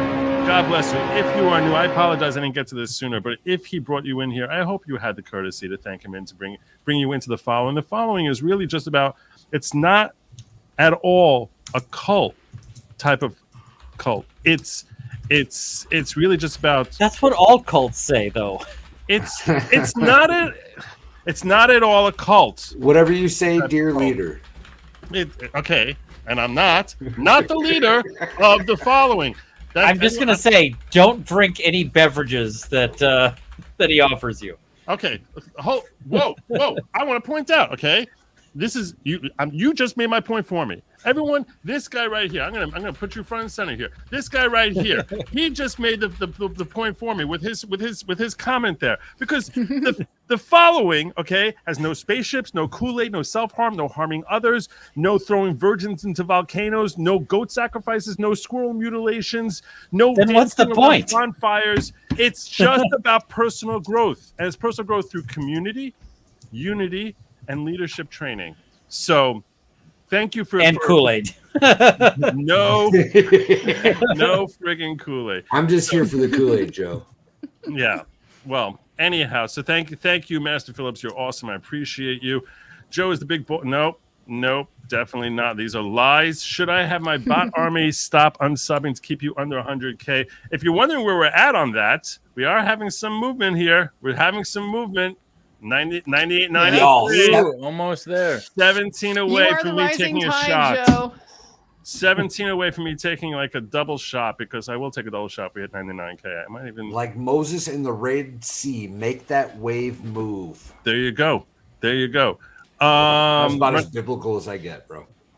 Joe, is the squirrel risk worse? No, not true. No, I'm not. There's no squirrel mutilations. Great show, y'all. Thank you so much. And Todd Larson, God bless you. Thank you for the generous super chat. Happy birthday, you passive aggressive, very much not a cult leader. Elegant News says, should go on Culture War. It allows better conversion than Timcast in real IRL. It's not like I turned down the Culture War. I don't turn down folks. I'm very easy. I'm very easy. He's very hip. That was a phrase. Happy birthday, many more, dear leader. Not.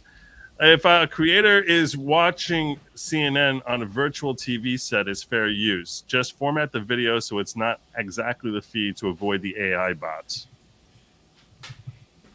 Yeah, I'm still not going to have my channel shut down over this. It's not worth it, especially since I'm just not doing. I'm going to be on Rumble. I think there's got to be some kind of public interest in this whole thing that has yet to play out in the courts. I don't understand how they can possibly monopolize a presidential debate. I don't get it. It doesn't. I talk about this all the time, Valhalla.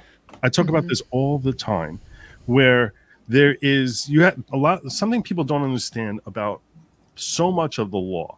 So much of the law is so much like social interactions. Okay, and I make this point. Okay, the first time I ever called Nick Rekieta on the phone. Okay, so he gave me his phone number, and I called him up, and he was like, he's shocked that I'm calling. He's like, "What?" And I was like, "Yes, I just want to talk to you." He's like, "Why did you call me?" And I was like, "What?" Like, I didn't understand what he was saying. He's like, "You don't text?" And I was like, "Who calls anymore?" Yeah, no, and I was like such a boomer that I was like, this is the first time I learned that there's different natures of relationship. That first you're a texting person relationship, and then you come to once they. And I basically got. It's funny. No, not in the modern era. You just never get to calling. Like, you know what? I gotta admit, the first time me and Dave spoke, it was over the phone. It would call if somebody's like dying or something. Yeah. No, right. I'm about that old man life, man. I'm with you, Joe. I will tell you, a couple weeks ago, I actually said to him when I was on the phone with him, I was like, dude, I'm not texting you before calling anymore, okay? We're past that at this stage. I'm like, can I please? No, I'm not doing that. I'm going to call whenever the hell I damn well please. So, but the point that I was making here was that So in social circumstances, you're always like feeling out, and you only know for sure whether something is okay or not okay once there's a judgment call that gets made. And until that judgment call happens, I mean, there's some things that you probably know. There's guesswork based on history. There's guesswork based on what you've seen before in other circumstances and whatever. But there's really a bit of guesswork, and then finally someone says, "No, why the hell are you calling me?" Or "No, this is illegal. What you're doing here is not legal." Or "No, this is legal." But the only time you get to that stage is when someone challenges it. And then that when someone does something, takes an action, A takes action, B challenges that action, and then they actually litigate in court, and there's a decision in court, and then we know what the law is in that circumstance. That's why we didn't know what the law is with respect to immunity, because it just never came up before. Is there presidential immunity? Is there not? Well, I read the Constitution this way with the impeachment clause. You read it the other way. We'd probably be on opposite sides if it was a different person who was in office who this issue came up with. But that's how the law ends up being established. So what you're saying, Valhalla, here is correct. Should there be a difference here because it's a political speech, because it's political, because it's something? I agree with you intellectually. I agree with you from fairness and justice and morality that this should not be something that's even copyrightable, because this is something every damn person has a right to. I agree with you. Do you want to be the person who's testing it? Do you want to be the person whose channel may blow up over this, where YouTube says, "Oh my God, we expressly told you don't do this, and you did it"? So your channel now is being put on hold or potentially nuked. Well, you know what? I'll take that bullet. I'll take that bullet. I'm streaming it. Damn it! Let's go. Let's go. Don't get it. Let's go. I'm not. I was going to say, I'll take. I'm my too 3,000 Canadian to wade into that. I'll take that my political 3,000 subscribers, and I'll hold my channel back. But I'll definitely I'll co-stream with him. I'll go on his channel and do it. There we go. We're doing it. We're testing the waters. Yes. Let's blow Stay your tuned channel for that. up. All right, y'all. I'm gonna head Joe, out. that's one of those things they don't teach you in law school. They don't teach you that law is predictive. It's odds setting is really what you are. You are learning to be a bookmaker when you go into the practice of law, because you are just predicting what a judge or a jury is going to do under a set of circumstances, giving certain parameters, and hopefully you get it right, but sometimes you get it wrong. Well, and Joe, not only that, but sometimes it's just like, let's look at the math. It's like, okay, you're in the right. Yeah. But the other side is Disney, so you're gonna lose.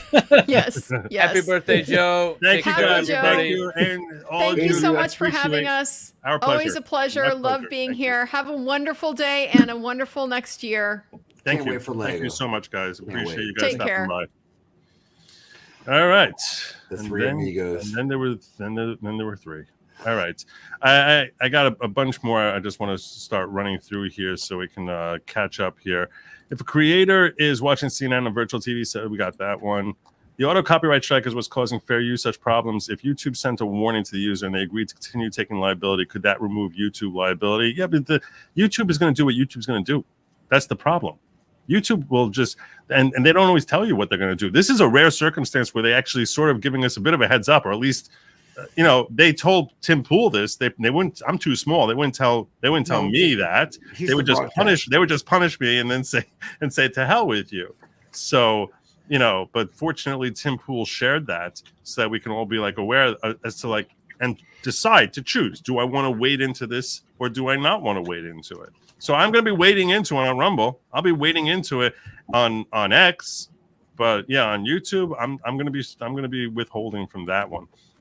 If the stream is art, then Tim Pool or Lawgic's commentary makes this new art. It's a layer of painting atop of the stream, not the Mona Lisa. It's the Mona Lisa with the mustache, which is different. See, I agree with this take. What are your thoughts on this, Runkle? I mean, I agree that it's sort of transformative, but it doesn't matter because ultimately, this isn't a court battle, it's YouTube. YouTube has the right to kick you off for any reason or no reason. You have no recourse. So at the end of the day, it's like, yay, I could be right legally. I could have the right to post this anywhere else on the internet, but YouTube can still say no deal because it's, in the same way that you don't really have, your freedom of speech doesn't allow you to say that shit in my living room. I can, kick you out of my living room if I feel like it.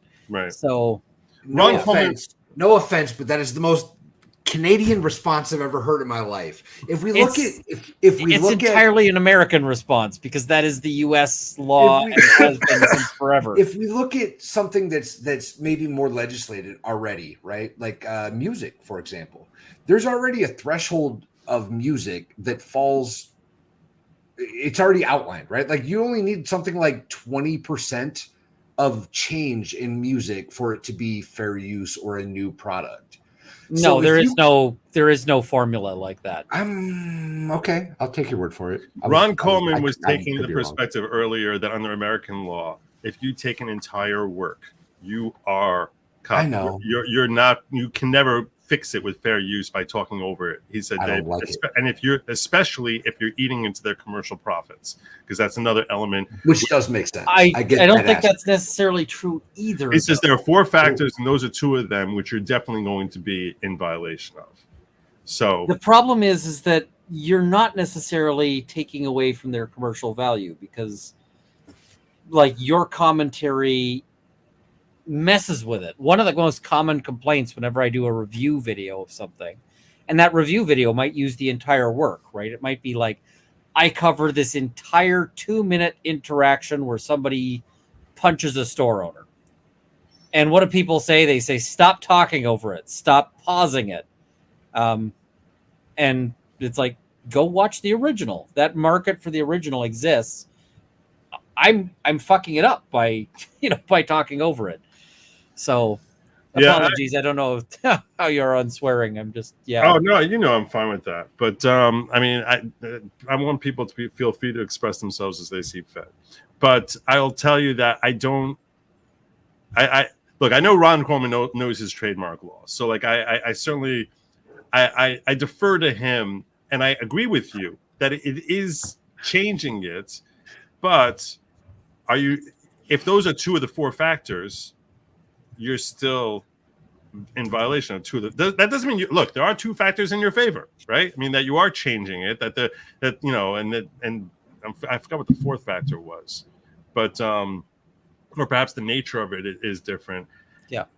Look, I agree. I agree with you on a morality perspective. I'm just not sure I can agree with you on a legal perspective. And by the way, I'm just going to give a little horn here and say, huzzah! Huzzah! 99K. That a boy, Joe. There we go. That'll get me a shot. Thank you guys. Thank you so much. now we just need another 1,000, Another 998. That's Less right. and then you'll get something to put on your wall. There you go. There you go. Thank you so much. I appreciate the support, you guys. To all of you, I say salute. Thank you for joining. And look at that, back to 01. I'm gonna try to finish this before I drop back into 98. Take the number off the stream, Joe. Thank you so much, you guys. Yeah, seriously, it's like 5 people are gonna unsub in a second, but what the hell? I've seen 99K, so you can't. There you go. You're so predictable. You're so predictable. You are so predictable. I don't care. I crossed 99. Can't take that away. Take it as a win. Yeah, I'm taking it as a win. God bless you all. God bless. Happy birthday, brother.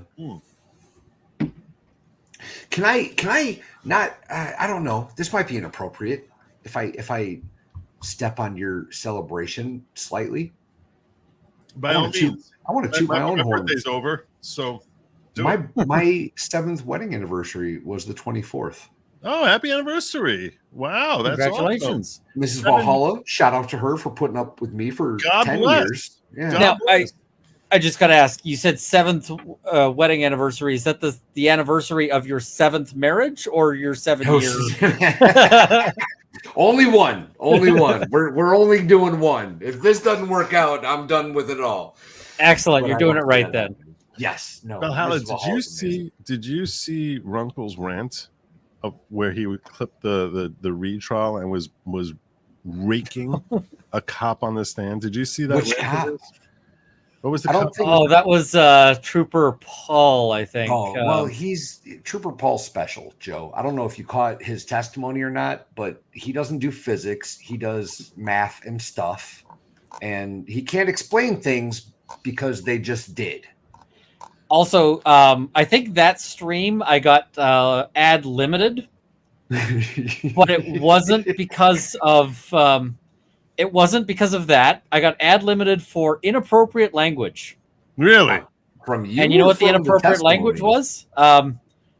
Become Somebody sent me a super chat referring to one of the previous experts whose name was Terry Kuhn, Kun. Oh no. And they marked that as inappropriate language. And I'm like, YouTube, UMFs need to dial your shit back. That is unbelievable. We So in case yeah, you that's, missed it, in case you missed it, this was the least Canadian we've ever seen, Runkle. I'm sending in a strike. I'm kidding. Carla, I'm going to pull up your thing and I'm going to disagree with you. No need to get personally in. I disagree. This guy is a sack of garbage. And the reason why I'm getting personal about this is that he's up here testifying in a court of law as to things he has no business testifying about. This guy is willing to try to help send someone to jail on the basis of shit he just made up, on the basis of shit he doesn't understand. And he has no intellectual curiosity. He's got no anything. This guy is a sack of garbage. This guy 100%. is what is wrong with our court system. Fuck this guy.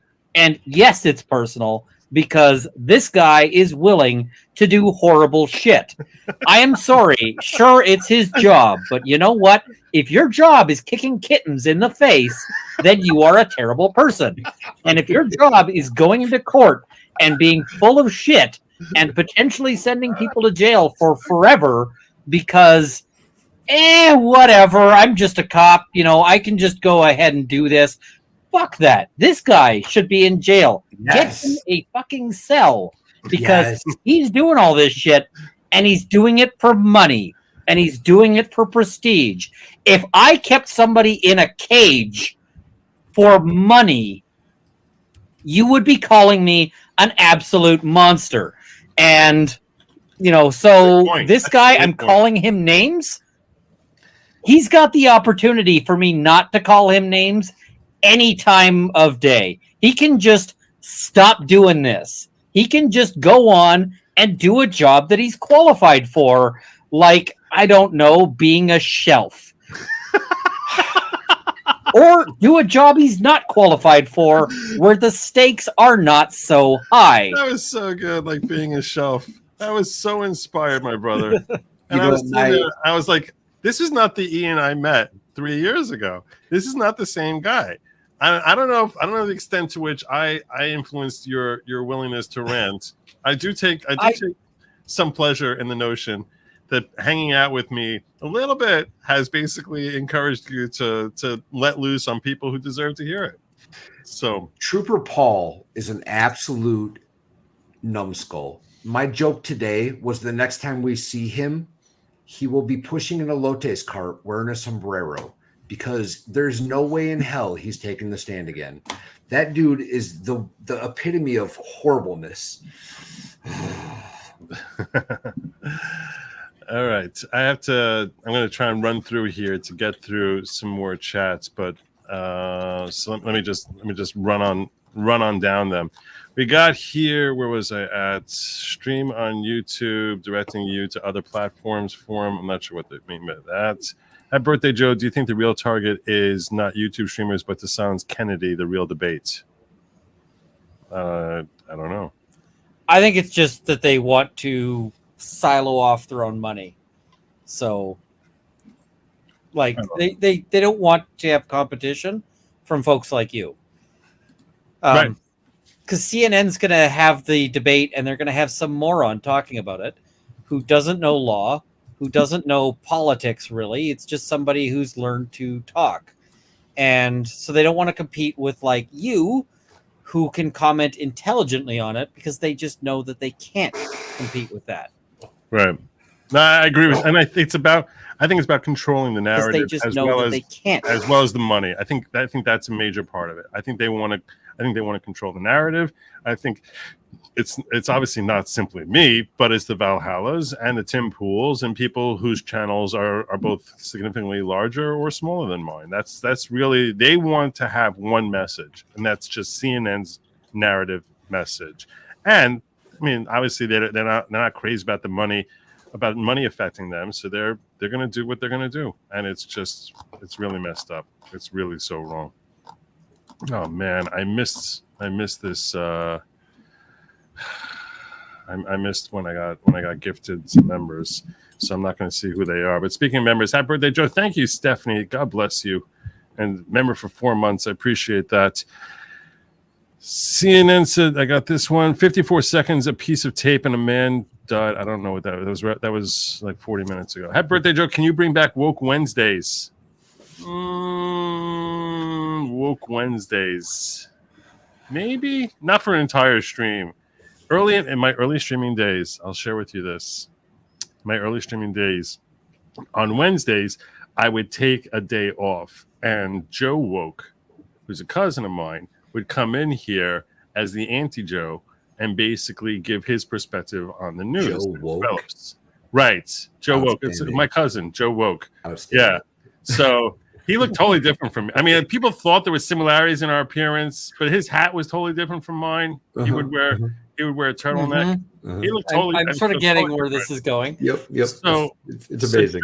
Joe Woke would basically sit there talking about the news. I think in his debut, he basically was showing how there was scientists reconstructing what Jesus actually looked like, and pulled up like a picture of AOC. It was pretty good. It was pretty good. She had the long, dark skin and the long hair. Yeah, so it's probably not too far off now that I think about it. So Joe Woke was popular for it, but then it got to a point where people were like, okay, I can't watch this. Like, they would start getting like really nauseated just hearing that alternative perspective. So maybe I'll invite Joe Woke back in here for like a little guest spot here and there, but it's not going to be a regular thing, and it would not be for the full 2 hours because after an hour of it, you'll hate me, or you'll hate this channel. That's for sure. Also, can you run a live feed poster of YouTube directing your audience to Rumble and X to not miss your live stream? I should do that. I'll probably do that tomorrow. I'll probably do that tomorrow. If a child refuses to sleep during nap time, are they guilty of resisting arrest? No, you lose. That's not working. That's not making me laugh. What was Jeffrey Epstein's last words? Hello, Hillary? That's cute. Not bad. Nick needs to identify as an Indian, then clear and convincing to take kids. That made me laugh. Why did that make you laugh, you sicko? What the? Because we were talking about the different yardsticks of Indians versus like non-Indians. So he was basically. I thought that was funny. That's funny, but Hawk Torah wasn't funny. No. No. Hawk Torah was hilarious. I didn't really. I was just kind of was like, Space. Yeah. That's a thing, I guess. Oh, Hawk Torah. You didn't. Yeah. When I see the names of lovers carved in the trees, I think, wow, it's amazing how many people bring a knife on a first date. I bring a knife with me everywhere. Yeah, I was like, I have multiple knives within reach. It's just a matter of how big of a knife I can hide. Diggers, bring me the virgins for the volcano. Thanks. Liberations go too far, like open borders. That's okay. Oh, libertarians, that was. I think it was supposed to be libertarians. Yeah. Andrea spent last 2 weeks with you on Read. Surreal to watch BA and JM squirm on closing. Did JO get hit by a car? Nothing else matters. Metallica. Sorry, wait, is that too late? Gopher saying, Gopher, unsubscribe. This is lame. Sincerely, Generation Entertain Me. That's cute. I ordered a chicken and egg from Amazon. I'll let you know. Oh, that's funny. That's funny. That's good. I actually kind of wish you could order a live chicken from Amazon. You can because I would totally send those to like random people. You can order live chickens through mail. That's easy. Like Farm and Fleet, you can buy them by like the dozens. Trust me, I know. The other thing you can buy by like the pound is things like live spiders. No way. Why'd you got to take it to that level, Runkle? That's creepy. Yeah, why do you have to go there? We were talking about cute little chicks. Yeah, now we're we having got a good time. And Well, here's because this whole stream was so clean, everything was now I'm fine. all I was playing. creeped out. Well, Yeah. did you also know it's usually free to mail things to politicians?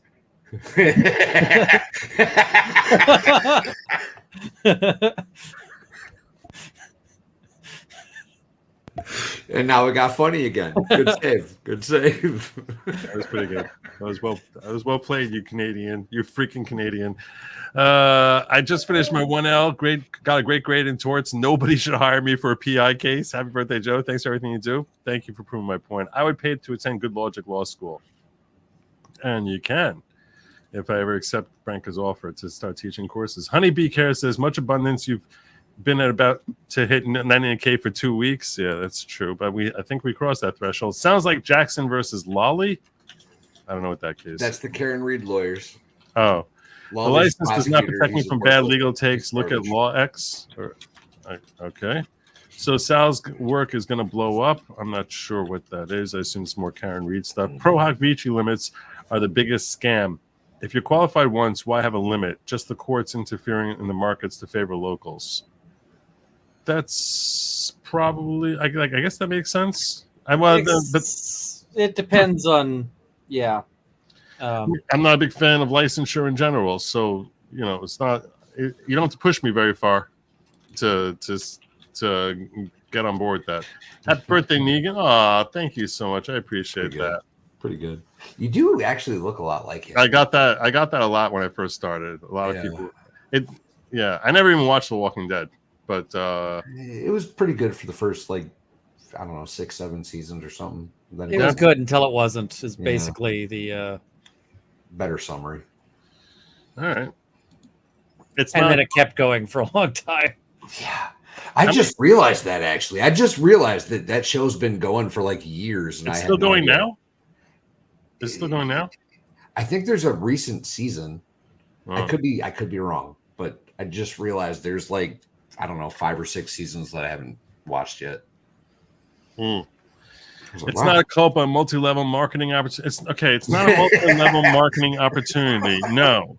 But if you're a member of the following and you bring in other followers under you, obviously you would be considered the chieftain over those other followers. I mean, that's just appropriate. And that's how you get paid. So and if they It's a bring multi-level marketing if they bring in other followers, so you would be a beneficiary of that, not the same level as the direct beneficiary who brought them in, but you too would be a part if you were to bring them in. But that's recognition of your contribution to the following and enhancing the overall growth of the following.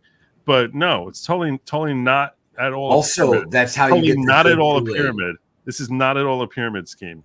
Not at all. Also, that's how you get the good Kool-Aid. Grifty says, happy birthday, Joe. The new Grifflet almost made it to your birthday. She was born on the 21st. Congratulations. Congratulations, Grifty. He told me that Mrs. Grifty was in labor. He super chatted me when she was in labor. She was born on the 21st. Having a daughter was something I didn't know I was missing. Let me tell you something. Having a daughter is awesome. Awesome. Raising a little girl is an amazing, amazing thing. And they are so inherently different. I couldn't imagine a more terrifying thing in the entire world. And I've been to war twice. They're great. They're really great. Hey, Runkle, I'm getting my RPAL. They sent the permission slip to my ex-wife to sign since it's been 2 years and they still haven't found the body. How do I get around this problem? Lolly sucks. So that is a firearms license. And in Canada, they one of the things they do is if you had a relationship in the past however many years, you actually have to get their sign off, or they'll contact them and basically be like, so how do you feel about your ex having a gun? And super communist sounding. Yeah, I mean, it really depends on how that relationship ends, and but I think the Canadian Constitution has something very similar to 2A, where it says the right to own a gun shall be freely infringed. And it's just one or two words that have changed, you know. So yeah. Well, just the important ones. I applied for my firearm business license, and that was in 2021. And they've told me that I'm getting an answer this week. 2021? Yes. Yikes, bro. Yeah, it's pretty rough. Now, to be fair, I am asking for all of the things. So if I get it, I will have permission to buy basically whatever. Automatics? Yes. Runkle, you need to get a saw. You need to get an M249. I'm thinking I might. Well, there's all sorts of, there's all sorts of options. I carried that weapon for 4+ years. It is amazing. It is my second true love after my beautiful wife that I just celebrated 7 years with. But aside from that, well, right now I could probably order like an MG34. Okay. Little chunky boy. Or an MG42. So those would be fun. Let's see what else. DSHK. That could be a fun one. Dushka. Yep. 12.7 by 108. Really expensive, but great if you need to like deal with an aircraft. What's a M249 cost on the actual market? M249, I don't know. The MG42, the site I'm looking at wants $7,000. For the Dushka, they want $12,000. Okay. That seems to check out for what I would expect, I guess.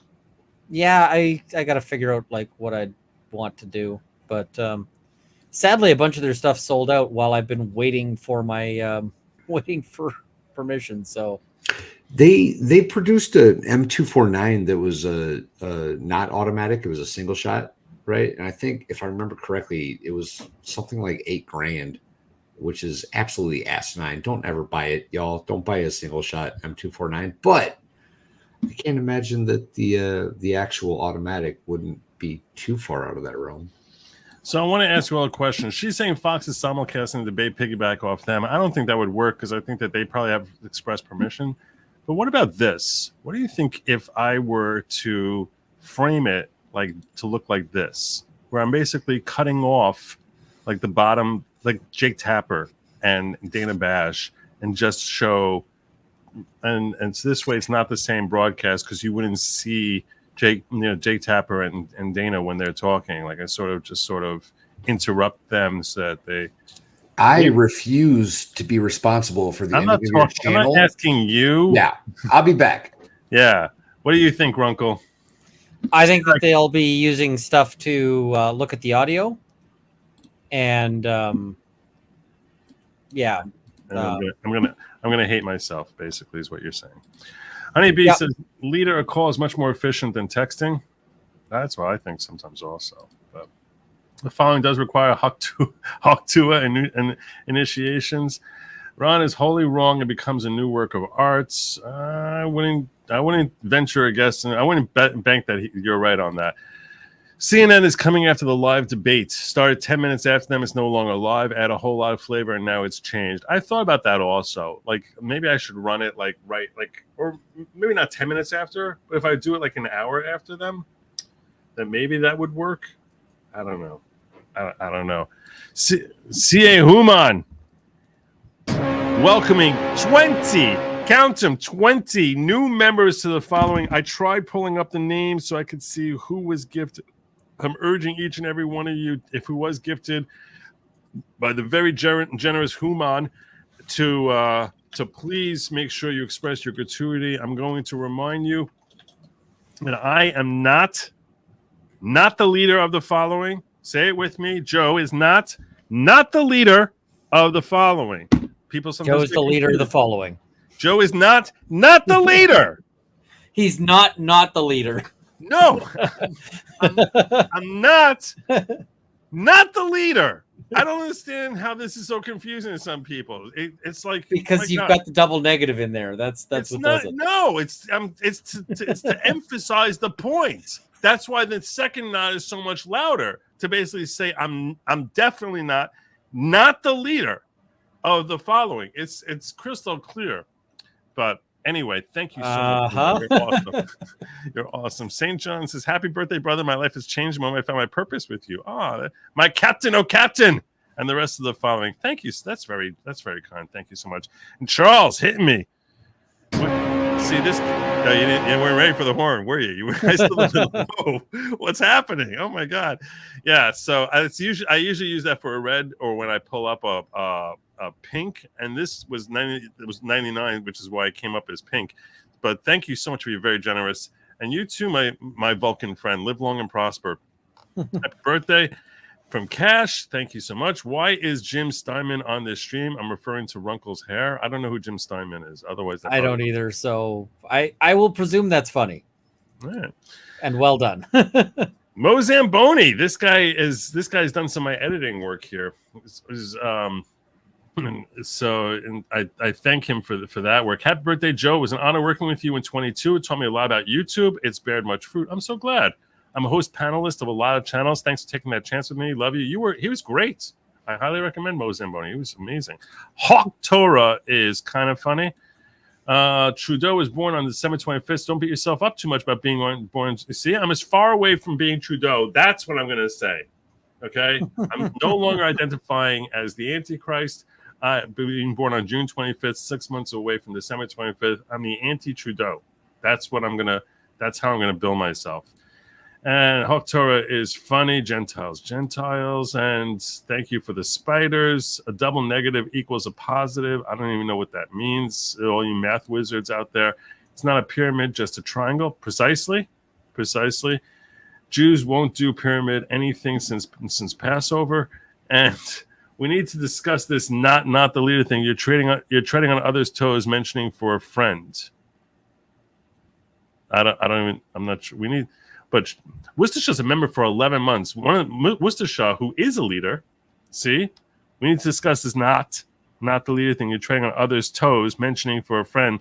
So I think she's implying here that you said something wrong. This was definitely not directed at me. Worcestershire is a former liberal who I basically crammed the red pill down her throat, and she has been a much happier person ever since. So there you go. I'm checking out Rumble, making sure. Denise Ann says, Joe, a Gen Xer, I hate texting and definitely prefer to call someone. As a Gen Xer, I hate texting, definitely prefer to call someone first. You never know with a text. I could send a text and it's not going to be seen for 4 days. And it's like, I'm not even going to remember what the hell I wanted to talk to you about by that point. Denise says, but that's the point, is I can ignore a text for 4 days. I guess so. Denise Ann says, July 27th is my birthday. It's my MAGA birthday also. I'll be 45. Oh, sweet. Nice. And let me make sure I didn't miss anything else here while we're going through this. I think I got them all. I think I'm good. I need to sort of award. I need to award who made me laugh hardest. Digger number 6798 checking in. Fearless Leader. What color tracksuits do we wear tomorrow? Is it cherry Kool-Aid? It's never Kool-Aid day. There's no Kool-Aid. There's no nothing. There's no Kool-Aid. There's no tracksuits that are mandatory. There's no spaceships. The tracksuits are just strongly recommended. But that's because people tracksuits are comfortable. Otherwise, you get extra Kool-Aid. Tracksuits are they're very stylish. They're very stylish. Happy birthday, Joe. Hope your year is just how Russian are you? Thanks for your stamina. It's my pleasure. I've been having a great. This is not stamina. This is not work. This is pure entertainment. I'm going to tell you right now. I'm going to award because I said I was going to give 5 times whoever made me laughed hardest tonight, and I'm going to award Kiki Lee. This made me laugh harder than anything. So, what did Biden say to Zelensky after handing him his latest check? Hawk Tua. So, happy birthday, Joe. Much abundance to you. You're the winner, Kiki. God bless you. Hit me up at Good Lawgic. Send me an email where I can send you I can send you your award, which is a $50 gift certificate to PayPal, and I'll take care of that expeditiously. Hit me up in an email, goodlogic@gmail.com, goodlogic@gmail.com, and I will take care of that expeditiously. I want to ask you before I wrap up over here. What's coming up for you, my brother?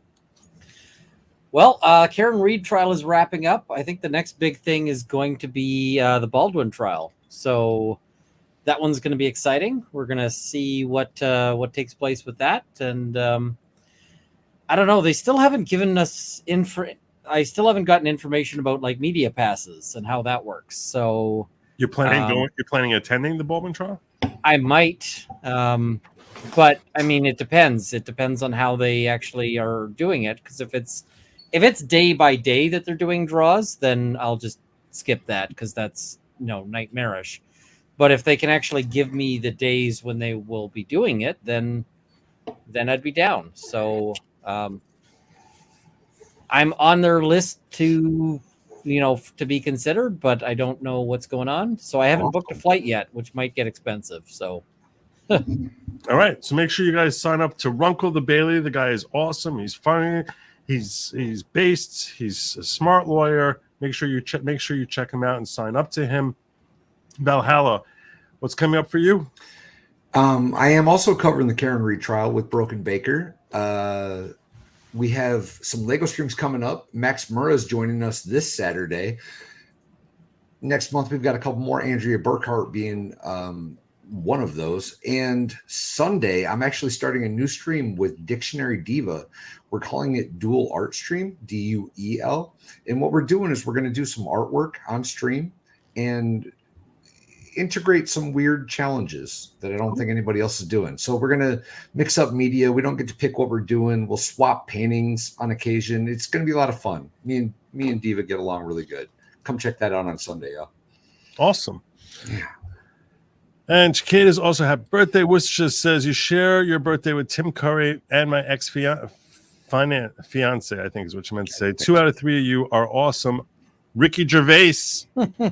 Ricky Gervais, who's not just brilliantly funny, but also willing to like mock Hollywood appropriately. Yes. So yeah. And thank you so much. Congratulations on hitting 99K. I'm still somehow over that number. I'm not showing it because then half you will unsubscribe. Come on, identify as Indian was the best. It was pretty good. It was pretty good. But that reminds me, I need to resubscribe. My bad. Hold on. Shut you bastard. You mother effer. Anyway, I thank all of my guests who came in here tonight. I'm going to forget some, and I apologize in advance, but I had Andrew Branca pop in here. I had Ron Coleman, Robert Barnes, obviously these two fine gentlemen, and Andrea, and I had Valiant Renegade. I had MLS, David. You had Uncivil Law. MLS. I had a phenomenal time with each and every one of you. I genuinely feel enriched by being blessed by having such a wonderful circle of online acquaintances who became friends. So I thank each and every one of you for participating here. Wish you nothing but joy, abundance, and prosperity, and most important, health, happiness, and peace, as well as inner peace. Happy birthday, Joe. Inner peace is a tough one for most people. So I'm going to wish each and every one of you who are watching this stream the best of everything that life has to offer and great abundance. No matter what they tell you, they're going to try and sell it to you. They're going to pour ketchup on it. They're going to repackage it, rebrand it. The final message you must remember, always remember, no matter how they sell it to you, don't eat the bugs. Don't eat the bugs. Don't eat the bugs. Why would you when there's beef? Precisely. Thank you all so much for joining me. Have a great night. And as always, Godspeed.